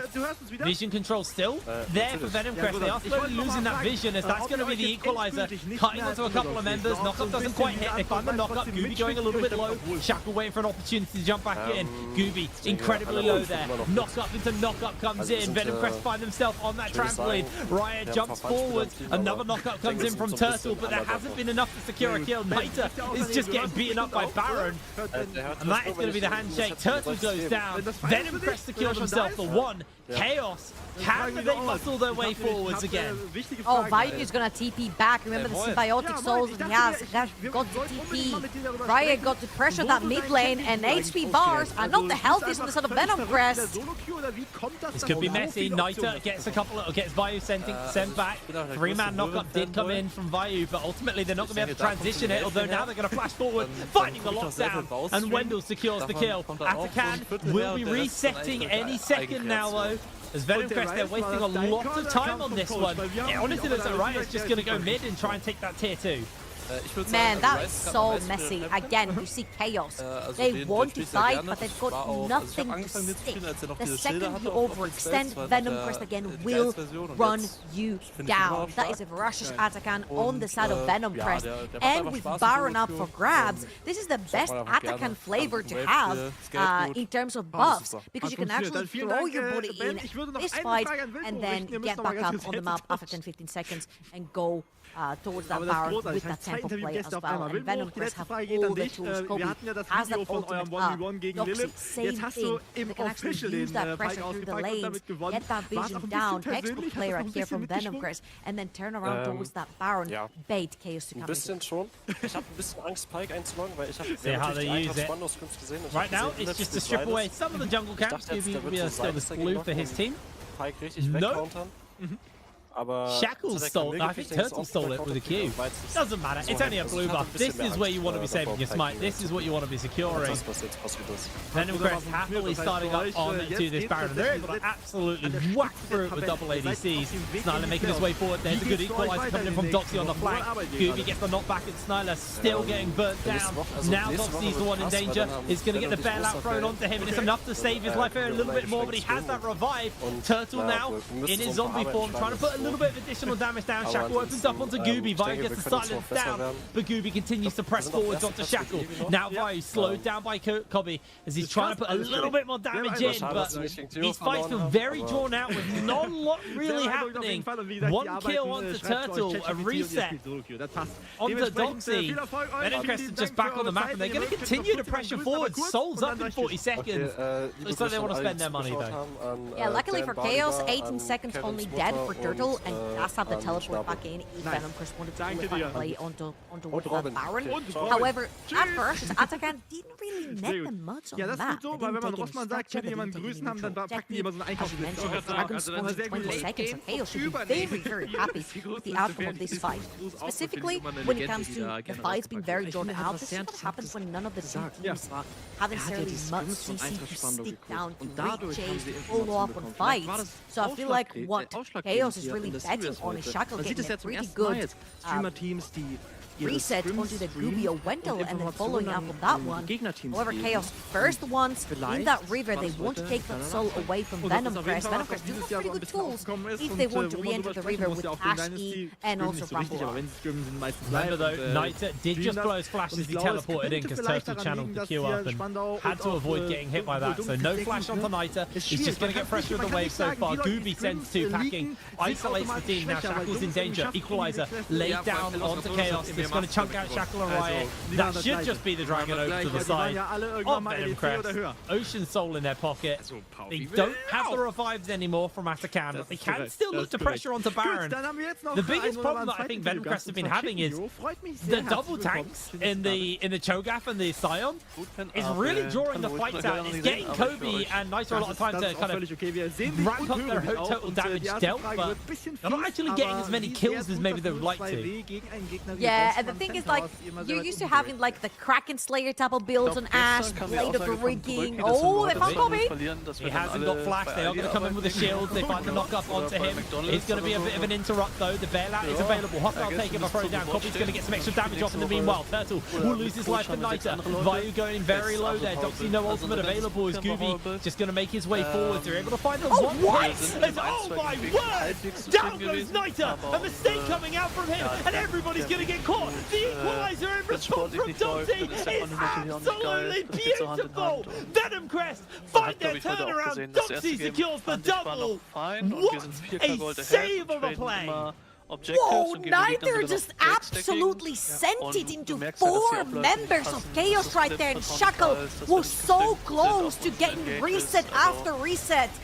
Doxy saves the play 4-0 and 7 on this Rumble right now, and Venom Crest are going to secure the Baron. Now let's put this one more time. Again, Turtle sees Kobe, he's overextended, super far away from his team, he sees the play, they try to follow up on that knock-up after knock-up, they do not necessarily have their damage there to stick, and when Chaos overextend, we talked about Venomcrest pretty much running them down. So right here, Turtle dies, and then Value goes super low, Neither sees the play, and turns into 4 members, but Shackle makes a very crucial mistake. When you pick up an 80 carry soul, you're so damn squishy, and ends up instantly down the equalizer. That was a bit of a sad jump from Niter because Shackle was charging up his stun as he did it, so he landed on the stun and got stunned. Not that I think it was a good play regardless, but definitely got caught out by the mistake as Shackle's going to put some damage into Kobe. It's forced to flash away. The equalizer comes down. Vayu does do a lot of damage. The hostile takeover comes in. Here's Turtle on the back line. 3 members caught in the CC. And Chaos turn the play around. Everybody goes down. Doxy will fall. Only Gooby standing and Niter. Oh, what a mistake. What a turn. What a disastrous play right here from Venomcrest. They should lose their inhibitor tower at least. 30-second timers on the bot lane, 40-second timers onto Doxy Chaos. They've got their whole Avengers coming through. They could even look to end. Surely not. Not after Baron. They have Baron. They can potentially hold 18 seconds on Copy though. It is going to be a hard ask. There's going to be the ultimate from the Poppy. Going to try and send a couple of people packing. Gooby has to actually cancel it. They will be able to clear out the wave, however, off the back of this one.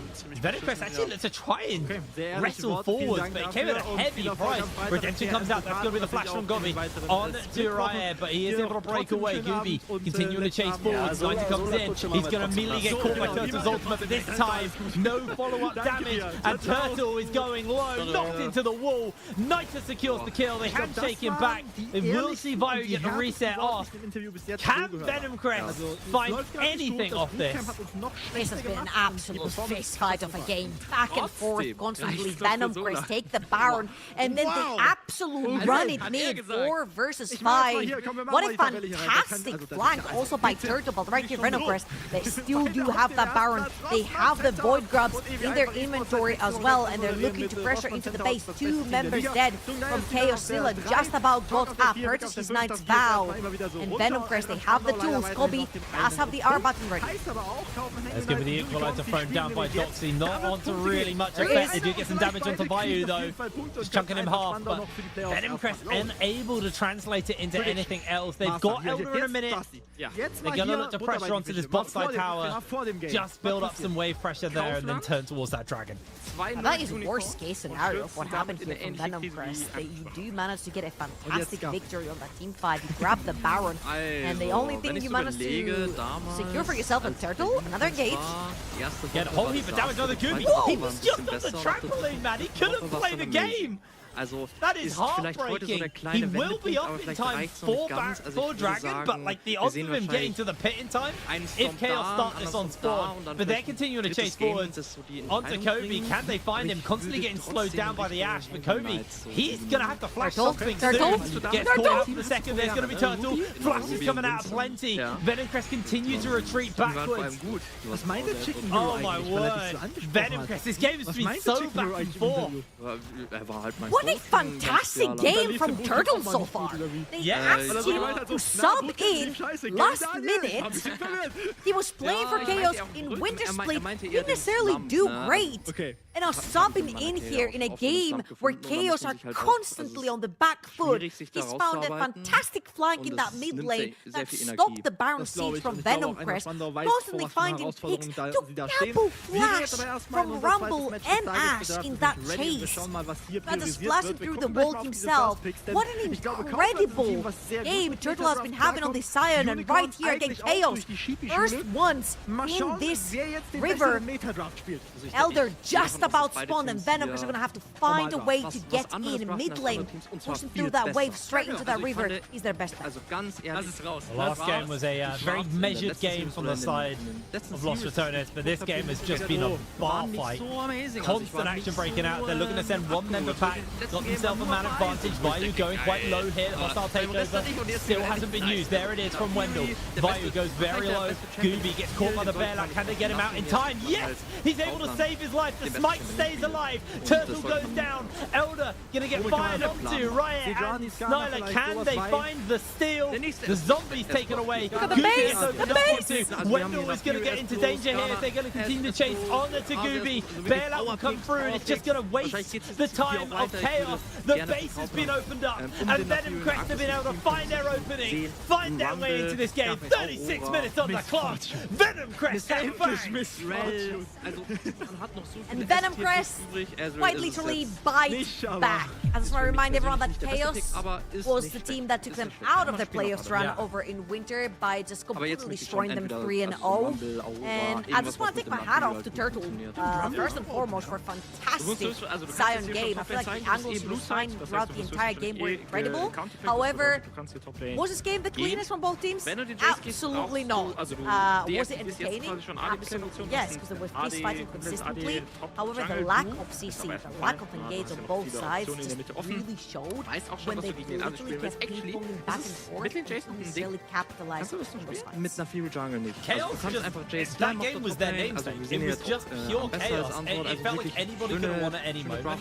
An incredibly tight game for both those teams. But Venom Crest finally put some venom in their fangs and take that victory. We are going to pass it over to the desk though to break that game down. Reset auf der Ult und dann nochmal rein. Ich finde es auch sehr spannend. I mean, just because höher als Nafiri werden, weil Kindred Denmark beat almost Denmark. 5 games to 4, and I know what comes out on top in that equation. Not clean, but a win is a win. A win is a win, boys. Sometimes a win is not a win.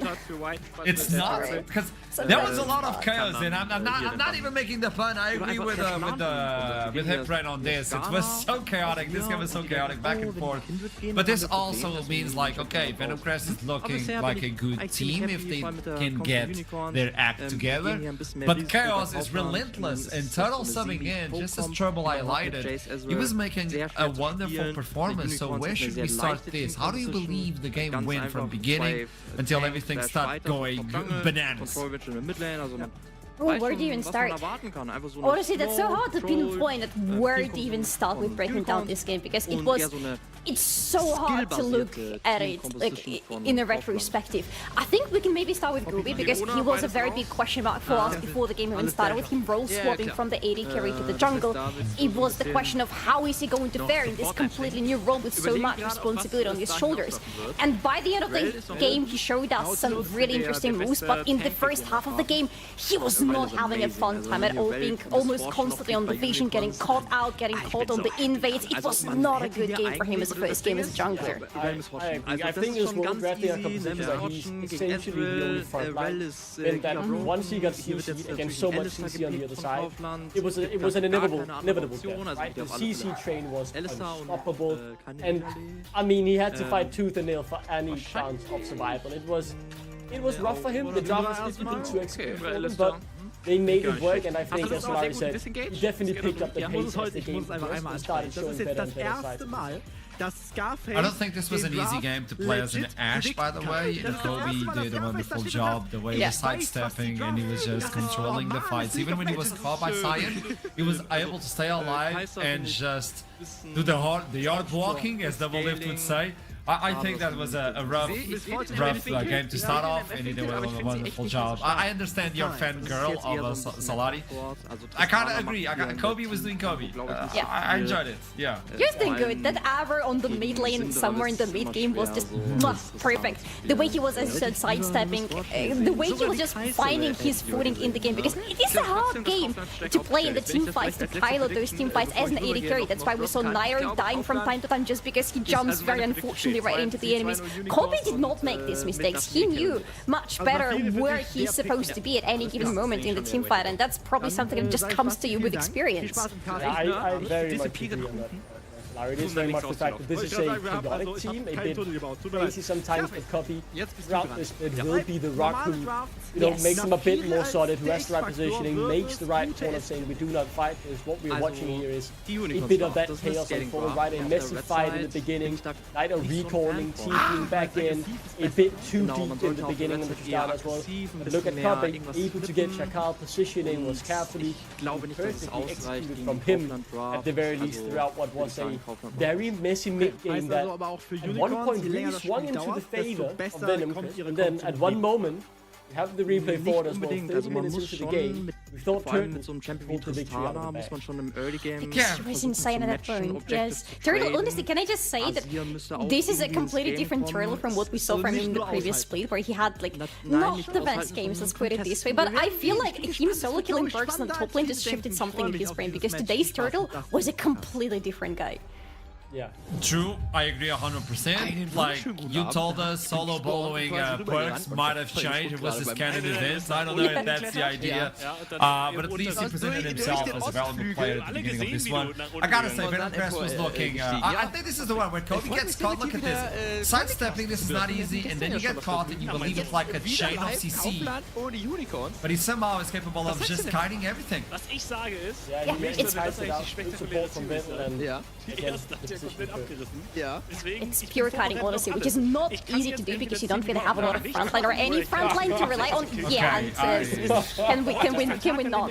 That's a bit of a Denmark special, right? Sometimes you get caught in the hype and jump a bit too far forward. Luckily, Duck you will be a little bit too close to the sun. Yeah, he laid a nasty red carpet down. We didn't get to see the side I was thinking about, sadly, but the goal lead, you can see the swings, especially at that 30-minute mark. There's a big shift. Now that was when Chaos almost won the game, but the tower defense was there, and Venom Crest, they outscaled it, felt like they might have, needed a lot of time to cut through the HP bars of Chaos, but in the end they were successful in doing so, and very sneakily ending the game around that overfight. Well, to continue with this show, let's jump into the interview of this first game. They are going to play yet another one today. So let's bring in Kaya. Kaya, welcome to this show. I mean, we need to talk a little bit about what happened, this composition, this team, but before we do that, what happened in the game, boss? Well, we thought that, game one was a bit one-sided, so we just decided to make, the first day of NLC more entertaining. I understand. Okay. No, when you look into this roster, it's looking mean. Obviously, people want things like Nord announcement and stuff like that. A lot of stuff on it. This is looking like a clean roster. I know the first presence of the team was not as clean as you wanted, but when you look into this roster, how can you explain this composition to the audience? Yeah. How would you present yourself? I mean, I think someone like Duckling can probably do it more justice as a Danish man himself. But yeah, it's an honour to work with these players. A lot of veteran experience, a lot of known names in the NLC, and obviously one that's known more wider European based. We're really excited to have this project, and yeah, it's going to be fun to see what we can kind of accomplish with these group of 5. Obviously we've got Gooby, who's made the switch as well, which is exciting. He's fully committed to the role and he's been putting in a lot of work. So yeah, we're really excited about, more games. I have to put in the question, I think this is a well-deserved one. When you're going versus teams that are behaving like Nord or Los Matones, I want to know how is the experience so far within the team and how the scrims are going and how long have they been going. Because in order to fight versus those individuals, I think the machine needs to be oiled up and everybody should be on the same page. So how long have these 5 players been together towards this project? Well, I mean, a lot of these players have got a lot of experience playing with each other, so they kind of know how to bounce off of each other, they know kind of what to expect. We were quite fortunate compared to probably some other teams that we were able to kind of lock in and get this kind of roster set up pretty quickly into the off-season, so we didn't have any, last-minute unfortunate circumstances that we had to deal with. So we've been kind of working a bit off and on with obviously people's kind of work schedules and everything. reason I don't it's have been potion really with it. exciting. Obviously, we're looking forward to kind of test ourselves more against, you know, the kind of established echelon of the NLC, which we'll be doing later on tonight. That's the other question. Your second game of tonight, you gotta win. A win is a win, as Duckling provided on desk with all that outfit. Good. But you're now facing a team where you slip once, and they might cut your leg, your arm, and like it's a rough one. How are you going I think, I mean, I'm hoping that it will be a little bit more controlled. Maybe it's a bit of kind of rust on the keyboard, maybe a bit of rust on the mouse that we just needed to brush off or anything. Maybe we just needed to get those kind of first official jitters out of the way. Obviously playing a game against obviously not only NLC champions but EMA Master champions is going to be a really nice way to kind of see where our level is at. But I think it's important to play teams like that because we're going to only learn by, you know, making these sort of mistakes. If we played all of the kind of lower end teams and kind of stopped them, we wouldn't be learning a lot. So we're really looking forward to, you know, testing ourselves, but also getting some kind of learning out of it as well. I love a thing. When I was a player, I think this to me was the most important thing, which is the scrim bubble. You know that the scrim bubble you have access to, and nowadays it's really hard to get a good scrim bubble. Depending on the name you have. So tell me something, Kaya. Do you think the scrims you've been doing, like the bubble of the teams you're fighting against, are relevant towards facing a team like Los Ratones, or you think you need to upgrade towards a team like Farmen? Yeah, I mean, we're streaming our scrims as well. Wendell and the guys have been experimenting with streaming scrims and that, and kind of producing content that way as well, so shout out to those guys.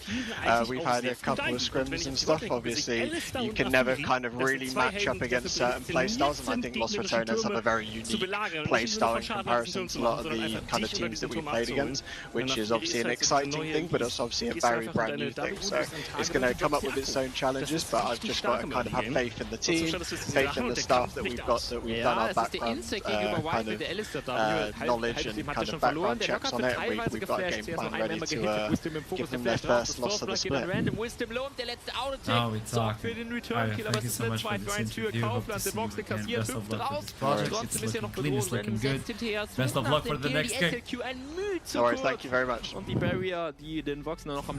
like this, I like this. You need to put in expectations, and we know who's the David. I mean, we all say Goliath, but Goliath lost, so I think David is the one to take down. So who's gonna take down David? Doesn't matter now, because next game will be Verdant versus Rich Gang. The last team we haven't seen yet, versus the team that started off the stream versus Los Ratones, where they showed a glimpse of craziness or maybe genius. With that in mind, for both of you, Solari and Duckling, take a breathing, because we'll be right back after this short break. I'll see you soon. Guckt dir mal an, was der für Movement-Speed hat. Der kommt überhaupt nicht mehr weg. Und damit kann Jester sich eine Menge sehr wichtiger Kills sichern. Und das ist ein schöner Boost für Copenhagen Knights in einem Game State, wo der Skana eigentlich noch sehr stark sind. 2 Blockblocks, konnte White ist secure. Der dritte kann nicht mehr ganz genommen werden. Wir kommen aus dem Hüfte raus und es ist sofort das nächste Objective, welches angegangen wird. Das sind 2:1. Ich denke, das ist für beide Parteien fein. Also beide Parteien haben sich auch dazu entschieden, das Game halt defensiver zu spielen, weil wir erinnern uns, erster Spieltag, Austin Voss Willhaben gegen Evi. Ja. Skana gegen Nafiri, Matchup Afroboy auf Nafiri. Und wir hatten Danker eben auf dem Skana. Und da hatte Afroboy irgendwann 80 Farm mehr. Ja. Hermann dann invaded. Das ist halt auch eine Möglichkeit, diese Nafiri auszuspielen. Ja. Aber hier ist halt einfach jeder Fang für sich. Also wirklich ein sehr defensives Spiel, und ich denke, das hängt mit den Ergebnissen in letzter Zeit zusammen, dass du dir wirklich sagst, wir wollen eigentlich diese Risiken im Early Game nicht eingehen. Wir wollen kontrolliert auf unsere Power Spikes zuspielen. Wir wollen immer auch nur die Bilderbuch-Trades quasi nehmen. Auch zu sagen, wir diven nur, wenn wir 2 Leute mehr haben. Wir gehen nur all in, wenn wir Vision auf den und den haben. Und dadurch, dass die Risiken minimieren. Ich sehe trotzdem das Risiko, dass White sehr krass outfarmt wird. Wir sehen jetzt aber genau das Play, welches ich eben schon erwartet hätte. Scatter ruhig schön gesetzt, trotzdem hat Random keinen Flash. Er wird suppressed, Simply hätte die Ult, und mit der Skana Ult in Kombination sollte das der recht einfache Free-Kill sein. Jetzt kommt der Knockback, Simply kassiert den Kill, trotzdem kommt Rebel dazu, um einen möglichen Return-Kill zu forcieren. Der Schaden reicht noch nicht ganz. Wisdom stößt zu seinem Jungler, dazu möchte er das auch nochmal fighten, aber man hat nicht den Schaden. Ja. Ultimate da ganz knapp nochmal entgangen. Ansonsten wäre es für Rebel auch noch ein bisschen kritisch gewesen, aber schöner Scat of the Week von Random. Aber du bist ein Flash-Luther mit Laner gegen den Skana. Das Spiel. Skana Asia vor allem. Ja, also er wird nur einmal sterben. Das ist, glaube ich, die positive Nachricht, weil der Flash in der nächsten Minute wieder abkommt, wie die Ultimates jetzt auf Cooldown sind. Also er konnte 3,5 Minuten defensiv spielen. Aber dann halt auch einmal auf einer Wave nicht mehr. Unangenehm für Random. Das Play hat sich angebahnt, aber schön gemacht. Das auch schön zu sehen, dass bei Unicorns diese Geschichten durchaus auch funktionieren. Haben wir auch sehr viel einstecken müssen. Auch zu Recht natürlich, aber diese Idee, die hat auf jeden Fall sehr schön gefruchtet. Ja, und für mich ist die größte Überraschung bei den Unicorns, wenn wir schon ein bisschen über das Erwartungsmanagement sprechen, darüber, was denn bei den Unicorns aus meiner Sicht schiefgelaufen ist. Simply. Ich habe das Gefühl, der Mann hat nicht mal annähernd das Feuer, was er im letzten Jahr uns präsentiert hat, als er noch bei Schalke in der Midlane gespielt hat. Er hat nicht mehr diese Kreativität, er hat nicht mehr diese Cockiness und damit fehlt den Unicorns in der Mitte einfach ein starker Laner, der diese Advantage, also diese Vorteile kreiert. Ja. Das ist für mich so die fact-basierte Quick-Analyse, die ich jetzt hier mal raushaue. Ja. Deswegen ist es umso wichtiger, dass er sich hier den ersten Kill des Spiels schon gesichert hat. Ich denke, vor allem wird das krass durch den Kontrast, weil Unicorns traditionell ja, glaube ich, sogar immer koreanische Midlaner haben. Und die hatten ja prinzipiell gesprochen eher immer die Stärke, dass sie mechanisch sehr, sehr stark waren. Welcome back. It's going to be Verdant versus Rich Gang. We already know about Rich Gang and what they can provide. A little bit of craziness, a little bit of Velcos as well in the mid lane. And obviously the best champion in the league so far. It is Pantheon, who was first picked in this season, and nobody will take that away from me. I'm happy. But Verdant, though, we've talked about this team in the past, but we have no idea who they are in the present. Who can guide me through Verdant? And what can we expect? Salani, you take it! Duckling, you shut up!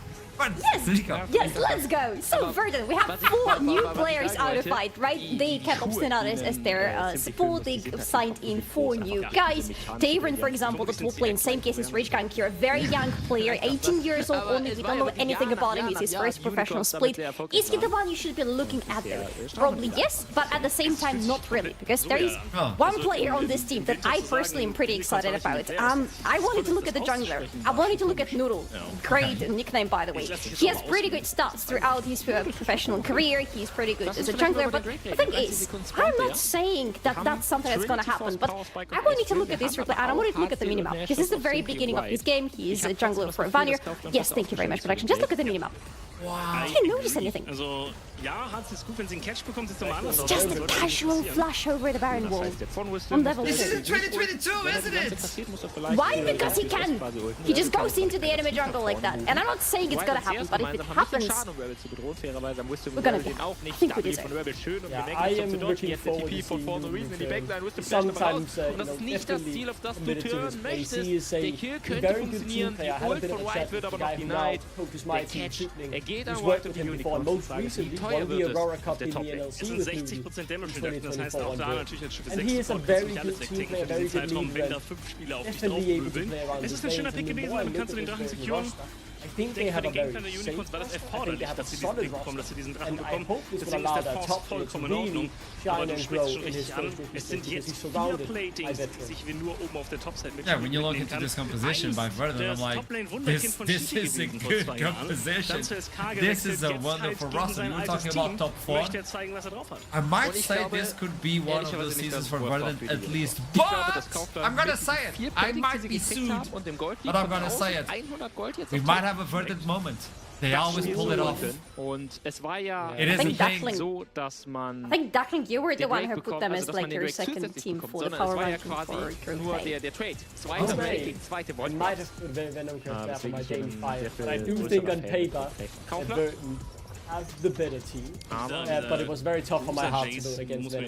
Right, so let's head into the draft game. We're about to see what is going to unfold. We're going to have a rookie off in the top lane, the 16-year-old versus the 18-year-old, both having their first split ERO1 here. You know, the first pair is go there as well. The Barry is gerade so nochmal gegen den Crashdown verwenden. Dasht raus.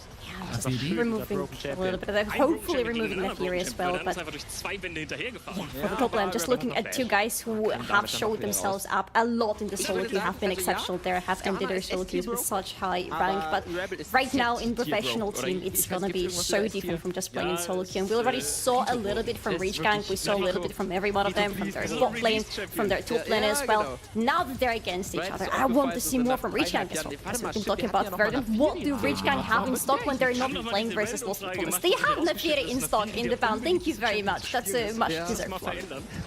Hey, Verdant are looking on Vados as before, like copying a little bit of Rich Gang as they did on the first game of the split. Duckling, what do you have in mind? Yeah, I was a bit surprised with the Fury Pain. Obviously very strong in the meta, but not something that's really had this into, but der Gameplan in Real Life ist ein bisschen so offensichtlich. The Varus is a very safe first game, right? Not giving too much away. Lass uns nochmal darüber sprechen. Du hast 5 Void Grubs, glaube ich, bei den Copenhagen Unites. We've seen you can exploit that, Vados. I know you can go poke, you can go attack speed, but one who has been left alone is the Maokai, and instantly they go with the Jhin. So they have the range, they have the tankiness, they have the CC as well, and if required, they do have some magical damage. I'm not saying I like it, I'm just saying it's a possibility. We have to live in this world. The possibilities talking about AEP damage. Rumble might be the lock-in. And this will leave a question mark of where it's going to land. Would not be surprised if it lands in Clearen's hands on the top lane. Again, this is a player we don't really know much about, but those very new rookie players are always a big wild card. And Rumble is just such a no-brain champion to pick on the top lane these days just because of how strong he feels and how many team compositions he can play into, including, for example, having something like Pantheon for Noodle in the jungle. There you go, second one of the day. You are eating good out here. I was maybe seeing if we would get the same sub or the root. Glaube ich, dass wenn Wisdom auf Zack ist, und du hast gerade fantastisch ausgeführt, dass es sehr schwer sein wird. Schöner Engage, wird hier fallen. Unicorns! Mit einem wichtigen Catch. White nimmt sich da ein bisschen Kohle, ehrlicherweise. Aber, glaube ich, Counterpick on the matchup and very strong top lane. Ist es nicht, es sei denn, sie können jetzt Okay, so yet again, Rich Gang are relying on long-range damage. So you have the Jace, you have the Jhin, which they fall victims to on one side of game 1 versus Los Ratones. What are they pairing it? Because I got to see a Vel'Koz on game 1 versus Emilia Masters winners Los Ratones. If you don't do something crazy versus Verdant, I'm gonna be confused. I want to see your personality, Rich Gang. Because otherwise Verdant are going to pull out something crazy against that. I'm especially looking at Sangex, I'm looking at the mid lane for Verdant, what he's going to pull out. He has a very big champion pool, recently has been playing things like Annie on the mid lane, for example, so you can expect something unconventional from him there. And on top of that, he's a good player by himself. Like, if you look at his stats, he almost never loses a laning phase. So that is the one that Reach Gang should really be scared about, and you can see it coming from the fans, with 2 of them, both of them actually dedicated to them. So Mike is being removed?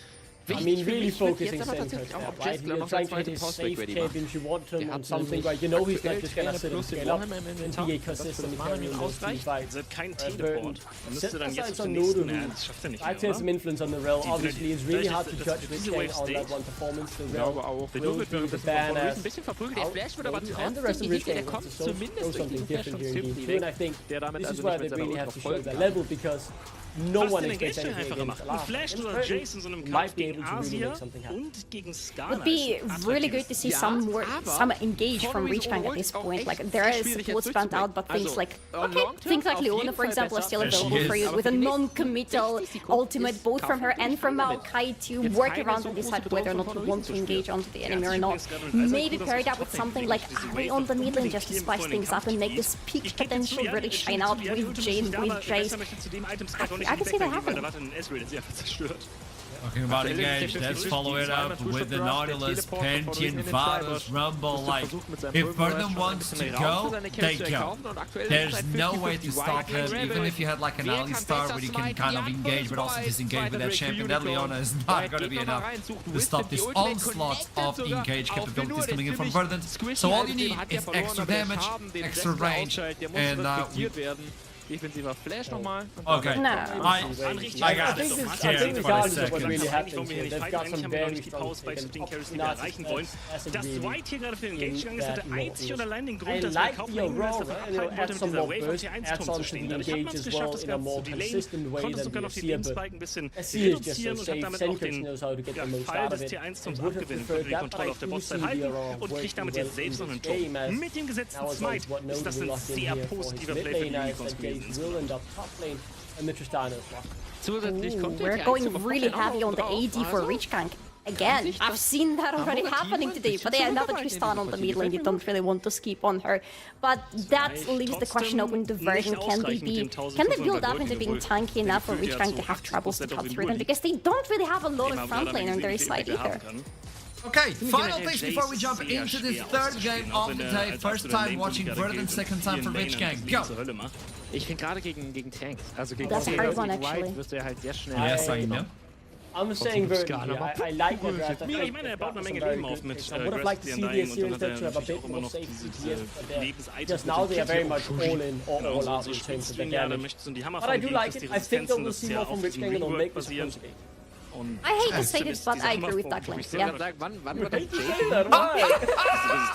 We're about to jump into this third game, and you know what? Even though your friend complains about Trouble's background, this individual has more small toys than even Santa Claus himself. Take it away. Nein, das ist ein paar Monate her. Ah, okay. What small toys have I got? Früher Ding von Season 4 Are we talking Jace about noch Trouble or me? das und das gemacht und It's da just hat blue.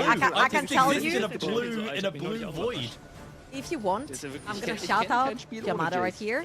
Oh. Because okay, when we were on our way back from the NLC finals, I was like, hey Yamada, there's this shop that I want to go to buy more of these guys, right? I was like, I don't know how to get there on my own. Dude, carried my suitcase throughout the entirety of London to get to Oxford Street, to get there, so we can get these guys. So, shout out to you, Yamada, you're the freaking real one. Let's get into the game. I got called out by Archer, by the way. I do actually have more small toys than you because I have a lot of D&D models. But I paint them, it's a hobby. You just have nightmare dolls in your background. That's a hobby too, I'm a collector. A collector of nightmare dolls. Are you a witch?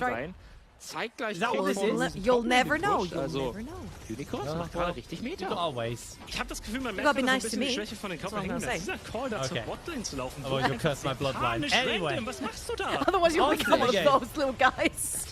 So, My glasses that are way way. just people have insulted you, just get turned into right. those little guys. Not people that have insulted me, people that pick graves in my jungle. Kann ich verstehen, dass du da We don't stirbst. get, I haven't Aber heard dann from rotiert das Scoundrel in a gesamte Team while. runter, weil sie He's, denken, you sie know, können ever die since Leute abholen. Archer's taken over, Vergessen it's aber, like, dass Asien Turm stellen kann?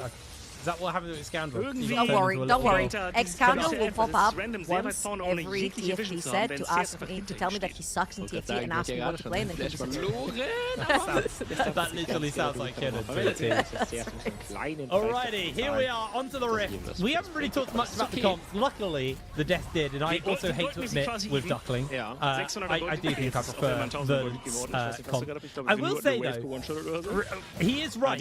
Rift's Gang definitely not drafted themselves like a losing scenario this time around. I think they've given themselves a lot more tools. There's a bit more of an identity. And there was an identity of just hope in the last game, but that identity kind of just struggled heavily into what was drafted by Los Angeles. This time around, I feel like they've got a lot more that they can work with.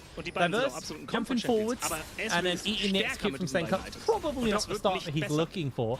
Und das passt ja auch so ein This is bisschen what zu you dem, wanted zu to dem talk about, großen right? Bild, Like was the wir jungle haben. mid Also, sie müssen nicht nur in diesem Game um terrifying. Jeskler spielen, sie müssen auch mit der neuen I Personalie kind of want a Jeskler mid laner erstmal that push mid lane first Reason and two when it comes to the 2 Neu versus 2 dazugekommen, you are jetzt aber stronger erstmal von than Reason, der ins Now, ODD when we look at the trotzdem Virgin sollte die Public versus Execution Virgin's nicht comp ausreichen, versus um Rich einen Gang's comp, Returnkill zu I think forcieren. they're both Shutdown geht pretty an Rebel, tough. man könnte das Ganze noch So, für den in Attacker game traden. number Das ist 1, we had the Liberation Jin Attacker versus nicht the ganz so Varus. stark. Actually, Jin can Wenn du contest damit the auch wave noch den versus Break Varus, kriegst, and you do bin have ich wiederum melee fein support für and die melee support, so oben ist hier I feel like Zweiturm ist ein bisschen Rich mehr Gangs begrenzt. and Verdant's Simply bot müssen wir lanes einfach hoch can go toe to toe, however, I will and forever never give the advantage to poke Varus, especially with Comet as well. It becomes so annoying, especially when Leona steps up across the wave. Jace versus Rumble, pretty even matchup. Jace can actually push that one out through, and then Tristana versus Aurora. If Senkax pushes through, he can take a pretty advantageous trade. But the Tristana will always have that AD and the passive hold to the champion to pressure out the waves and extend just a little bit that lane. So overall, I think they're both pretty very well balanced. If you will, decent gains, pretty good damage distribution throughout, and I feel like right here it's going to be the best clicks and the best people objective control. Will just be the game. I think so. It's going to come down to how they play it out, how smart they are with this, and that really then kind of depends on the junglers, how the junglers handle the objectives and their lane assignments and how they work. So have to keep our eyes on both Noodle and Renewal. Haven't seen any bonkers stuff from Noodle yet. We highlighted it back when the rift was green. He's on blue side. He's on blue side. He has to be on red side. You know? He has to start red flash. We're saying that. Renewal. Renewal. Renewal was very active in the Lost Returners game. Yeah, this might be a little bit hard. Current turns on the flight, on the flames, and Current gets himself caught out. He is mannerless right now, getting run down. Meanwhile, in the bot lane, there's action breaking out. Oh my god! For Shiganari, and Renewal's going down. 4 minutes on the clock, and Vern have the feat of strength for kills. So Verse almost gets killed and has to flash away as well. Vern just exploded. Okay, I think it's safe to say right here, for Blitzcrank again, they had a whole sort of renewal of their team, no pun intended right here from the jungler as well. They bring in the rookies. However, if you look at the names over on Verdun, are people you probably recognize. Very nice hook over. And again, reminder, when Leona steps up into a Poke Varus and a Nautilus is around, this is some tough stuff right there. Senkax, of course, a veteran in his own right as well when it comes to the entire games. He's played in ULCS back then. LEC stepped up, stepped down in the ERLs as well. He has been all over the place. However, he has primarily been a very, very strong mid laner. So I feel like take nameplates off. I like both comms. Nameplates on. I think Verdun just have proven through the history that they have the better clicks. Yeah, absolutely. That early kill in both bot side and top side. By a lot of early pressure over. Dragon spawning up. Let's get Hex Flash. Potentially coming in. Nodu not going to close that wall though and get onto Shiganari. As Rip's actually being able to hold the wave here, so that's going to suffer! I mean, it's a 1-for-1. Tayron crashes the wave, so Coden's the one who's going to lose out off the back of that one. Nice play. That was the brute force right there from Tayron as well. Establishing some dominance on the top side of the map. He's going to just sort of stops the passing from Jace behind the tower, so Fern had to commit into the 1v1, which cost him his life. He did miss a couple of those creeps crashing underneath the tower. And right here, Nodu, that's not your tri-bush, buddy. Yeah, he's got a fair amount of HP, but his W does shield him up from that one. We are going to see Renewal and Noodle handshake grubs for Dragons. Renewal's actually pretty good at securing these grubs in the game versus Lost Returners. Recognized that they were more focused on Dragons as a game plan than they are on the grubs, so ultimately, once again, able to do that, although Tayron is being a total menace, constantly looking to apply pressure onto him, and the grubs slowed down heavily.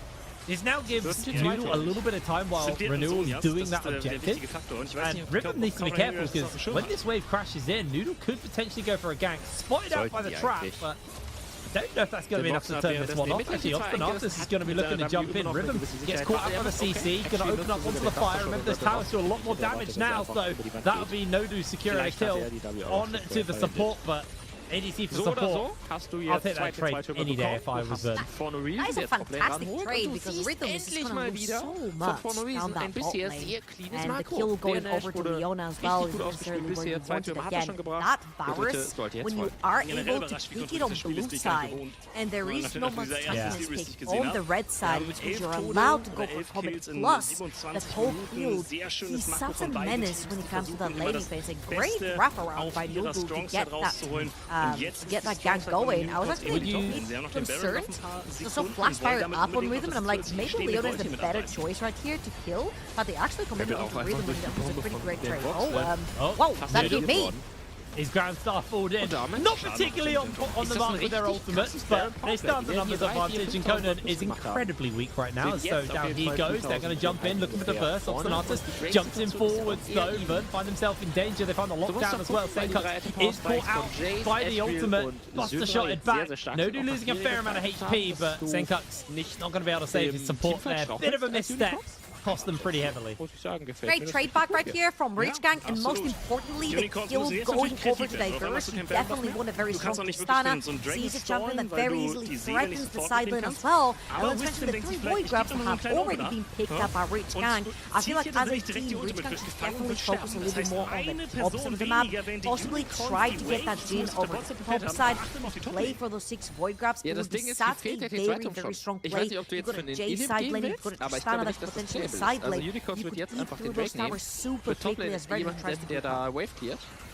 Really nice there. Rhythm has lost a lot of rhythm in this game, unfortunately, for himself. In caught out underneath that tower, the wave crashes. Shigenari pretty substantial lead over him, and even with the Swifty struggling to dodge the poke coming out from Shigenari. It's rated I can't remember the name of the item now. So rated yeah. That is the name of the item. Venue ist auch ein Binärcode. Gonna give him a lot of early damage. Done a fair amount of poke already. Is that Renewal predicting a potential dive here? He's just hovering about Nodu. Smells a rat, but that rat is going to catch him with the chains. There's the lockdown, there's the CC chain. W just dissuades so much damage though on Nodu. He's going to be able to walk away from that one. Holy's defense is very powerful, and oh my god, K-Rock, just stop the violence up top lane. Gonna throw the carpet one more time. Has had Conan's number this entire game so far. 1,000 gold in the lead, 2-1 and 2. Has picked up skill caps as well to sway a bunch of that damage coming through. And as you can see, Senkux already on his way, super low in HP for Conan. Oh, no, he's coming in between worlds, thrown down. Senkux secures the kill. He's giving me a nice little pick there. Shigenari actually finds himself in danger, has the cleanse, has the flash. They're gonna look for hooks. Everything just goes a little bit wide. It feels like a bit of a warm-up game. Everyone's kind of missing their major skill shots. Shigenari having a cleanse and flash though, because he missed that. Pretty costly price. Flash and a cleanse right there, Bird. He'll be fine for now. 1 minute though on the clock for the next Dragon. And Bird definitely want to secure that one. I feel like especially when you're playing to Maokai and Leona, losing your flash and your cleanse could very easily be a very steep price to pay. Reach Gang, as you'll see, actually resets onto the map. 50 seconds off the next Dragon, and Diverse might have taken a very deadly W for one. That was incredibly dangerous for him. That's the Buster shot Noodle out. They go for the spear! And Noodle finds the mark. Beautiful shot. Diverse hasn't been having a lot of fun on that 1v1 versus Senkux. Overextends right there. And as you can see, Rich Gang were actually starting to play for those 6 void grabs that we stated earlier on, but now Renewal is going to have to smite one and get out if he can at this point. Conan does a fair amount of damage to Senkux, but Q's going to come through. That's going to be the proc on the passive. Spear goes a little bit wide there from Noodle, and Conan actually able to survive. Verdant are going to pick up these grubs though, deny the stacks, and also get themselves a little bit more power. But now, Verdant in danger. Chains go very wide. Shigenari in danger. Divert able to secure the kill. Obstinatus dodges away with the deadly flourish. There comes the slow into the Zenith Blade, into the dunk. Rich Gang fire back and get themselves 2 kills on the bottom side. Double kill for Diverse as well. 3-1 on the Tristana. Very nice punish right there from Rich Gang. A nice TP from Diverse. A little bit of a, what do you call it, a redemption arc for that Tristana play in the mid lane. I feel like, oh, hold up. I'm gonna hold that thought. He's dead. Oh, they speared the wrong bush. Oh, Noodle. They got the kill though. Let's have a look at it again, though. Again, Tristana just spawns on the map right here. Shigenari looks a little bit too far forward. Remember the flash and the cleanse that he was missing? Again, played into a Leona plus a Maokai. This is what you end up playing through, and I feel like it was a pretty good engage done by Nodu right there to capitalize on the 2 missing summoners. of Varus. However, the Dragon has been started. Senkex pressuring that bot lane. We've got Shiganari pushing that mid as well. And now Noodle taking care of that Dragon. See, obviously Mathis is pushing his body to stop Renewal from getting in. Dragon's gone. Come with a heavy price though. Obstinitis will lose his life. Senkex was able to jump away. Support, man. Not a very heavy price. That's what they're there for. To die for Dragons. I mean, they're one stack of feet of strength, so it's actually nice here from the side of them. Riven's going to open up to try and get onto this tower, take a plate or two. He's got 4 grubs, so he's going to do a fair amount of damage, but Senkex is thrown down the Between Worlds. Continues to chase in, chains a correct land. There's going to be the good slow. Lots of damage onto Nodu, but once again, that W on the Leona, really, really solid at just turning off the burst on the side of Verdant. I'd have to say Senkex is all over the freaking map. Now curtain has to open. That's for Rhythm to clear. However, Diverse again. He's in danger. Noodle will get another kill under his belt. 5-0 on the Pantheon. Archer probably laughing manically in the distance. Ja, das kennen Sie ja schon. Haben Sie eben gerade auch schon gespielt, ist ja kein Problem. It has been such a rough game for Diverse. I feel like he's been struggling to find his footing in terms of how much he can pressure that mid lane without necessarily having a lot of vision.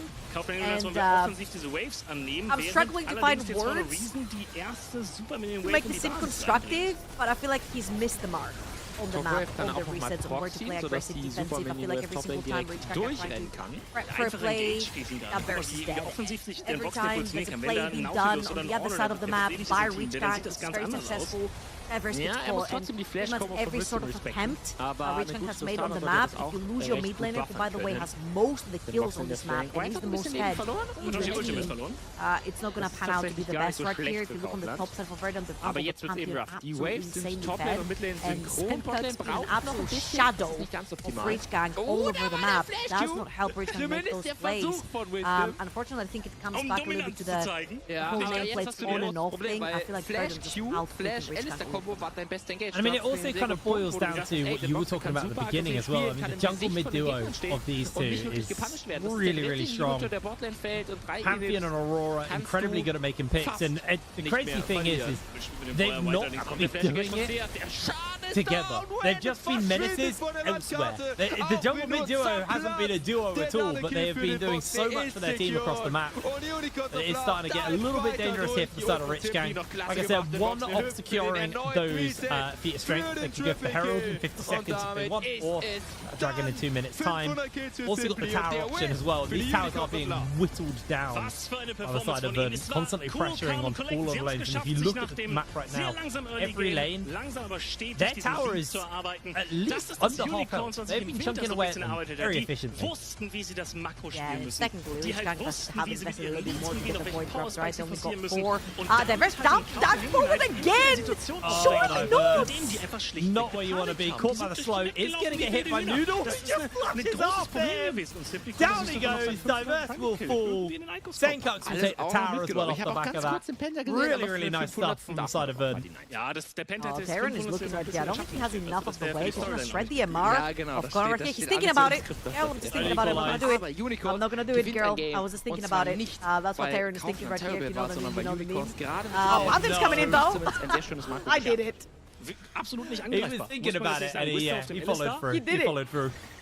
And mid lane's falling as well. It's a disaster. Ich würde deine Bewegung gerne einfach als GIF haben, ohne Sound. This is unfortunately a Rich Gang. Like you said, absolute disaster. Every lane, also jetzt hatten wir crumbling schon aside. viele Bilder von Pixabel von 2020. Jetzt gibt es ein neues so good with this new roster. Noodle on the Pantheon. Noch großartig, dass die Unicorns scheinbar playing an incredible game. It's a return. It's a return from a player we haven't seen for a hot minute here in the NLC. Having a really, really good return to the league. Das war ein schönes League of Legends Spiel. You couldn't ask for more if you were Verdant right now. Is that a Storm Surge in the inventory as well? Senkex going for min-max damage right there. 100% to zero summon. He's gonna have his chance down the bot lane. He has to be careful. Noodle is lurking. Very easy to follow up with Noodle on the Pantheon, right? You hope the semi-global is there. Terran onto that TP super quickly. And if you look at the inventory of Terran as well, very respectful place. Very easy to see. You get a lot more armor armor through that. If you look over Rich Gang, primarily the damage profile is AD through Stunner, Jin, Jace. So anyone who's been sent onto the side lane versus that Rumble is going to have an AD damage profile. Seeker Samgard, not only does it help a lot in terms of like a 5v5 skirmish, if you want to play around the Dragon or around the Herald, but it also really helps through that laning phase. And again, I want your eyes on the minimap, look on the top of the map, Obstinatus and Senkax holding hands back to back again. I just love the way Verdant is playing, and honestly I'm really happy to see this sort of form coming through from Verdant, because I was looking at this group for Luxratonis, and traditionally there wasn't a team that sort of popped out to be their biggest opponent in this group. I think Verdant could potentially have a chance. I really do. We got to our ranking of the teams. And I know a lot of people had a very different ranking from me. I put Verd second. I had a lot of faith in these guys. Obviously lost to Tennisons first. Irgendwann muss es klicken. Vielleicht muss man einfach den Stil ändern, wie man, also was für eine Teamkomp man spielt und in die richtigen Personen reinspielt. Weil zum Beispiel Noah hat ein gutes Game gehabt, ne? Der hat Toplane dominiert, aber das war's auch schon. Er hat die ersten 15 Minuten halt den Weg angegeben. Well, Tayron has been pinned into the pit, has a flash. Yeah, he does. He's going to go over the wall. Are they going to be able to follow up? Looks like the answer is no. Charge from the Herald comes down. They're going to be able to take a tower. They do secure the kill onto Tayron, but a lot of people were moved into that area to get that. And another charge is coming in. Are they going to do the old wraparound? Nope, they're going to just chunk onto that tower. Iganari not really feeling the threat, throws the chain of corruption out. There's the burst! Grand Starfall comes in, Ribbon forced to use the barrier, but Nodu goes down. Oh my word, Verdict is just not letting off the pedal, man. They're just putting so much pressure down. And just a reminder, the slam down, the thunder from Storm Surge was nerfed quite at the beginning when the item came out, so that it lands a little bit later, but you saw that extra sort of electric quote-unquote falling onto rhythm, almost killing him, had to pop the barrier right there to stay alive for himself. Ruins Atakan now on the map, and I feel like 8,000 gold lead from Verdant, 605 in the jungle, 304 in the mid lane there, absolutely in the lead in this game, and I feel like they should definitely play from the tops of the map. Look at the words, first of all, inside the top corner for Newell's jungle. There's no way you step in there without getting capitalized upon. Newell as well, finishing his black cleaver. Peak form and diverse. One more time. Oh, 7. Yeah, he's had his moments this game. Definitely got the most kills on the team, but still has been a victim to a lot of the pressure of Thanatis and Noodles. The amount of crowd control that those two can bring to a fight is enough to get the pick, especially when the damage coming out from Noodle. It's kind of bonkers, to be honest. He's putting some serious work in. Senkut's just going to be able to hold the wave down here as the attention is shifting now towards that Atakan, but only need 2 people to do it. Conan's going to really got to go toe-to-toe with Senkut. That damage is absolutely brutal. Senkut should be able to clear the wave. He actually might just go for the assassination here. He's going to force the teleport out. In comes the rest of the team, and that is going to be Tayron looking for the equalizer, cooking Conan alive. Nodu suddenly Jaceless is going down. That'll be another kill given over. Let's see who gets it. It's going to be Senkut this time around. Riven going low. Good route down to Shiganari though, because Riven is heavily jumped. Atakan secure. Meanwhile, Noodle was left all his lonesome to take down the Atakan. He's going to secure it, get that XP up for the rest of the team, and now you suddenly have 2 levels up between mid lane, 2 levels up between top and jungle, and Senkux is got a little bit more knowledgeable, having 6 pages in his brand new book, Medjai's completed, and I feel like it speaks of the confidence that Senkux has walked into this game with. Diverse hasn't necessarily been the matchup that we expected to see versus Senkux, and confidence, the experience is definitely showing. Medjai is now secured, and I'm expecting Verdant to close this one out very soon. I think this is going to be down to Verdant making a misstep. If they're going to have any chance of losing this game, they've got such a substantial lead right now. I mean, like you said, you've already talked about the mid lane items. Almost getting to that third item to Shigenari as well. Noodle, 2 items in, and 3 levels up onto Renewal just means that Renewal not really going to do much versus him here. Black Cleaver slowly chipping away that HP. Chains of Corruption do make the connection here. Good flash from Renewal to avoid getting caught out as in comes the Grand Starfall just to reposition, and that is Rhythm interrupted mid-ultimate, and Noodle is just 1 versus 2. Rhythm is going to go down. Noodle finds himself the kill. Can they get the next one onto him? Hook coming in from Obstinatus. Renewal will fall.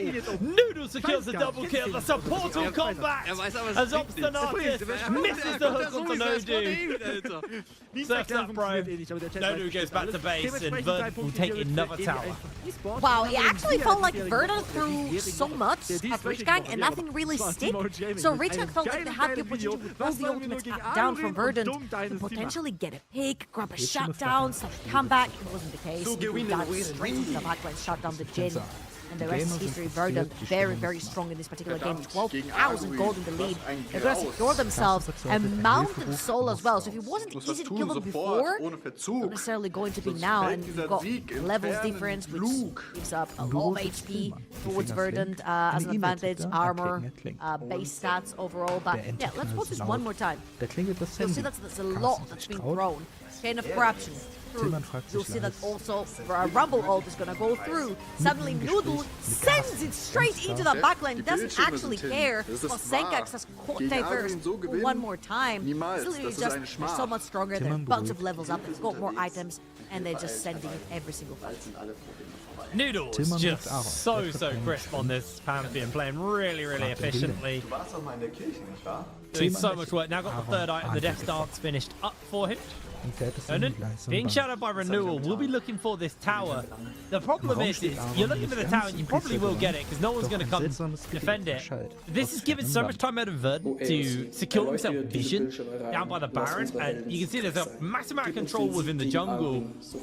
That tower's lovely and it's a nice little pick up there for Conan, but this Baron, as soon as it spawns, I expect Verdant just to immediately collapse on it.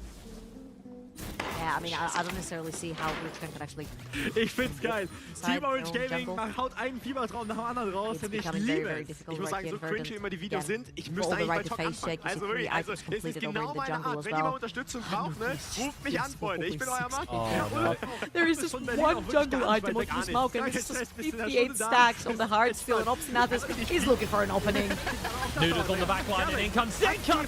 Immediate deletion of Rhythm. Diverse, left alone. Noodle flashes over the wall, sends him back in as Senka will secure the kill with the auto attack. As Wing over that wall, chasing now onto Conan. I don't think Conan's really under any major threat right now, but he's based down where Liz. Verdant, you said clinical. This has been just so crisp on the side of Verdant. Inhibitor goes down. They've got the death timers for a couple of members coming up, but I didn't think Baron was necessary. Verdant been able to take down tower number 1. Tower number 2 shall be quick to follow as well off the back of that one. As the Nexus has been left bare. Nodu caught out. A little bit of damage padding coming in from the side of Verdant, but that was an unbelievably clean game. Noodle, what a return to NLC. Absolutely. You see the players as well, and so many old and new names coming through. Like Noodle was playing back in Vanir in 2022, and Senka just playing the NLC a bunch of times back and forth. However, the one thing I'm so damn excited about is the Verdant versus Los Ratones match. They both played Rich Gang, the exact same team. They both dispatched for them super quickly, super cleanly. They both had really clean games versus them. And I think finally I see a real contender. The big question is, can Verdant take Los Ratones down? I don't think we're going to find out today, but this is a very exciting question in the back of my mind. If you were to use Rich Gang as a benchmark, there was 1 minute between Verdant and Los Ratones winning. Los Ratones did it in 24, Verdant did it in 25. Regardless, an incredibly clean game coming out from Verdant. We're going to pass it over to the Death, though, to break this one down. So there wasn't a single Verdant moment. This is clean. It's a new page. I'm enjoying this. This team is looking sick. Okay, obviously, Pantheon, yada yada, Noodle. You brought it up, Solani. You talked to me about Noodle. Might as well talk a little bit about him. Let's close Noodle up. Yeah.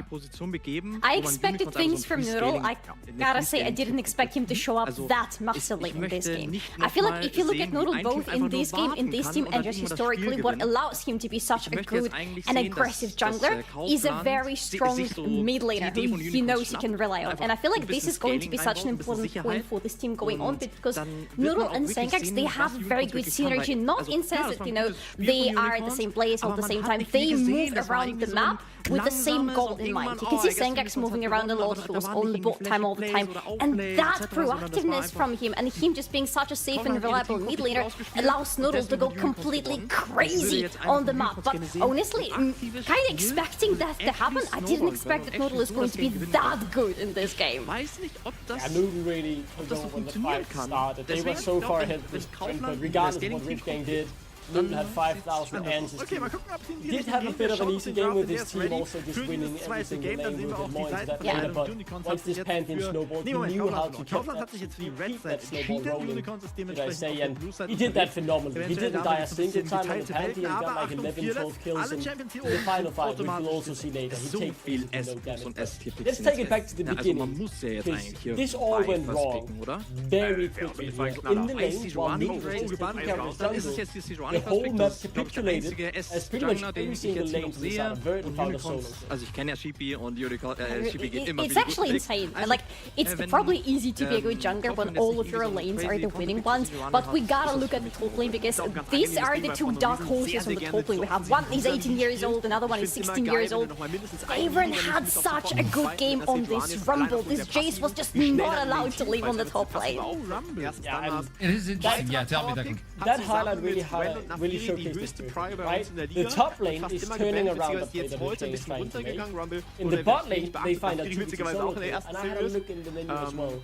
In the mid lane, Sengax was this close to solo killing too. So within just that 1 minute, that one extra play, the whole momentum of the game was already decided to be heavily in Verton's favor. And they managed to take just these 2 kills and snowball it beautifully too, you know, a 25-minute game. Yeah, everyone was aware, everyone was on the same page as well. When you look into a team that brings in a new roster, whether or not they played well together in the past, you need to understand how they're clicking. How's the synergy? And I do believe this team has a really good synergy, where we wrap up with another one, apparently, just to wrap up this one. I think this is kind of the final, because Pantheon walks in like, I 1v3, doesn't matter, I have full items, I don't care. He's 3 levels ahead of the enemy jungler, he is 2 items ahead of the enemy jungler. This is the point of time in the game where Verdant are simply allowed to do whatever they want, and that's exactly what they do. They just jump into the enemy backline and end the game. Oh my god. Oh my, the damage as well from the side of Rich Gang. The damage was tickling the HP bars of Verdant. The gold lead kept growing, it was insurmountable very quickly. I think Verdant, he really amped himself authoritarily into this split as a team to watch out for. This was their first game. I'm looking forward to see more. Well, we have another one coming up, and I know everybody's starting to tune in to watch that one. But before we do it, I want to talk with someone we didn't get to talk a lot about on these replays. Shiganari is waiting for us, and we toss it to the interview. Welcome to the show. Congratulations, that was so clean. Did you feel the same? Like, that was such a clean game from you guys. Yeah, I mean, it was kind of chill to play this game. Okay, I'm gonna make you a question. Imagine I'm a new viewer tuning into the NLC and I see you. I'm like, okay, who are you? Tell me, who are you, Shiganari? That's a good question. That's actually a hard question to I mean, just a random idea that been wandering through BRLs, you know, and end up in NLC. So, and NLC is kind of a tough one, isn't it? When you look into all these nameplates. But it looks like your team is oiled. Like, the scene synergy is there. How long has this team been scrimming? Can you tell me? Den Wukong raushalten. Das ist so der einzige Engage eigentlich bisher. Well, you wanna guess? First, you wanna guess? Würde gut funktionieren, aber da müsste I have two answers for that one. Either like also aktuell spielt man a kaum month Enchanter, or kaum 2 days. Supports. Man geht eigentlich immer für die Melee-Supports. Neither of them. Wie viele 4 Melee-Supports sind games. schon draußen? Rel, Alistar, Nautilus, Leona. Not das even bleibt 5. jetzt übrig. So, Chicken man auf alle Fälle nicht Can it be counted as a one I day? guess bei Kaufland kann man für einen Braum gehen. Ich meine, die Okay, Combo boss, Unicorns this is muss hier eigentlich looking nach rough. vorne spielen. I'm gonna make you this question. I made this question in the past for the teams, and I'm going to do it to you. Obviously, this is a rough one. Imagine you and I, like, we're going out, and I see a friend of yours, which is your team, Verdant, and I need you to introduce me that team as a person. What would you say that person looks like? Verdant. What sort of person is Verdant nowadays? Man muss irgendwas picken, was Let's say like Gegner irgendwas, was reliable sieht. Let's say in the draft meeting and stuff, so much players actually like have ideas, right, about certain champs. So it's like all over the place a bit. So it's like creative, you know. Okay. What is your main goal in Split? Because you have a lot of experience. Your name goes around the ILs just as I mean, that's the main goal. You know, finals in Copenhagen Arena sounds a bit juicy, you know, in front of the live crowd, LAN event. What could be better for a pro player than Tot in the LAN? Support, Hey, ja. good start. That would look clean. Es ist nicht optimal gelaufen, weil da war die Anything you would Bandbreite like to auch do einfach gut von for the Kaufland mit exceeding Nautilus stage, und Leona. because Aber ich finde, sie haben zumindest nochmal was dazu next bekommen. Also Wednesday you're Aurora gonna be playing versus hier. LR. Der Galio hat zumindest nochmal diesen Follow-up-Taunt oder kann vom Himmel kommen, wenn der Wukong drin ist. Aber sehr viel Verantwortung liegt für mich wirklich auf White, dass der den ersten I expect at least blood buff. Fighting, a lot of fighting. Yeah, it will be noch schlimmer. Yeah. If you had to tell me one aspect, this is the final question, one aspect where your team right now could surprise LR, dass er einfach in deine Backline geht und seine Combo da reinhaut.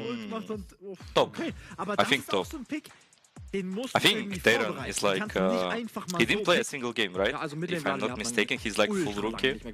I think he will surprise everyone. Toplane hat man den I think nicht he's öfter legit gesehen, good. tatsächlich in den höheren Ligen. Also, aber Vladimir Mitte I ist got jetzt mal, als ich some ihn gesehen habe. really good answers. Shiganari, it was a pleasure to meet you. Congratulations on this game. Vielleicht hat er ihn von früher noch prepped. I really enjoyed this. I hope to see you again. That was a lovely conversation, boss. Hat er an den ganzen Draft was geändert für euch? War der jetzt der X-Faktor? Für mich tatsächlich schon. Also er muss natürlich beweisen, dass er funktioniert hat, aber wir haben die Probleme These are the personalities I want to meet. Engaged. Yes! When he said bloodbath, I'm like, oh, so it is like, That was a great start for them. I want to say right? That is a way to announce yourself. Selber says vorne they've only scrimmed 4 games. Und dann die Gegner in dich Like rein that, it looks like they've scrimmed together for quite a while.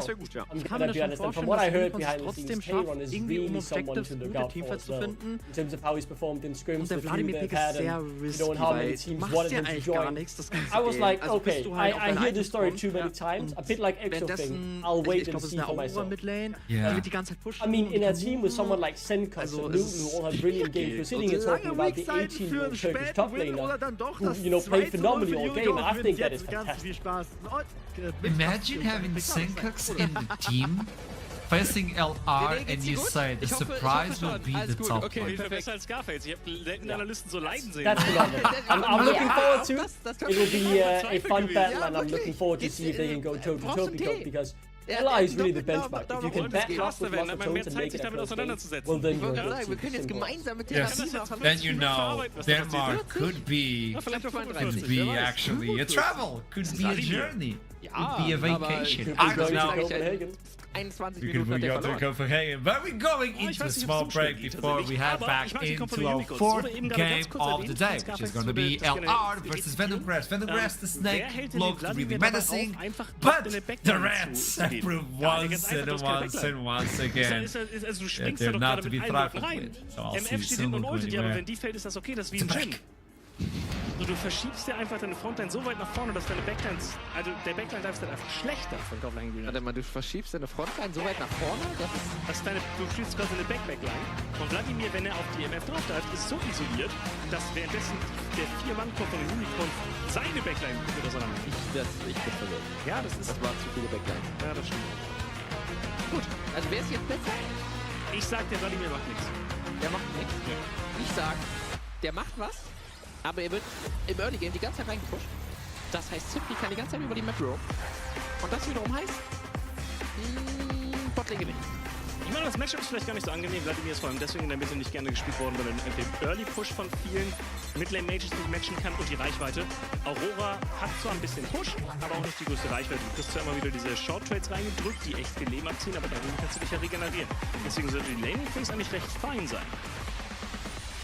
Ja, könnte durchaus funktionieren. Aber ich habe trotzdem das Gefühl, dass Simply sich immer als erstes lösen können wird. Aus dem Midlane und dann dementsprechend eben die Karte besser mit White. Stell dir vor, das kommt so eine fette Vladimir-Ulte mit auf 5 Leute, der Dash da rein. Alle kriegen Damage, nur hat Seas vorher einmal R gedrückt. Ja. Keiner kriegt Damage, weil alle ein Magie-Resistance-Schild bekommen. Ja. Ich finde das immer klasse, wenn man merkt, du bist schon ein bisschen länger dabei mit dem Magie-Resistenzschild und ich denke mir, wir sind im Late-Game, bevor dieses Wort fertig ausgesprochen ist. Ja, das stimmt. Was hast du denn gesagt? Magic Damage Schild. Ach so, weil das so viel kürzer ist. Da hast du einen Punkt, ja. Da hast du tatsächlich einen guten Punkt. Ich weiß auch nicht, aber das ist, weißt du, ich verbinde auch einfach diese deutschen Spellnamen mit früher. Magie, wo ich das gelernt habe, Wolkendrachenseele und so. Das war, glaube ich, noch ein Jahr vor mir. Die Wolkendrachenseele? Generell deutsche Namen. Achso. Aber wir können die Zeit zumindest nutzen, um noch mal ein bisschen darüber nachzudenken, was denn abseits von Vladimir, über den wir jetzt natürlich sehr viel gesprochen haben, der Plan von Kaufland ist. Weil ich mag eigentlich die Botlane mit Corki und Rakan. Der Rakan sollte gemeinsam mit Rebel, also mit dem Sensao, auch, denke ich, immer recht gut playen können, also spielen können. Also eigentlich haben die Unicorns 3 Winning Lanes. Das heißt, für White ist es recht angenehm. Wenn er jetzt kein Wukong wäre, wäre es noch angenehmer, weil dann könnte er sogar aggressiv diese Lanes ganken. Aber Mitte kannst du nicht angreifen, das ist ein Vladimir.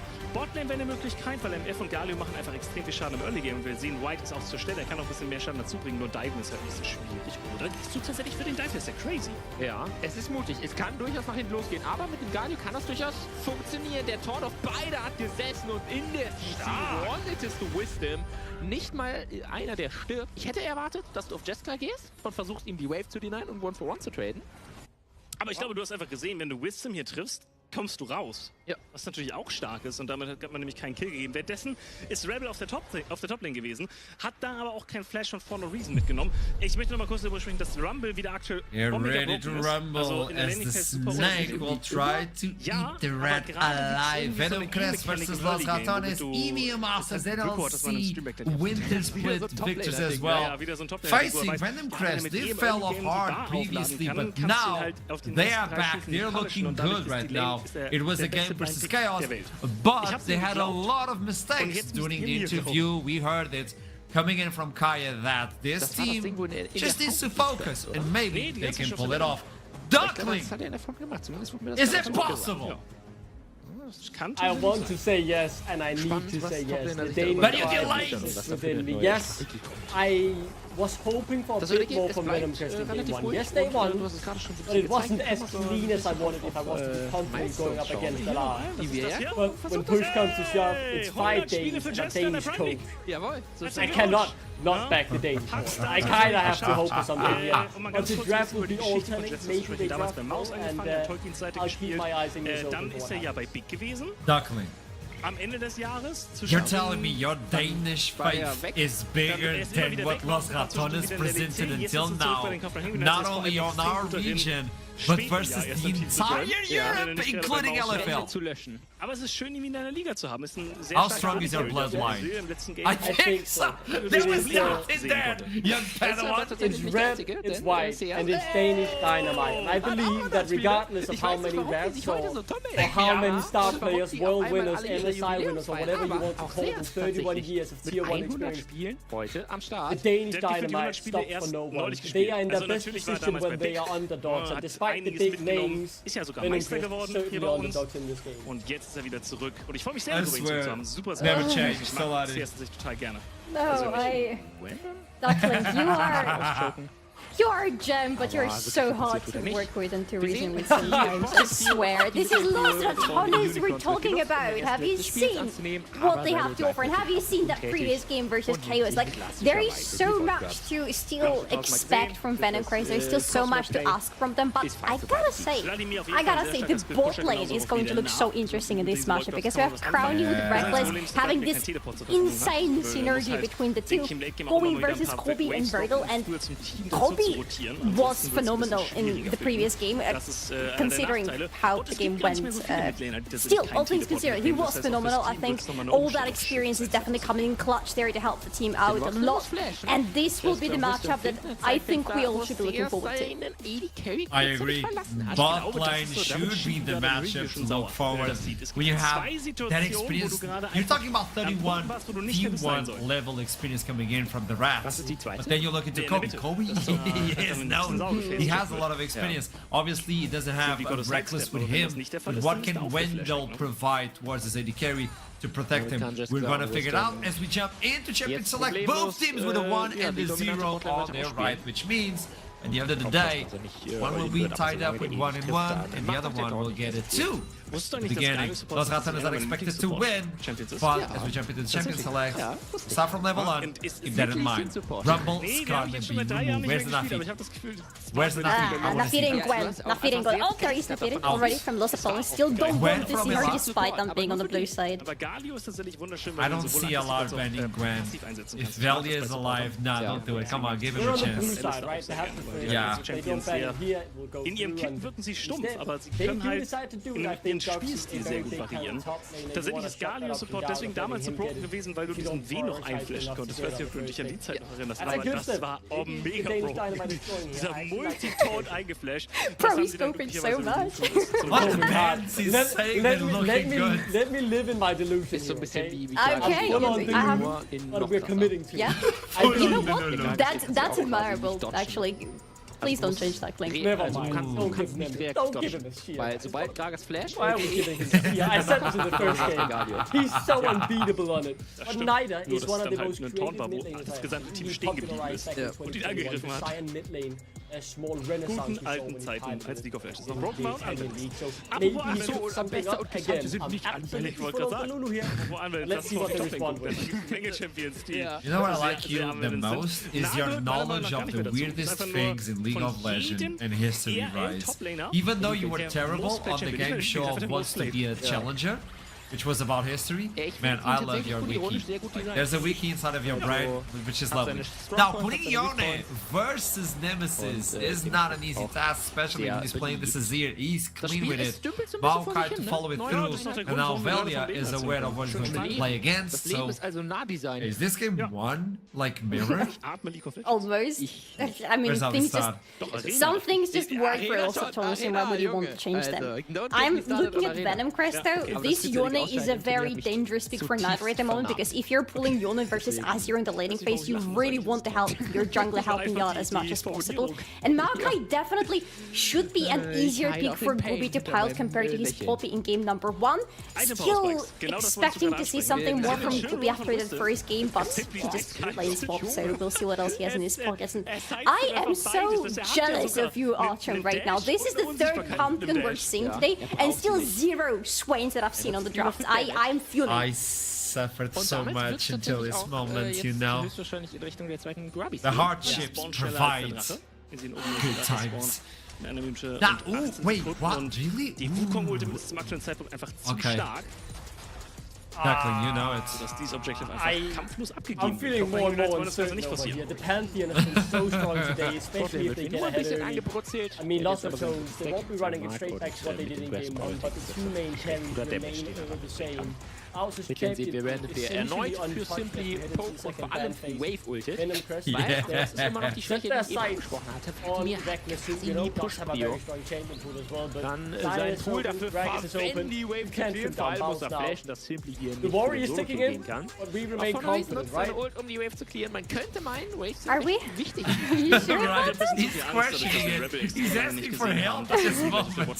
Just halfway to the draft.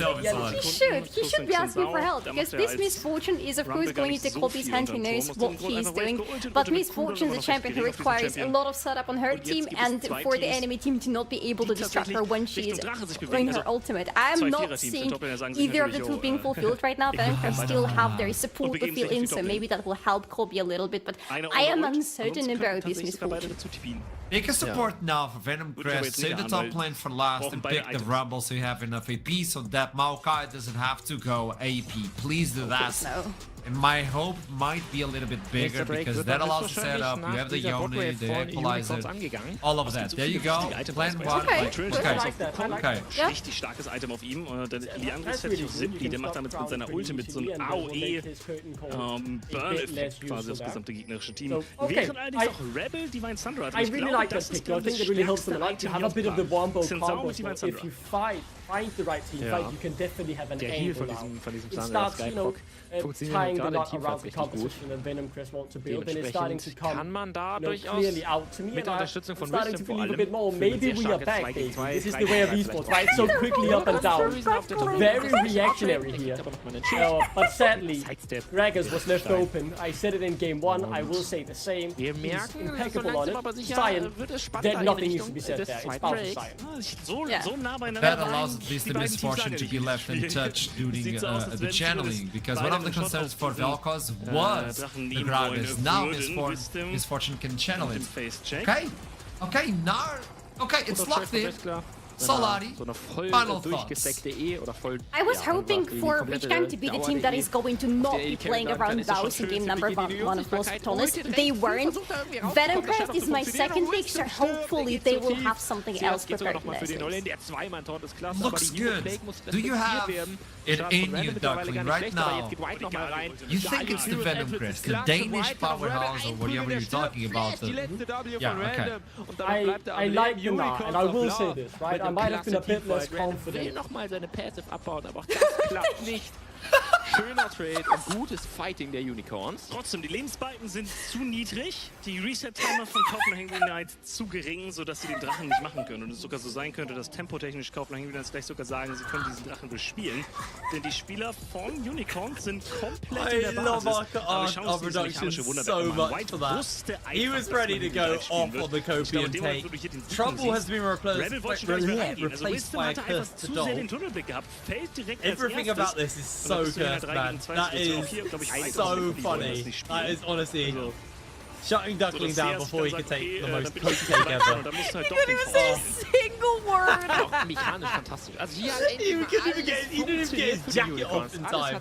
We just cut him off before he could say a word. We couldn't even hear the D on Denmark, you know? Like, we didn't even get the essence.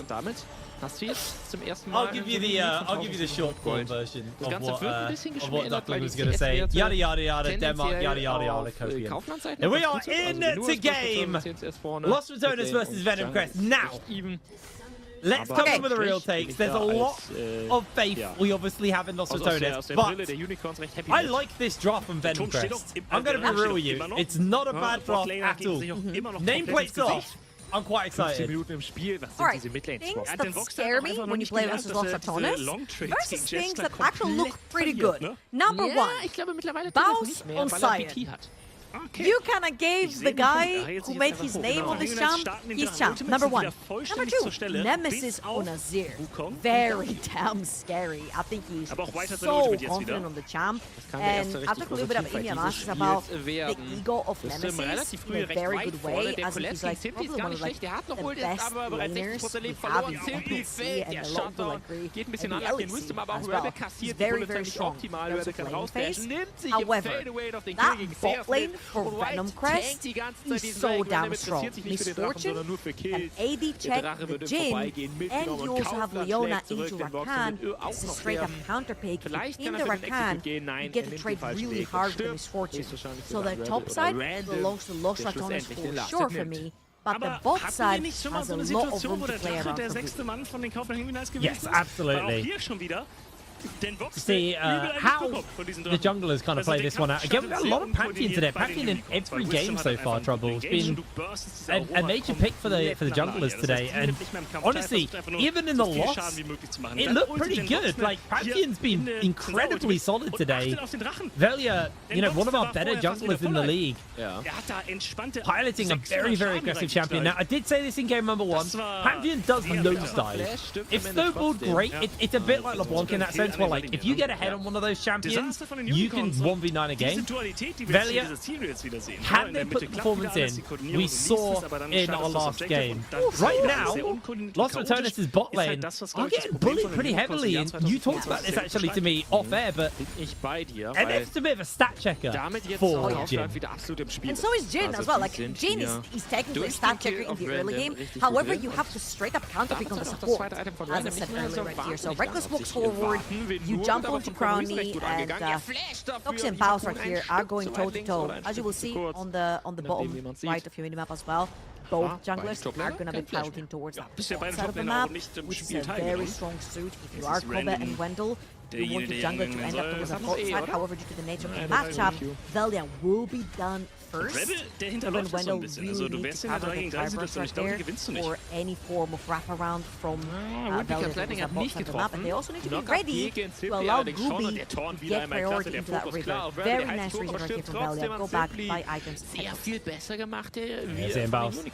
Taking a very aggressive stance there. I think he was thinking about flashing on Doxy. Just keeps landing those E's onto him, gets the slows, pops the W, forces Doxy to flash. And like you said, Velia is now heading topside. Flashless is going to be very exposed. Nemesis able to shuffle away from Wendell's Zenith Blade. I think we're about to see some action here on the top side, although Baus may lose his life before that even happens. Doxy gets the kill onto him, but Baus is going to look to try and run him down. Not going to find the window, as Doxy will stop the zombie form down. Meanwhile, in the bot side, Reckless able to jump on to Kobe, as now we're going to see Gooby jumping in onto Reckless. Reckless able to escape that play though. A lot of disjointed plays across the board. Top side, there's still some action breaking out though as Wendell does Zenith Blade back in. They do get a bit of damage onto Doxy, but he's able to escape with his life.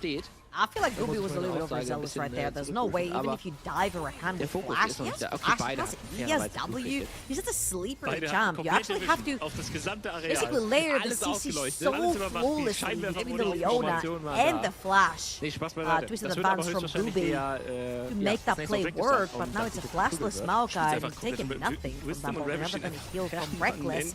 Topside got a little bit punished because Doxy actually bleeding from the wave and got jumped on by Velia, which will then in return, deprive Gooby of his Raptors, unless he can smite that one away. I mean, his smite is pretty powerful, Yeah, was able to put that one up. Baus doing Baus things here and getting the proxy off.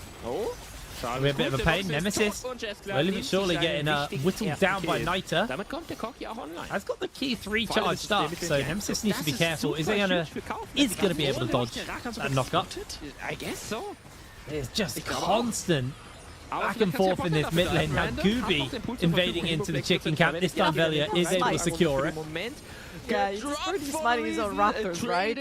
But it shows you how strong that bot lane is. They're literally wrapping around. Yeah, they are looking for them, but you said it, slippery. It's so hard to pin a Rokan down. Jumps in, gets the work done. Crowny finds himself a little bit caught. Wendell takes the 4th shot though. Venom Crash not under any real threat. You get the heal off from the Gleaming Quill. Now, Hobby needs to be careful. He's going to dodge away. The knockup lands in. Crowny's got 4th shot available. I don't think it's enough to finish the kill. As Wendell has to flash away to safety. Velia now here. I feel like Wendell has been pressing. Oh, he's going to find Here he comes. Oh, he gets the kill. Boom! Beautiful knockup. Onto one. Velia secures the next one. Los Ratones find their kill. Level 6 resets into send it down bot lane, catches both Kobe and Wendell under their tower with super low HP. And that's what I was alluding to. I'd like to see Wendell not press E every time it comes off of cooldown. Not every trade is a good trade, especially when you're super low on mana. And I feel like right there, Crowny and Reckless super hard capitalize onto that one. Baus, there's no way he's dying anytime soon right here. here. He's level 6, he's level 4, level 5. This is the BS of Kobe. He's going to lose way too much underneath his tower, so this is going to be the nuisance that he is. Meanwhile, Los Ratones have swapped. What was the bottom? Oh, Knight tried for the all-in there on Nemesis. Nemesis able to just send him packing. Wendell still continuing to be an irritant to Baus. Baus already picked himself up 2 plates on the bottom side. As Los Ratones on looking to give this dragon for free. They're not going to hard commit for it, but they were looking to just be a bit of a nuisance. Plates now secured. Doxy able to dodge away on the deadly flourish as Crownie continues to apply pressure. And Baus just going to happily hold this wave underneath the tower. Gonna get that knock up, clear the wave. Easy as you like. Gets the reset off as Nemesis. Able to escape Knight's all-in once again. Yeah, that's some beautiful macro play, right? That's what makes Los Ratones who they are right now, because they are playing so fearlessly around the map, the way they manage to pressure through Baus, the ultimate down bot lane into Crownie and Reckless instantly going straight towards the top of the map, securing the void grabs, playing aggressively to enemy jungle. Raptor's taken away by Valia again. He's going to secure that level 6. He might look for a dive to the top of the map. He's going to try to take that red buff. However, Gooby and Wendell are going to be there just in time. Just the sheer pressure of just entering the jungle, taking control, setting down the vision, resetting, forces teams to chase them around the map. And that's just gold has already been created for the set of You're seeing as well the swaps coming in. Baus able to escort the wave underneath the tower. Probably could have taken an extra plate, but he wants to get that reset in and head back towards his matchup. What's this though? Venom Chris bot lane has a swap into the top side. What does Los Ratones do? They wait in that tri burst, they reset, and they're going to play towards the bottom of the map. Or no, they faked it and they're going to kill. Copy goes down, Grand Starfall was on point, and now Wendell finds himself in the curtain call. Dodging away quite efficiently here. 4th shot makes the hit, and there's the spear from Velia to dunk the kill down. Los Ratones take exactly what they wanted. Oh, that was so well played. They were resetting in the dry brush, but when they saw Comet and Wendell overextend, they decided to stay to punish for the double kill instead. 2 kills for Valia right now. 2-0, 600 gold up. And we did see in the previous game what happens when a Pantheon gets ahead, especially in the early game. Just one more time, they were actually resetting. You see Baus was heading towards the top side of the map as well, but they did see kills on their sides. They had Valia diving in from the sky with that Pantheon ult as well and capitalizing on Wendell here as well. Very well played. A little bit of a sacrifice onto tempo, if you will, but 2 kills in the bank. I'm pretty sure it's going to be worth it. Oh, they're sitting very happy off the back of that one. And again, it feels like Venom Crest are behind the lane swap every time that Los Ratones move their bot side somewhere else. Kobe and Wendell are just not there to answer, so Doxy getting pushed behind. Is Baus dead? Oh, he does that. He does that. It's part of his MO, really, isn't it? That is true. Listen, I was just thinking, like, in terms of an anime, Baus was a side character. He would be such an interesting side character. He wouldn't be the MC. The MC would have to be like some loud guy who's like all in every time, but like he would be probably the best side character that an anime could ever be. He's the main character, what you're talking about. We're actually having a replay on the bottom side of our screen of Baus getting caught out. As, he's able to grab himself another plate in the meanwhile. And this fight just went on for ages. We're currently watching Baus fighting in 2 different screens right now. He is actually in real danger. No flash available to him. Doxy has that flash that he can just chase after. Oh! Baus just flashes over the wall. Doxy's got R. I think he got away with it. There's no way he pulls that escape off again. What a fantastic escape. However, talking about escape, Gooby is looking. He's thinking about the R. Crownie has that cleanse, has that flash. He's going to get caught out. Xenoblade comes in. There's the bullet time. It's going to get cancelled out. 3 ultimates for a flashing cleanse. Wow, that was literally the tip of Leona. With that tip right there, just about off. And it's not going to resolve into anything. However, the very crucial part is that a minute and 20, again, late game into Leona, Yone, And Maokai not having flash cleanse really cost you. Let's see. Venom are actually going to capitalize. The reason they're going to have Venom coming through. 1 minute on the map, and I think Wendell will head towards the top side of the map. They could potentially look to play for the Void Grab not take 6 away. Lost Ratonis with Juno Battles on the side lane, and what you can do, even 6 away, your towers are going to start really getting. Looks like everybody's coming in though. Crowley and Reckless have gone for the reset, so I'm looking to move over. I think Venom Crest is just going to have to give this up. The question is are they going to get that second dragon under their belt? This Grub Cap is going down so fast with the Azir in the area. They probably have time to move over in time. You can see that Crowley and Reckless have just redirected their appearance and moved over towards that mid side so they can pressure here on the bottom. Try for this Dragon number 2. This will be the feat of strength upgrade for the side of Los Ratones if they can grab this Dragon, and it looks like they're going to contest it. Yeah, absolutely. You need to play towards that bot side of the map. You've got Bloodthirster onto Kobe, onto this Misfortune. Summoners up and available. Unfortunately, you do not have item for Nitro, which really makes Yone what he is as a champion and makes him super strong, and the spike is great. At that one item, he can start trading and start diving backline. However, it's not going to be the case. On the other side, Los Ratones do have their first items completed. This is for everyone joining. Faust is going to push down that wave and head towards that bottom of the map. So it's a 4 versus 5 in favor of Los Ratones, and Doxy has got a long way to go until he reaches the bot side. That's it. Scooby's caught. Cool comes out, and that's going to be the shot to secure the kill. Reckless interrupting onto Kobe. There's the shuffle back.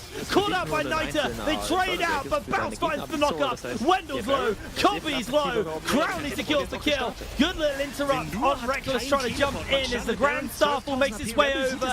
Can they find their mark? Nita trying to get a bit of additional damage out. It's not going to be enough to secure a kill, but Los Ratones will get the Dragon off the back of that one. The tempo is very much theirs. Yeah, and I just want to give context right here. That was a Yone with no items, and he looked super scary. Imagine if that was a play for Ricky Nitro could potentially change how this fight went. I was going to head over to the top of the map. Doxy has taken all but one Terry plating off of that top lane tower, and I feel like Venom Crest again. This is where teams become from good grade when you suddenly get out of that spectator mode and you do have your play done. However, we talked with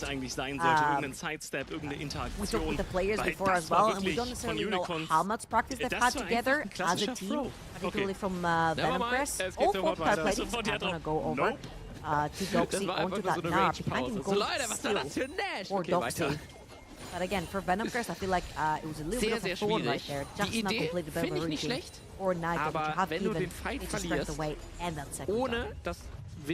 Los Ratones did give up a lot of tempo on the map. You can see they're currently kind of scrambling around the map trying to figure out their lane assignments after sorting that one out, but they haven't given up first Tower Blood yet, although it looks like Nemesis may be able to catch that in on bottom side. Knight has been interrupted on his way in to the lane.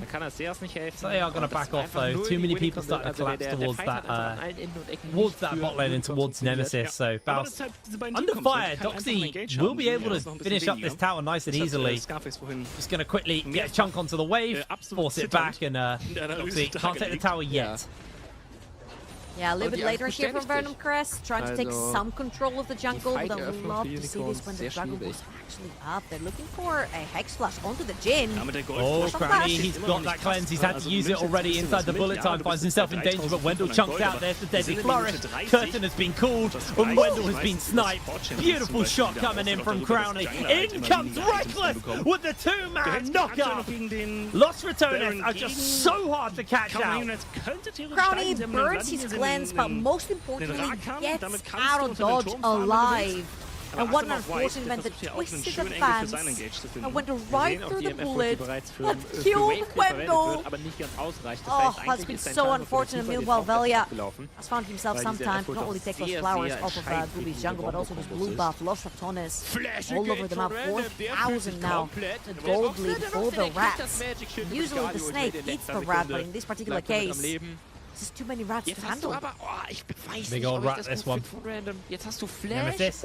He's been struggling to close out on the wave, though. Nita with that Bork, gonna jump in. Nice little shuffle back. Reckless is here, though, to buy the time and save the day. Catch up onto Nita.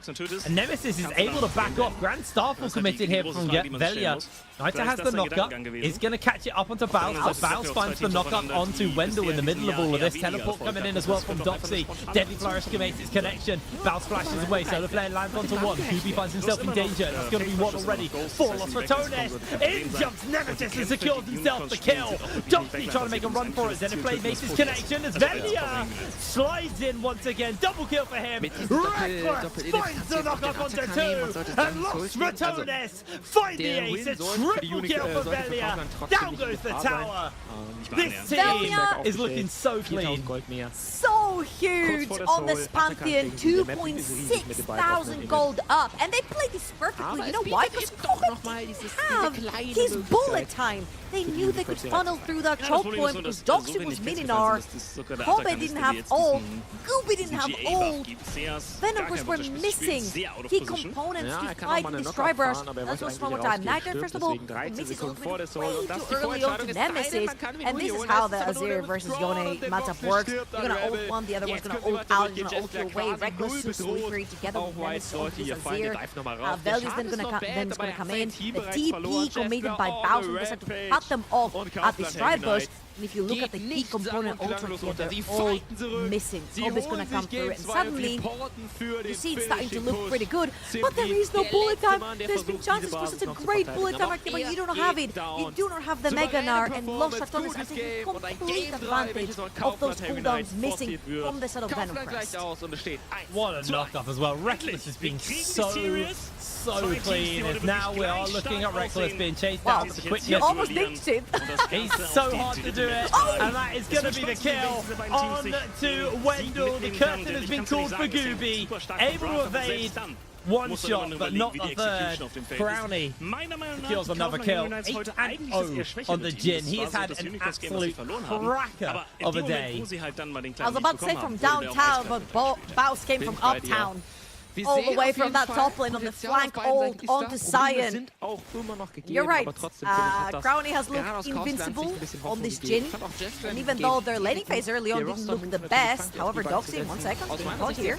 Nice little knockback, but immediately gets himself caught out. Beautiful Deadly Flourish. Nemesis secures the kill. Baus has got a bit of danger here. Or is it Nita who's in danger? Chunked out. Baus looking for the kill, but Wendell makes his way over. CC layered. Kill secured. Baus chases onto Nita, although Nita has the knock up. They find himself a little bit of extra CC. That's just going to clear the wave. Wendell stopping him from getting the cannon. Titanic Hydra right there helps clear out the wave. Double as Crowny and Reckless take mid lane tower. Velia is taking care of that bot lane. Pushed it out. Off to the Dragon. It's going to be the second one for Los Ratones. And again, I feel like we've talked about this way too often, but I feel like it's worth mentioning the fact that not a lot of people have played or practiced around how Baus likes to play the game. Was ich immer wieder schon von Anfang über das mangelnde Setup jetzt im Draft. War so glücklich. Look at the deep wards of the bottom jungle of Ruby. Mid lane tower, gone. Mid lane wave, pushed. Top lane wave, pushed. Everything else on the map belongs to Los Ratones. When you see one or more members committed on killing Baus. And Baus is playing those sort of champions that are so slippery that can actually earn so much time for your team to make plays across the ring. And that's exactly what he does here with Sion. Although, I will say, that's not the Sion I'm used to, man. He changed. That's not a full AD Sion. Yeah, true. I mean, Overlord Bloodveil gives AD, I guess. So they are looking for something. Velia actually finding himself a little caught out, puts up the W. There's going to be the knock-up onto multiple members. Curtain Call comes out. Bullet time kind of wasted. Baus teleporting in. They find an interrupt onto a couple of people. That's going to be a good shuffle back as Nemesis scores the kill. Grand Starfill forward. Velia jumps in. CC's too thick. And Los Ratones. Jetzt habe ich's. Amumu Support. I mean, we're not surprised, are we, really? These guys have been so clean. Oh, Kobe, caught out, Deadly Flourish, instant turnaround, and he is popped by Baus. Doxy gets the transform, gets the knockback, Crowley four-shots him into the ace. Yeah, Los Ratones so dominant for yet another game. 2-0 most likely on the day, and that's what you're expecting, right? Winter Split champions, EMEA Masters champions, coming through absolutely breezing through that day one. And let's watch this one more time. I feel like there's so much miscommunication going through from Random Chris right here. Scooby doesn't have his ultimate available, but on the side Wendell does. Bullet time went into the absolute void as well. There was an ECC just kicked down, and then when the Maokai ult came in, Azir was also on the flank at that time. Belly is gonna flank around, probably has to flash out. It's just like, there's not much coordination to try and pin one member down, and everyone from Venom Chris commits onto that. Of course, huge influx in gold in Lost Autonomous pockets has a lot to do with that, because it just sends it every time another entire item up. That has a lot to do with it. However, if you want to commit onto one play, come back into the game, you have to commit onto one champion and actually send it to try and get those shots. wurde auch ständig bedroht. Also sobald die Ulti gerückt hat, kam Rakan, kam Sau, irgendwas konnte man auch nicht aufhalten. An absurd amount of gold for a game that's only 21 minutes in. Baron hasn't even spawned, and they have no towers outside of their base. Also, Tones closed out their first game versus Chaos incredibly fast, and looks like not too much is going to be changing this time around. Venom Crest, and not a bad roster as well, so it kind of shows you that, you know, Lost Autonomous just don't feel a threat by anybody. In jumps the fight. Doxy's going to jump over as well. Gets himself the two-man Gnar back. Good ultimate comes in for the shutdown onto Velia. The problem is Nemesis is on the back line, and Kobe's being stack checked, run down. Crowley throws down the curtain call. 1 kill, 2 kill in the bag. Lost Autonomous with a double kill to finish that one. Look on the bot side of the map. Baus has a wave. He can push down that inhibitor tower. Another wave crashing into that mid lane. Meanwhile, Reckless and Nemesis are keeping Doxy busy. This is going to be a triple wave push coming through from Lost Autonomous, and that's exactly what needs to be studied. The triple wave push into the play when you're ahead to solidify your victory. And Baus right here is going to join his team. Reckless and Crowny are not too far behind. They're going to look to take that second inhibitor. However, Venom Crest just spawned.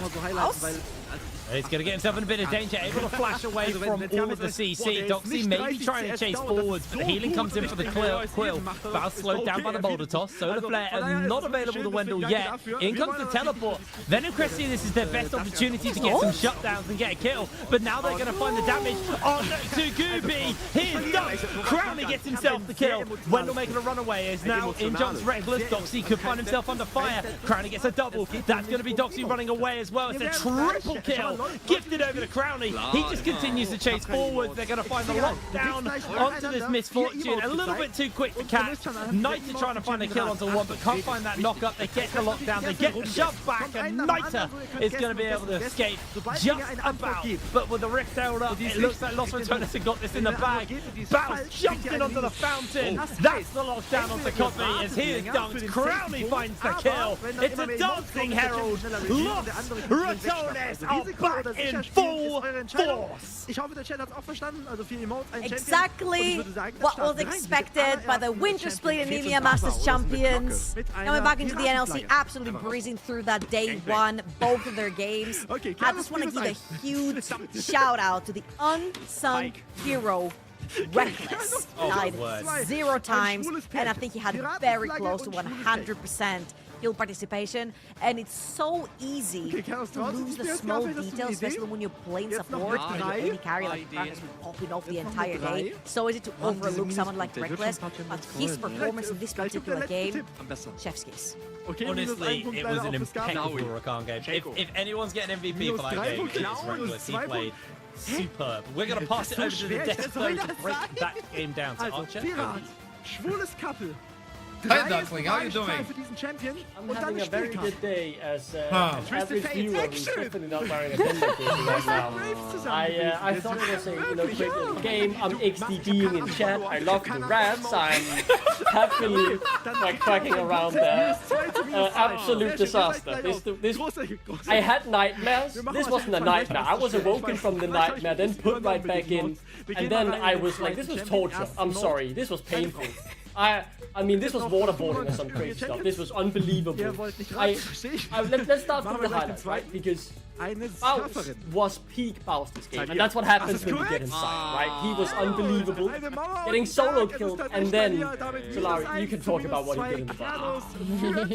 Listen, when we were discussing it behind the scenes, what Archer said is really nice, is that every mistake that you make against Los Ratones is very expensive, and it gets more expensive the further you go into the game. But the most expensive mistake for Venom Crest here was giving this Baus, this Cyan Baus. He's just rolling in there, and it's like, you are supposed to be safe at this point as Venom Crest to recall back to your base. You're not safe at any point on the map if there is Baus, especially if he's on Cyan.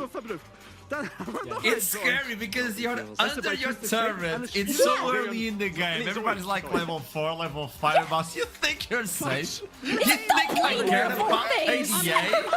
And I'll chase you to the fountain and I'll die killing you. This guy is scary.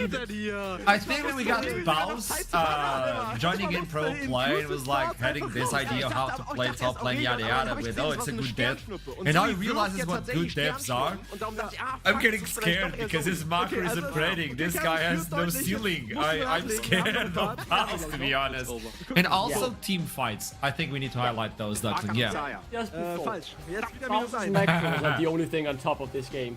He had been solo killed once in lane. Doxy though thought he had found his moment, and Baus just shows his Necro is still there. It's still very good. This is a fun one. Look out for the blast cone, and then I mean, it's just peak League of Legends. There is no other way to describe it. He might be Swedish, but even I have to praise this. It's just so fun. And that's the fun part over. Now we can get into the painful part for me, the team fighting, because yeah, Lost for Tones. There's one video of Baus talking about team fighting and how you should look into your HP bar and cooldowns. If you're low on HP and you're low on cooldowns on your team fight, just step away for a second and then join in. There's always something more you can provide instead of recalling and then saying good luck, boys. Like that vision is also translated to the entire team and the way they space. I think Reckless is the king of that.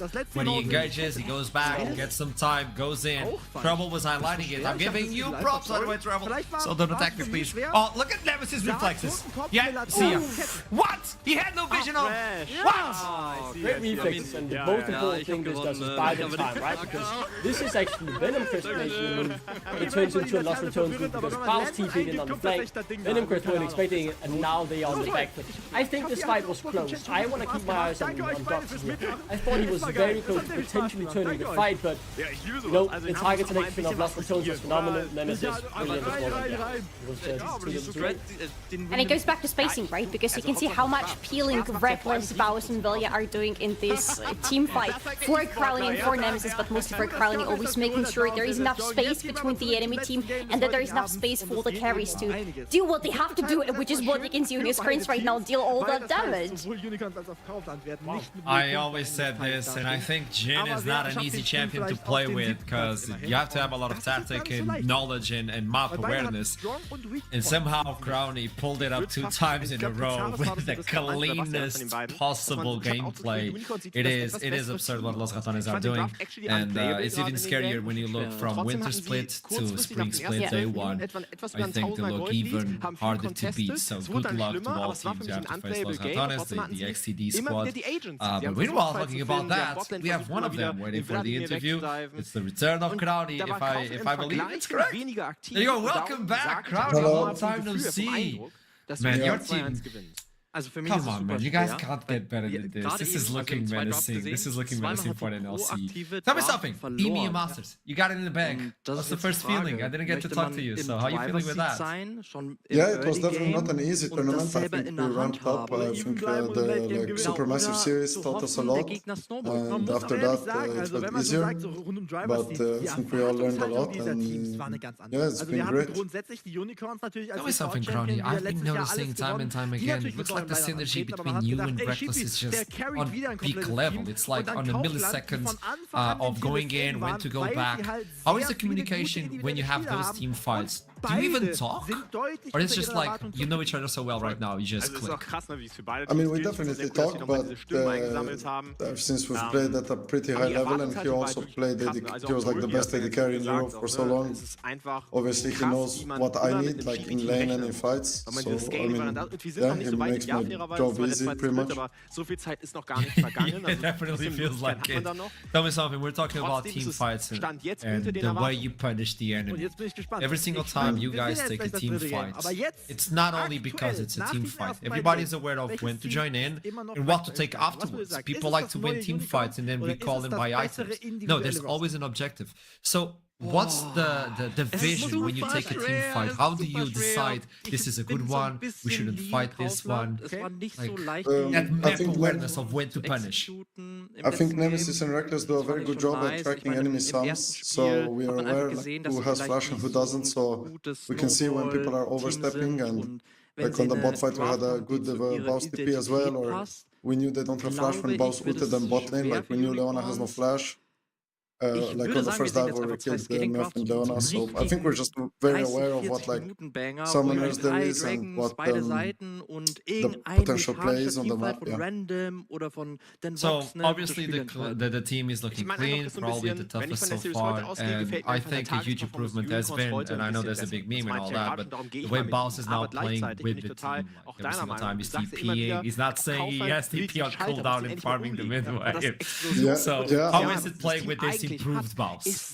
I mean, I think him and Velia's growth in just a few months has been amazing. Like to go from pretty much not playing competitive at all to winning new masters, and it's not an easy change to go from like playing mostly solo queue to playing competitive because the game is very different. So I think they're both doing amazing because of everyone helping them and because they're so willing to learn.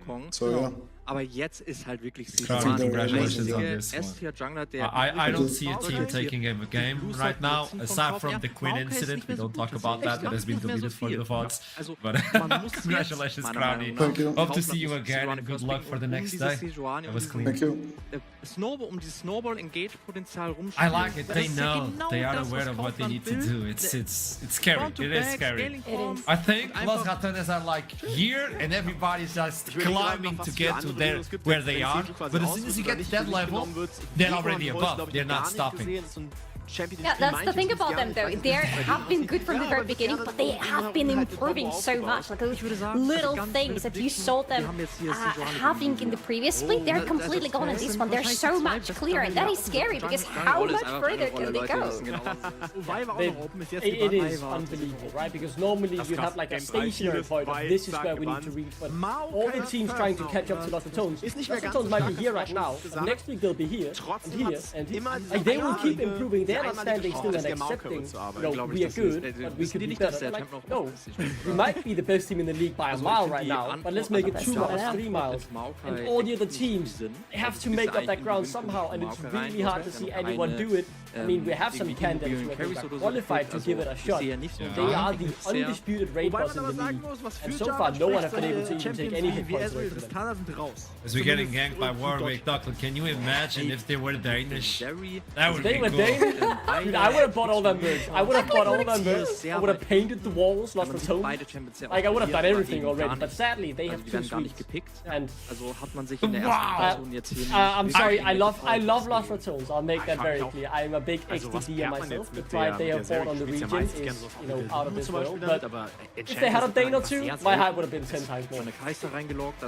It is what it is, but it's also time for the last game of the day of Group A on day 1. Keep in mind, this is seeding stage, so it's a best of 1 to get the seeding towards playoffs. Yeah, that's the way we roll, by the way. To talk about that, let's roll into a small break before we head on. Verdant versus Chaos. Don't go anywhere, I'll see you soon. Noch oben drauf, das heißt, du hast einen hervorragenden Backline-Dive, du hast eine hervorragende Mobility.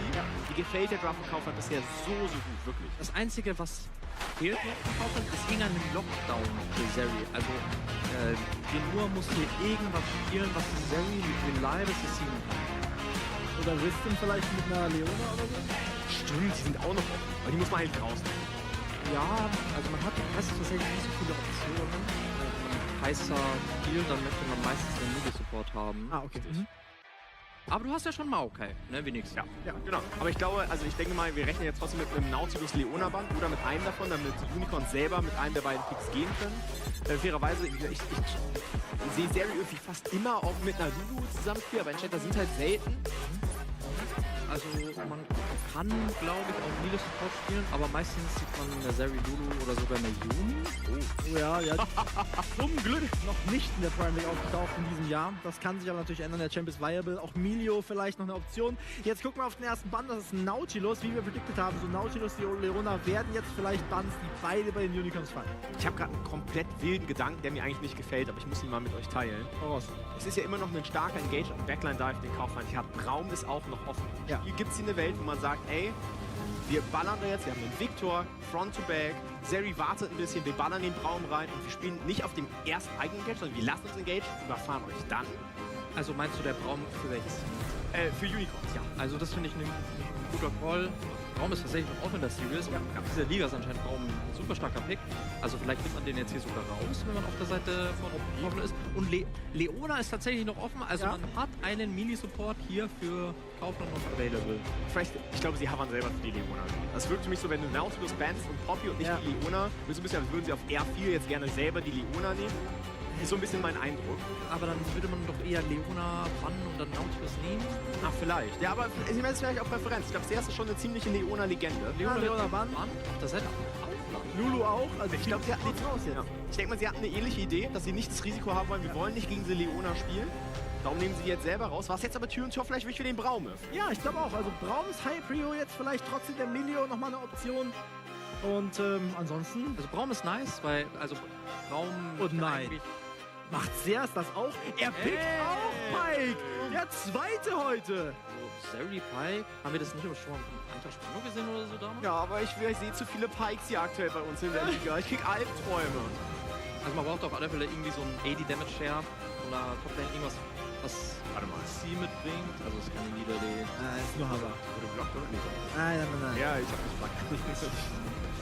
Blitzcrank wäre das Game 3, ne? Da kommt ganz Cheesefix. Er wird gelockt. Blitzcrank ist da. Was kann man alles hooken? Naja. Ja, Zeri, Victor.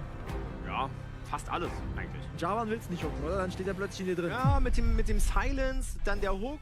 Okay. Dann der Maokai, Charm von Ari. Welcome back to the last game of the day. It's going to be Verdant versus Chaos. May I present you Hype and Bloodbath? Am besten has been the word of the day. Verdant versus Chaos, let's go! Match 5 on day 1, play day 1. Spring split seating stage. Verdant looked so good. I never thought I would say this in clean with no mistakes on the first game versus Rich Gang, but Chaos have to fight again. In Newsflash, it's going to be Zonin in the mid lane and Vibe on the top lane on this one. Duckling, you were telling me like a lot of news in the Wikipedia that goes on your brand with it. I think it's like Denmark knowledge and then NLC knowledge. Danish knowledge, NLC knowledge. It's like a flip between. So bring the knowledge. Come on. Yeah. I think the main thing we want to highlight here, right, is the mid lane matchup. Two seasoned veterans going up against each other. I know Solari is excited to talk about this as well, so I'll take the Danish counterparts. Simcuts having been around for ages. Team Dignitas, if anyone remembers them qualifying into the EULCS. Then rebranded to Splice, made it to the finals, then get into Worlds as well. Got knocked out by TSM. Disappointing. We don't talk about that. Regardless, though, he's a story veteran who's been around the block and has also been in the NLC before from Scarlet's Talent. Okay, also wenn du das als Toplaner sagst, dass das einfach ein schlechter Pick ist, dann werden wir das mal so hinnehmen. You're right about talking about the mid lane because I think this is going to be one of those two most explosive potentially lanes because we are talking about Zorin, who is by the way back because in game number 1 of Chaos today we had a little bit of substitution situation with Turtle playing all the top lane and Vayu moving to the mid lane. In this game, Vayu is going to be back where he now, after the lane swap, belongs, and Zorin is going to be back on the mid lane. And this guy has a decade of professional competitive experience behind his belt. This is insane. He has been playing longer than some of these people have been playing games at all, full Ich weiß stop. auch nicht, wie das mal kommt, aber irgendwie machen die Drafts. Okay, I'm not getting the hype because on the first game we got to see from Chaos, it was chaotic, no pun intended. It was, yeah, but with this roster, would it be different? Ja, wir helfen It should be. Hopefully it will be. Because honestly, it can go both ways, to be honest. Because on one hand, we had the substitute coming in, we had their lane swap. On the other hand, the substitute coming in was Turtle, who had a really good game despite all the expectations. He shattered them all by having a really good silent game. So this game right now, with the full roster finally playing, it can go both ways. Ja. Duckling, should I be biased? Vielleicht ist es auch einfach for no reason, der uns alle nicht No, Yes, I think Vert are the favorites. I'll go out and say that.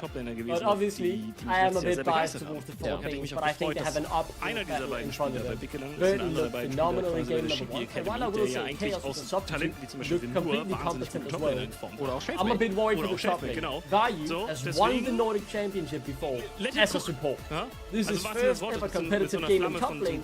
And while yes, Verden's top laner is not very experienced at all, 18-year-old, only played one competitive game, he absolutely dominated that game. So I'm a bit worried there for Vayu, and I think he might have a rough start as his top lane career is about to begin. I agree with Solari on a big point on this moment, which was Tuttle stepped in, he did so much, but the team couldn't follow what he provided. And now Vayu is the one on the top lane, and I think on the second game, it's more of a, hey Vayu, it's your first game on top lane Spring Split. You have some big shoes to fill, because your sub did a wonderful job. So either can you lead the masses and Zordon steps in and does a wonderful job as well in the mid lane, or maybe, I don't know, Turtle will leave a big, like, our place. Well, we have, there we go, the start is a little bit delayed, but we'll jump in as soon as possible. Duckling! Serious. Start the game. Come on, Duckling, not for the second time today. Actually, it is my fault. No, I'm in the lobby right now. I can call out whoever is guilty, but I will not do that. It is me. It is I who has not pressed start yet. I am the guilty one. Duckling, I got scared. Let's not give a prediction already. Now, I want, not best, but I want predictions before we go into Champion Select. Do we actually know what sides are gonna be in this game? Are Verdant playing red? I was hoping for Verdant red side, to be honest, just maybe to see a little bit of Noodle shenanigans, because they usually happen when the team is playing on the red side, but I would still say that Noodle is going to be the one to look at. The problem with Verdant is there are so many good people to be looking at, especially after this game number 1 when pretty much everybody stepped up. But I think Noodle, with how much he's being allowed by the rest of the team, he needs to be the talking point. Probably his Pantheon is not going to be allowed in this game if Chaos have watched the previous one. But I don't think it was the question of the champion, I think it's the question of the player, and he has stepped up so much.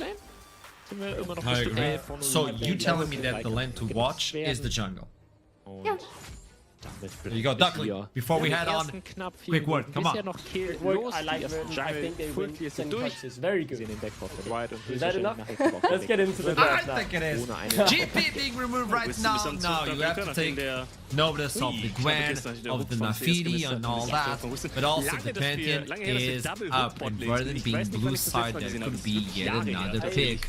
I do want to highlight yet another jungle now that we're focusing so much on Noodle, right? It's not the Nafari, it's not the Gwen, it's not the Pantheon. It is the very, they banned Teemo again. Unbelievable. Another Teemo ban today. It's the Diego jungle from Noodle.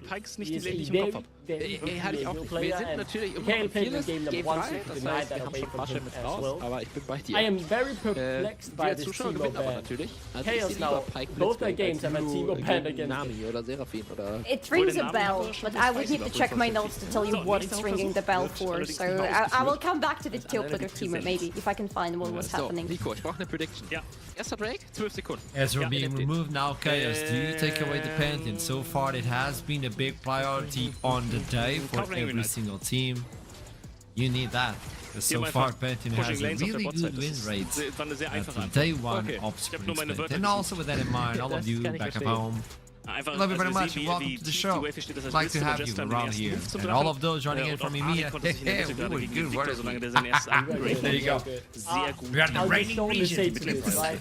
Look at the focus on the jungle position. The Fear and the Gwen ban are basically force bans. These are not the most preferred champs. Weil sie dann natürlich, also sie haben sowieso schon recht gute Teamfights, würde ich sagen, mit der Kaiser, mit der Ari können sie dafür sehr schön spielen. Wenn sie da noch zusätzlich in den Breakthing reingehen, wäre das noch bad.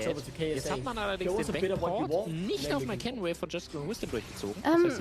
Vayu has said something about being Crown Kuan Yune playing Omnium Timo. I don't know if these two things are related by any chance.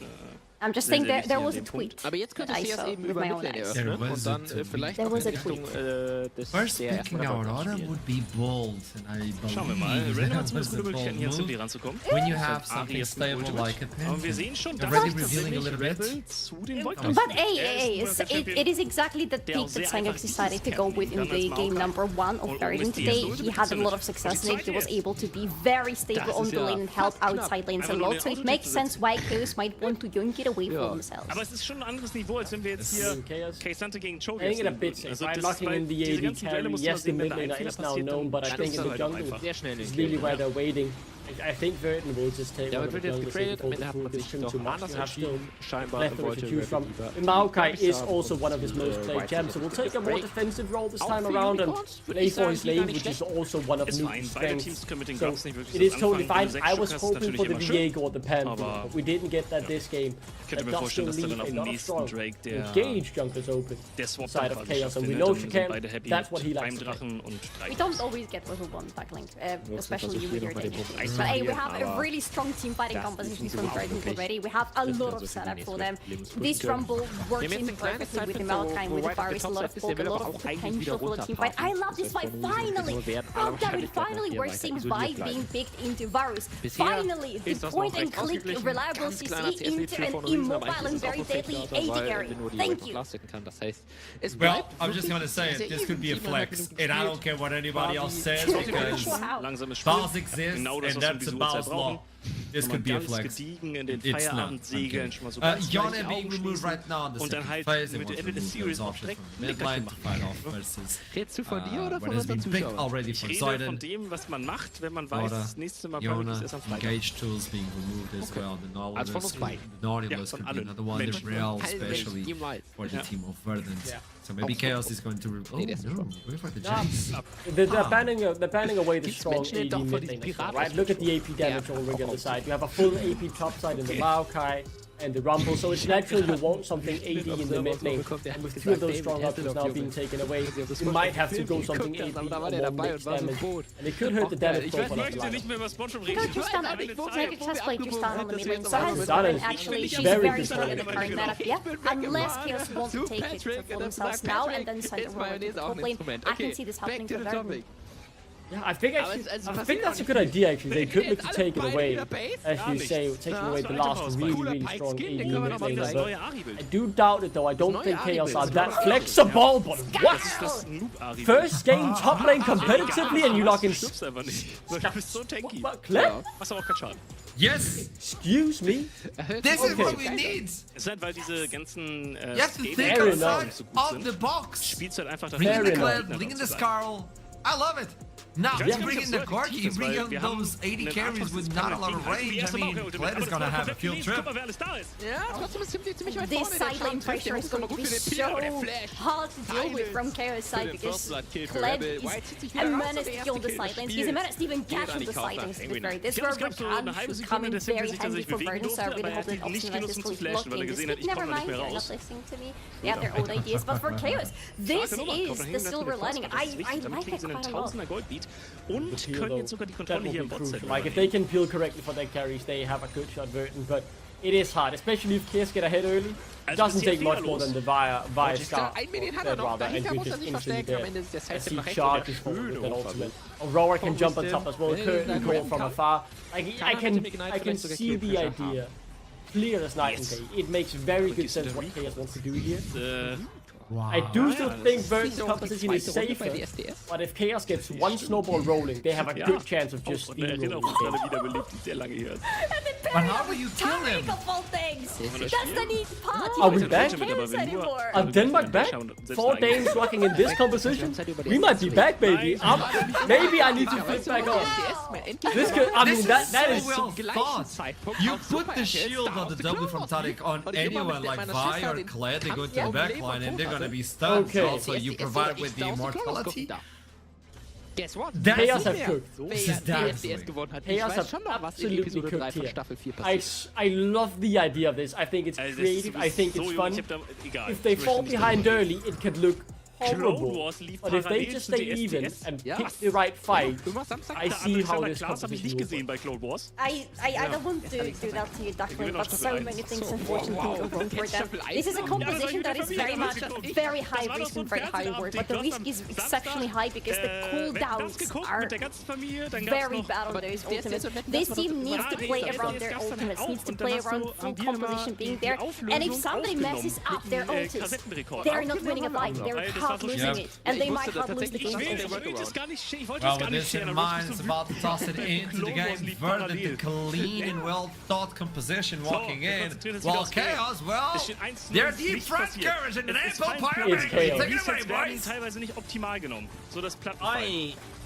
Wann werden wir das nächste Mal sehen, dass diese beiden Teams aufeinandertreffen? Ich würde sagen, nächster Break. Ich sage, beide Teams gut, nein. Ich sage, ein Team versucht was zu machen, das klappt nicht, dann hat man Ressourcen. Das ist ziemlich tot. Der Kampfgriffen wird nämlich ziemlich hart verwendet. Die Execution sitzt gegen Blitzcrank. Es ist nur der Support, aber So, let me explain myself when I say I am the number one Vi's biggest freaking hater, especially in India, because teams don't necessarily build around Vi in the jungle. Vi needs to do things.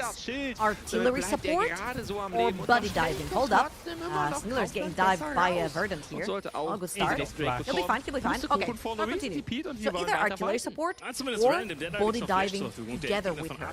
Right here, not only does she have artillery support from Jin, who inherently is a very good champion to set up for teams that want to dive forward. But she also has 5 bodies too.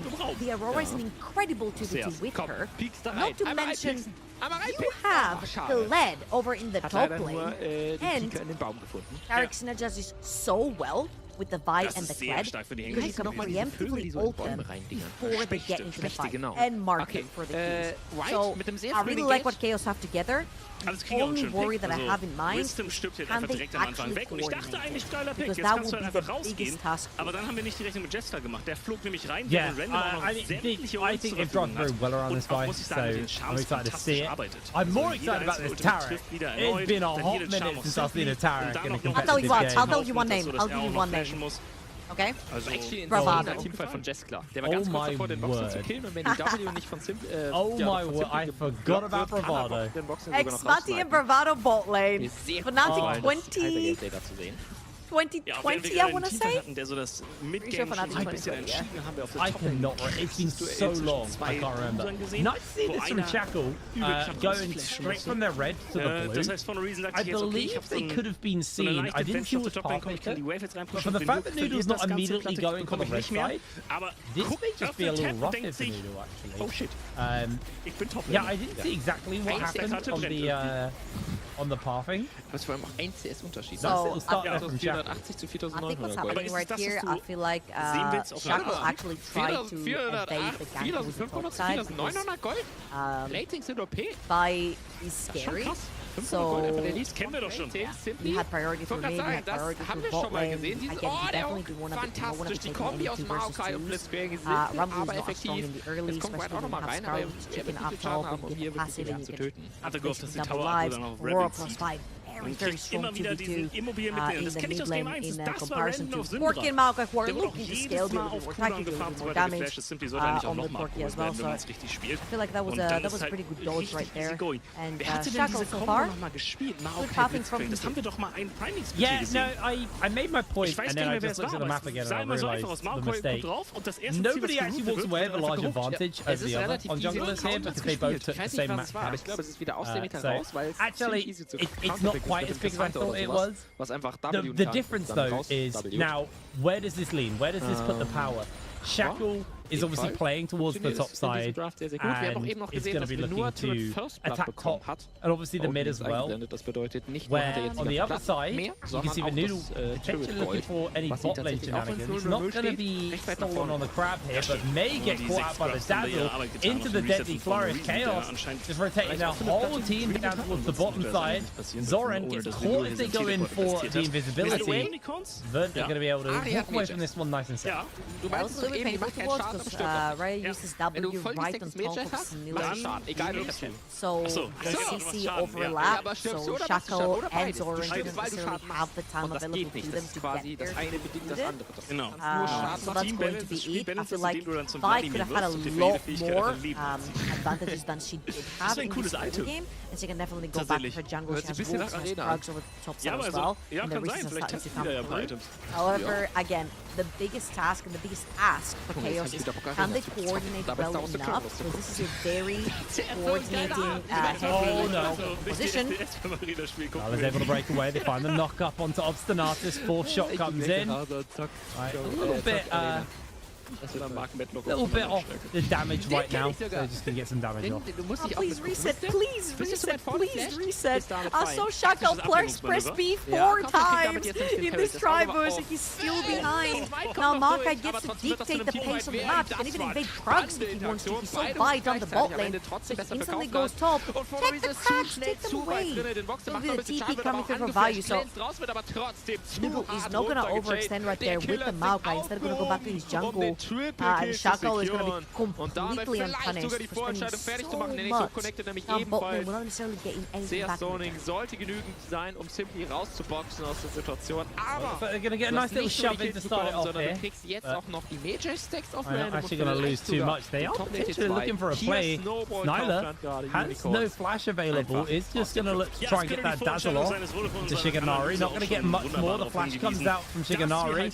Took away from Obstinatus to safety. They're going to lose a little bit of the wave underneath the tower. Senkuks trying to be a nuisance, but Zoran actually eating quite a lot of damage in response. They have got themselves the honey fruit though. Senkuks is going to be able to get away, but in comes the Clegg with the charge. Senkuks gets himself caught out, has to flash away. They land themselves the bear trap on the ropes to pull him back, and that's his first blood for Vayu. They find the lockdown underneath the tower. Shackle losing a lot of HP, but Noodle can't finish it up. Obstinatus making his way over. Hook comes in from the flash. Vayu gonna eat a fair amount of damage off the back of that. Good equalizer will cook Shackle alive. And Vayu finds himself caught out. He's about to get the remount though. Enough for him to jump back onto that one. Now turns onto Obstinatus. He's going to catch him off with the bear trap on the rope. But in comes the rest of backup. And Vayu, I don't think you're going to be able to survive this one, mate. He is absolutely done so. Shotguns will not save him. Taeron just secures himself 2 kills. And that is huge on the top lane as well. We've seen Rumble and a freaking care. Excuse my language here. He's the champion. He brings the worst out of me, I guess. He's been on a tear today. Like, this champion has been dominating the Rift for half a year at least. Say 1 year as well. With a B1 on ban. Again, from Chaos, question marks right there. Led ult was cold. Zoran didn't go to aggro. Shackle pulled back. I felt like, again, they were a little bit miscoordinated in terms of, like, who wants to go in, do they want to engage, do they not want to engage. And again, playing that spectator mode in a team, not necessarily coordinating as much as you should. In combinations like this, where Zoran did not ult early enough, let Senkuks go, Senkuks was too far out, which forced Vayu to want to dive, and they really didn't want to dive, but they dived anyway because they had the chicken passive. It has put Chaos in a situation where they're about 1,500 gold behind. We're losing a lot of HP. Snyder goes down in the middle of that. Chains of Corruption, CC chain, you're dead. This is the problem with Tara, is he's quite susceptible to getting blown up. Ohne Minions ist krass. Kind of like Fresh, where he's like a pseudo tank right here. Zoran Gold. Down. Also ich sehe da, The chain missed as well. Ja, stimmt. He'll get a bit of damage off. Vi about to lose his mount there. The rocket. Obstinatus making his way over. Only got level 5, no Hex Flash. Can he land the hook is the question. Zoran is going to be the target. There's the lockdown. There's the kill. And now they're turning on to Vayu as he is about to remount up. This could be the turnaround from McLeod. The healing has come in. Obstinatus will go down. Shackle secures the kill. Noodle now being chased down. Charge forward. Noodle tries to buy some space, but there's too many people around, and Vayu secures his second. Great turnaround here from Chaos, picking up a few kills for themselves, especially getting Vayu on 2 kills over in the top lane. Aaron secured 2 for himself. However, nothing goes unpunished in this game, and 3 tower platings are going to sip over to the side of Verdun, and I really want to see how much the gold difference is. Not necessarily much right now over on the top lane, 400 gold, all the tower platings that went down, and the 2 kills over to Rumble. Vayu did manage to catch up with those 2 kills and managed to pick up those map. But again, that was a pretty good play from Verdun. They punished. Over here, Chaos do have to catch up on a few waves. That bottom is under power. Chaos is looking to establish some vision for the map. That's first dragon. Denn der fällt jetzt. Es ist ein Buff, mit dem man hier arbeiten pressure kann. right now, but Noodle is also making his way over, just securing his red buff, and like nobody's quite willing to pull the trigger on any of the objectives right now. Instead, essentially setting up for a gank to secure himself the numbers game, and interesting to see because Grog's obviously not spawned up yet, so you can't just trade objectives like we've seen quite a lot today. Chaos are going to start this. We could have an objective fight very early in this game. Senkok's making his way over. Obstinatus hasn't got 6 yet though. There's going to be the ultimate from Noodle, looking for the lockdown. Shackle opening up onto Senkok. Senkok has put a lot of distance between him and everyone as Zoran is taken down by the arcane smash. Senkok just able to solo Shackle in the middle of it as the depth charge lands onto Sniller. They're taken out. Senkok gets a double kill. And Verdun just punching forwards with the advantage. They'll get this dragon in. They've got a minute to kind of catch their breath and then turn their attention towards Herald. Verdun, that was very clean. They just walked in and picked them up one by one. Chaos, they only have one job to do, and that one job is press their go forward buttons at the same time. If one of them fails, the whole team falls apart. That's exactly what happened right here. The second Verdun split them apart. This was not Chaos' fight to fight right there. They overextended, they overcommitted, and they ended up getting one by one. And top lane, Port Tayron has been pretty smooth sailing so far because it's been pressuring the waves back and forth into Vayu. They're really managing it incredibly well. Oddly, already starting to grow to a pretty obscene amount actually, considering we are just over the 11-minute mark. 19,000 gold to 17,000 gold. First items already starting to come in. Double Leandry's on Noodle and Tayron. That's going to speed up. But firstly, Noodle's clear. And we're able to really cut through these camps at this point. Now, it looks like Chaos is setting up for something onto Tayron. Tayron with that ultimate though, not a big wave to crash in. This could get really dicey for them as Vayu under a similar threat, except Jungler not quite in the area. Instead, I think Noodle's going to turn his attention towards those grubs for this dive. Looking to be set up onto Tayron, but he's going to be able to melt through this tower. It's a level 5 Taric and no wave to dive with. That is a lot of valuable time wasted. 6 Void Grubs are going to be taken on the top of them up for Verdun, and if they were not already hammering those towers, now they're going to be chipping through them super fast. Having the Porky plus the Varus right here, Chaos are a little bit behind the play and unfortunately haven't had the chance to make that Vi plus Aurora duel work so far. And I don't want to be a pessimist, but Vi in the mid to late game, when she's falling behind, this is the work. 11 Sekunden später ist der Buff jetzt abgelaufen. Now, that was a 12-minute feat of strength over the Verdun. It's such a nice way to just kind of track how far ahead they are in pressure. Damit ist Rebel wieder auf der really clean game from Verdun so far. These guys are looking very solid. Tayron is going to get jumped in onto. Does have that flash, tries to put some damage down. Charge will lock him in place. Tayron is just going to try and clear the wave as much as possible. Is able to clear up the back lane.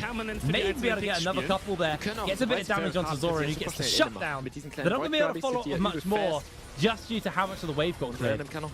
Yeah, but if you look at the top side of the map, it doesn't belong to them at all. The wave has been pushed. Verdun have been having super control of that mid lane as well. And Und damit kann Kaufland I feel like weitergehen. Chaos Von are Luden's auch looking noch for mal a few fast picks right gecharmt. now. Very Der brennt, importantly, das heißt, Random muss Luden's aufpassen, aber completed mit for den Zora and Void onto sieht irgendwie so... that irgendwie Aurora are erinnert going to mich be hurting an Luden so more. kleine The web was going to get energiegeladen much und easier motiviert. for him as well. Prügeln sie auf Let's see if Chaos in can den start Verein. finding the picks. They have been boarding pretty aggressively right here. They're looking for a no-go. They've got the tether between the two. Shackle able to steal away the Camp Noodle. Going for the fight. Stuns available. There's the Dazzle into the interrupt. They're going to throw down the ultimate as well to keep them alive. Shackle got that survivability to work with, but what an ultimate from Noodle means that it's completely shut down. Burning to the Leandres is Siganari able to secure the kill. Still is next up on the menu. Verdant. They just didn't even look scared about that play. Just able to push through.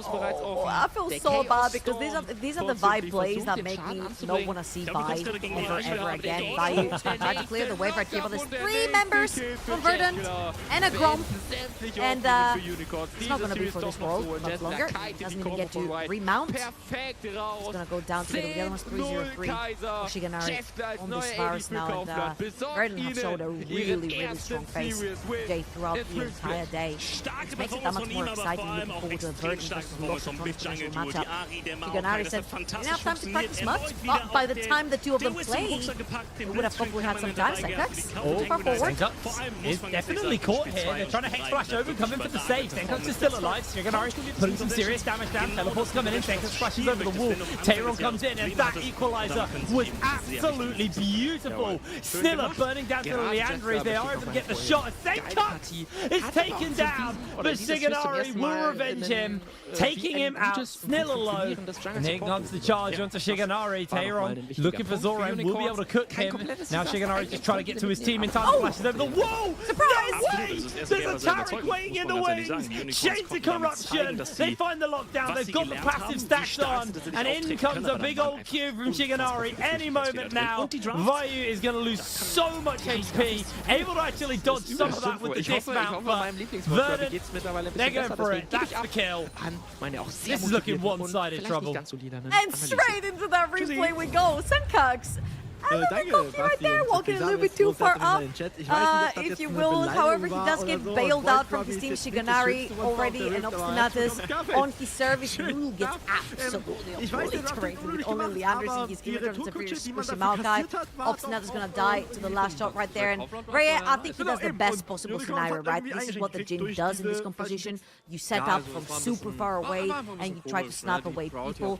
Kills that Porky in the meantime as well. So very well played right there. However, Shiganari finds a virus, finds a Taric for himself. A little bit of a present, a +1 if you will, as they're looking for a Sniller again. I'm gonna find the Q from either Maokai or the Nautilus. Beste Blitzcrank-Game ever. Will be indeed. They did look for it though. Riftail's up though, and I Verdant are going to try and contest this. Although I say that, they don't have Senkax with no teleport, so they may just give up this objective and instead turn their attention towards this mid lane tower, knowing that they don't need the Herald to push it through. I mean, Senkax is just getting free gold. That's a lot of gold, by the way. And meanwhile, Chaos incredibly slow to finish this Herald up. It's coming at the cost of 2 towers. Absolutely heartbreaking for them. Senkax able to clear out the tower. Has got himself a little caught out here. Eating those shots. Down he goes. In comes the rest of Verdant. Let's see if they can save the day. Now Tayron going to be looking to get dove onto. But Tayron, everything committed. He's taken out. Equalizes the wave. I don't know how much of the wave he gets. I mean, at the end of the day, it's a 2-for-1 in favor of Chaos. So a few picks right here, and they get to pop that Rift Herald. Could potentially look to take double power. As you're looking on the other side of Verdant, he's going to start eventually that dragon. Seen Ludu around the area, so definitely going to be the dragon. But spawns have come through from Shiganari and Obstinatus, so they're going to be defending that one. Senkax back on the map as well. Shiganari's going to head towards the mid side of the map, where Riot is pushing with Snilla. That was a pretty good pick for them. They do manage to get that neutral objective as well as 2 kills. Very importantly, kills point We've seen Crowning do wonders with the Jin. However, he was getting fed super early into the game, and this is not necessarily necessarily a composition that's going to survive too long for the Jing to make plays. Shiganari. Oh, no. Ganz knapp nicht das schnellste Spiel geworden. I think that might just be Vayu going down. He charges away. In comes the Nature's Grasp just to lock them down. Vayu actually able to break away from that one. And there's the kill on Stanatus with the dredge line.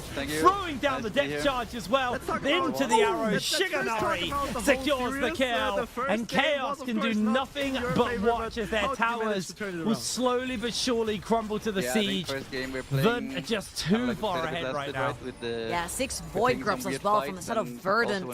These towers are going to be melting huge wave on the top lane. Supported by Senkak's support push as well. Sorry, takes a Q to the face. Loses half his HP and Obstinatus. That's all she wrote. Obstinatus will go down in the middle of that fight, but we're going to see Shackle fall as well. The Dazzle lands onto one into the Deadly Flourish, but no real follow-up. In jumps Noodle. The teleport's coming in. They're going to pull the curtains down as Vayu trying to find the opening. Bench up on a rope is going to connect onto Senkux. Senkux gets caught, but Noodle comes in for the backup. Senkux continues to fire away the extra bits of damage. Noodle going low, the arrow's doing so much. Shiganari gets caught out by the Dazzle, but it matters not because that is Chaos collapsing to the side of Verdant. Yeah, Verdant is kind of slapping them in the face with extra items, and honestly, Shiganari, what a performance on these bars. 10, 0, and 8.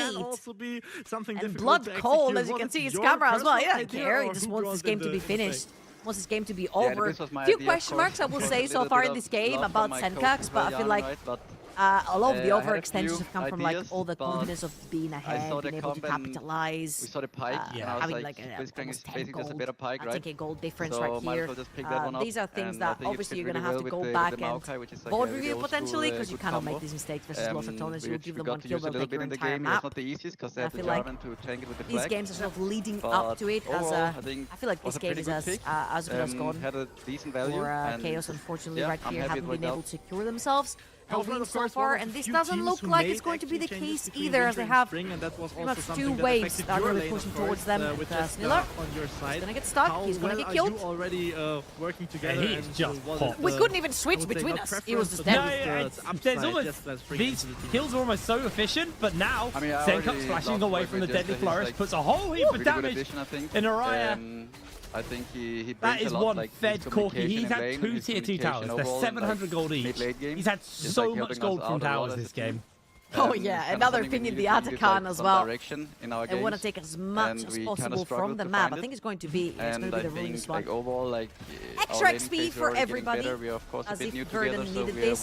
That is now an 8,000 gold lead and brewing on the side of Verdant, and I think he's a really great player. I'm just trying to wrap my head around this because I feel like he doesn't really have a chance, especially also with that victory right now. There's a bright future ahead of Kaufman. So many of their clicks were just not coordinated enough to make the CC stick matter. I feel like we've been talking all day about landing CC, layering it properly, and I feel like it really matters, especially when you play a team that wants to go all in. If you cannot coordinate properly and one link is not connected to another, the chain is just going to fall apart. And unfortunately, it has been the case for Chaos. They have showed a lot of good stuff so far, so possibly with practice, more things are going to happen. Maybe Fox and others ace checks here? Yeah, I don't know if that's going to be enough. They throw the Dazzle down, they are going to get the ultimate off as well. That Equalizer is melting everyone in Chaos. The time of the ult is over, and Taric offers nothing. Verdant getting the absolute rundown of the century. Azorin will fall. A double kill for the Rumble, a double kill for the Varus, and only Riot will remain. The biggest problem that Chaos have is NLC splits are fairly short if you're a bottom team. Unfortunately, you don't get much time in the league. We go straight into playoffs incredibly quick. And they're going to have some serious work ahead of them to make a lot of growth in a very small period of time. Well, this will be a very quick season for Chaos again. Yeah, well, what's been some quick series though for Verdant is this one and the previous one they played. A very clearly good day for the debut of Verdant, bringing new players into the roster from the wrong olives, not just remaining from the previous one in winter. And usually when teams restructure so much in a composition of players, it's just so difficult to sort of find things that click together. And Verdant so far have been showing up and showing off. And right here, Chaos tried to press the buttons all together, and it was the right idea to be able to burn through that Nautilus. Oh my god, this bubble absolutely destroyed them. It's just a matter of everyone is under leveled on the side of Chaos. Whether they press the buttons or not, they just die instantly. This fight is a non-factor at this point, and there's a 12-0-11 bounce on the other side of the fight.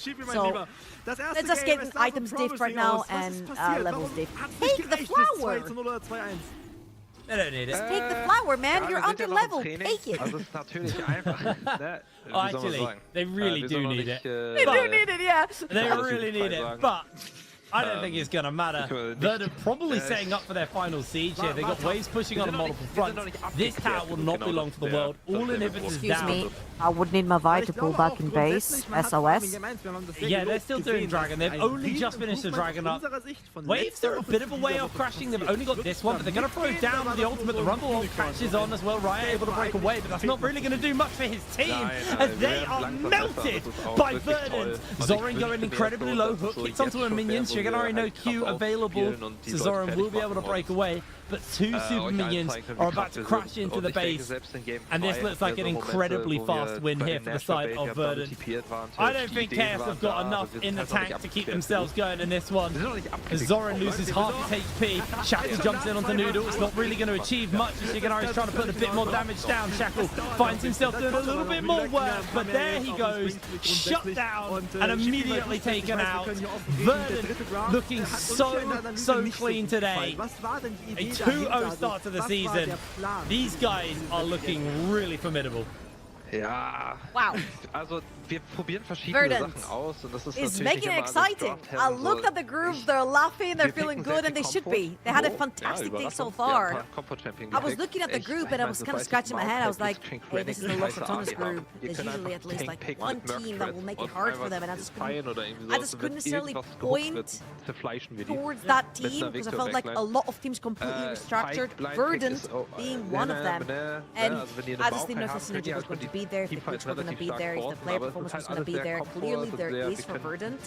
I actually was asked from the chat before we threw it over to the desk. Bows gets a Vi pass, absolutely. Infinity gets Vi, always gets a freaking pass. I mean, yeah, I'll take Crit Vi any day. Anyway, we're going to pass it over the desk to round that game and the day out. So over to you guys. That was my question. That was my question. Does my bounce get the pass? There you go. It does get the pass. But also, Verdant gets a big pass with this guy versus Chaos. They're looking clean, even with only 4 scrims in the back. It's looking good so far.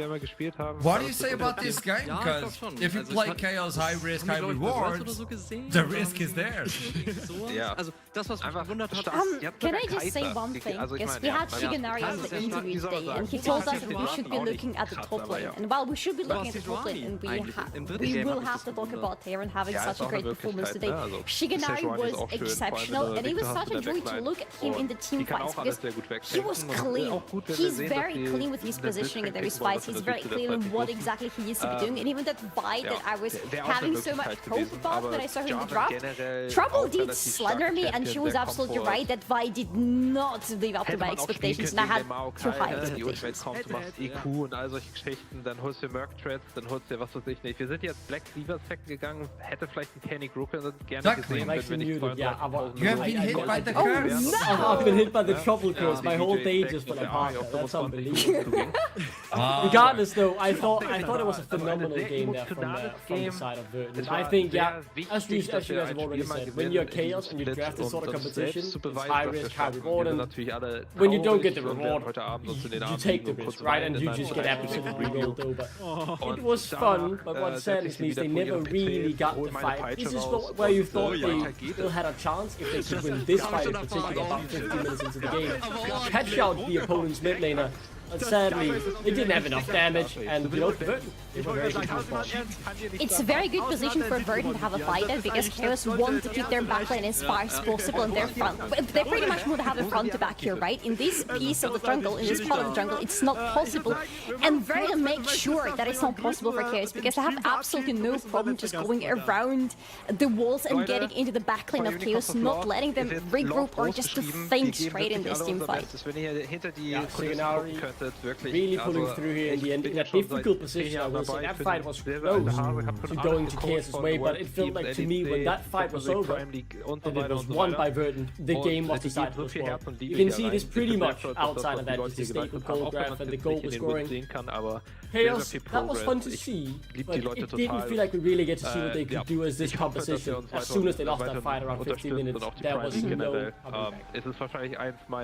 this moment Verdant are going to finish the day with a good score, with a 2-0, tying them up versus LR at this moment. We talked about it previously on the interview with Shikanari, and they look comfortable even with little to no experience, let's call it this way. At least together the team is at least clicking together, and that's a good sign for Verdant, as they look as one of the top teams right now for the NLC. Obviously tomorrow we're going to look into Group E, and we have other sharks over there waiting to bite on the enemies.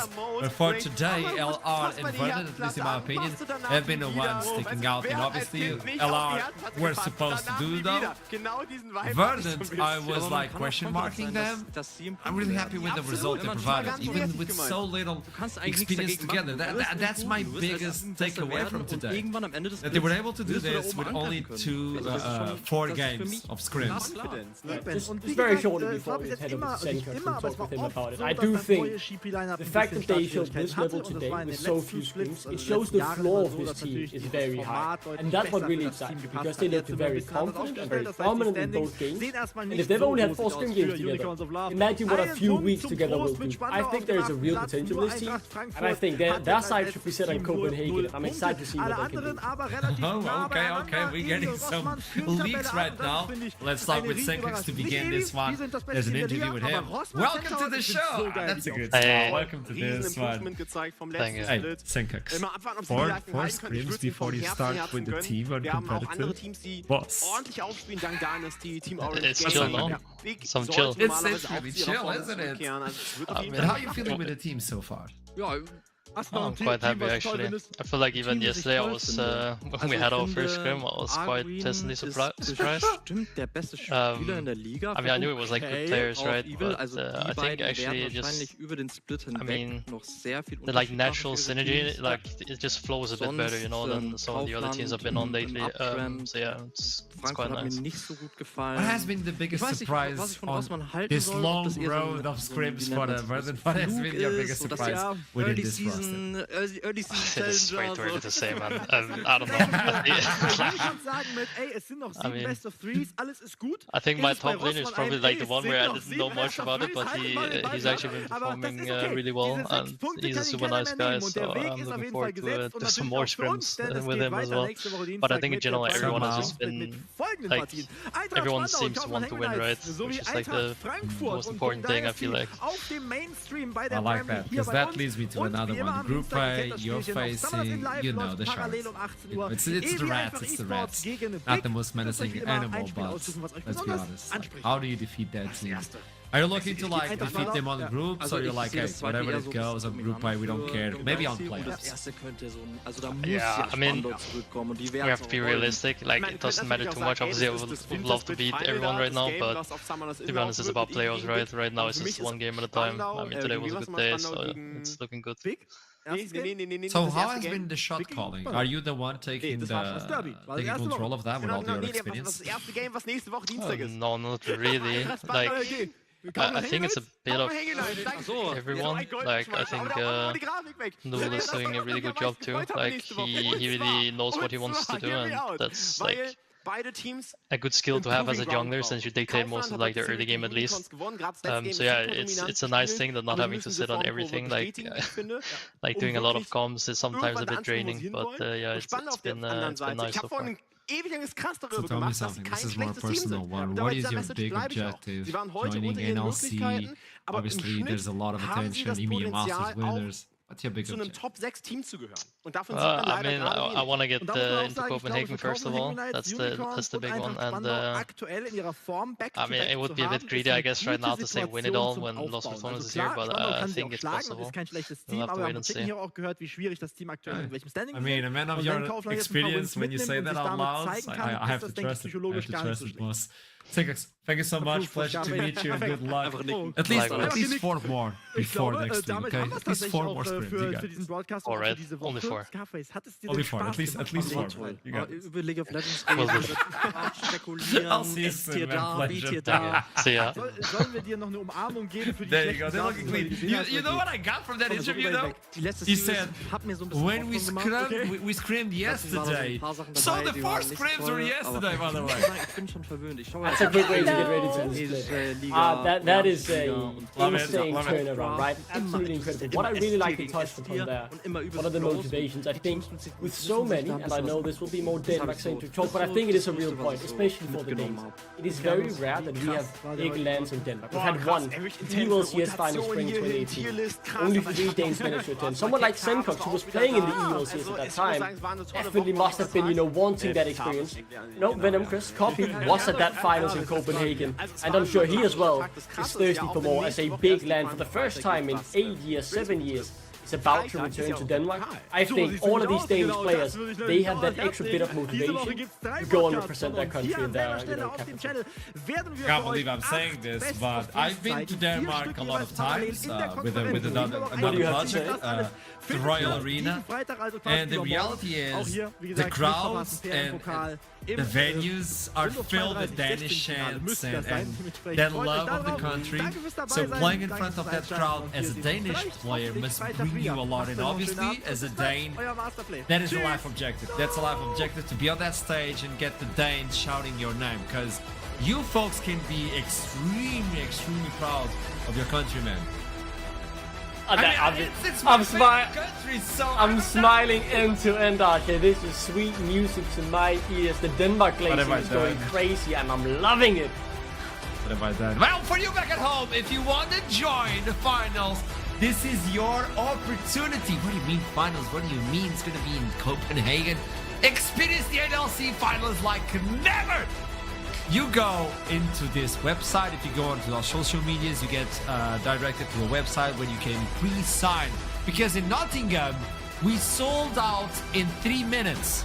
So, if you don't want to be a spectator on Twitch and you want to see it live as you should, because this is not only going to be NLC, there's a lot of influencers, there's music, there's a lot. I believe there's someone with the flamethrower on stage. I've been told no, but I still have my dreams. It has to be in Denmark. It has to be, You both are delusional, you know that? Give me a confetti cannon, I'll be happy. I don't care. It's something, okay? It's something. Salati, what do you have to say? Because standings will show up soon. You know what, in terms of today, we have been expecting some things, like lots of tons cleaning the game with a 2-0. But some other things were a little bit more unexpected, like Verdun, for example, ending as 2-0. I'm sorry, Ducklink, I know what you're gonna say here, but I wasn't necessarily putting Verdun as team number 2 in Group A. But after seeing them play on day number 1, I think in my personal rankings, they have just climbed a lot. I'm gonna agree with that sentiment. I was a bit naive, hoping that Venom Crest would really prove to be a great team in this group. They have the level, I'm sure of it, but they need to find out how they want to play the game. They feel a bit disoriented right now, whereas Verdun, which, very little practice, felt very coordinated and on the same page, which to me is the big difference, because I think both of those teams have good players. Verdun just looked way more coordinated, whereas it was a bit too much chaos on the Venom side, and they need to figure that out heading into next. Alright, this is it for today. Day 1 seeding stage. Tomorrow we start with Group B, so you know you can't miss that show. We start at the same time. It's going to be DMG versus Bulldog, and well, Bulldog made it to Nottingham. They looked really clean. Were they able to improve? Because they're the second team. We didn't change anything on the roster. Talking about changes, Ruddy did a lot of changes, Nor did a few changes. I mean, they're looking menacingly, so might as well join us for the show tomorrow. So, Larry Duckling, it was a pleasure having you with us today. You guys did a wonderful job. Producers, you also did a wonderful job. Everybody in the production of this show. And you back at home, you did a wonderful job. Because without you, it's not even fun, okay? Spam the chat. Make... oh no. Make the people who are taking care of the chat a living hell. Like, just spam it with all the XTD and all those emotes. I know, Duckling, you do that sort of work, so I'm trying to make your life a little bit more difficult. Like you always Then we'll meet do. again. We love you very much. Keep climbing. I'll see you soon.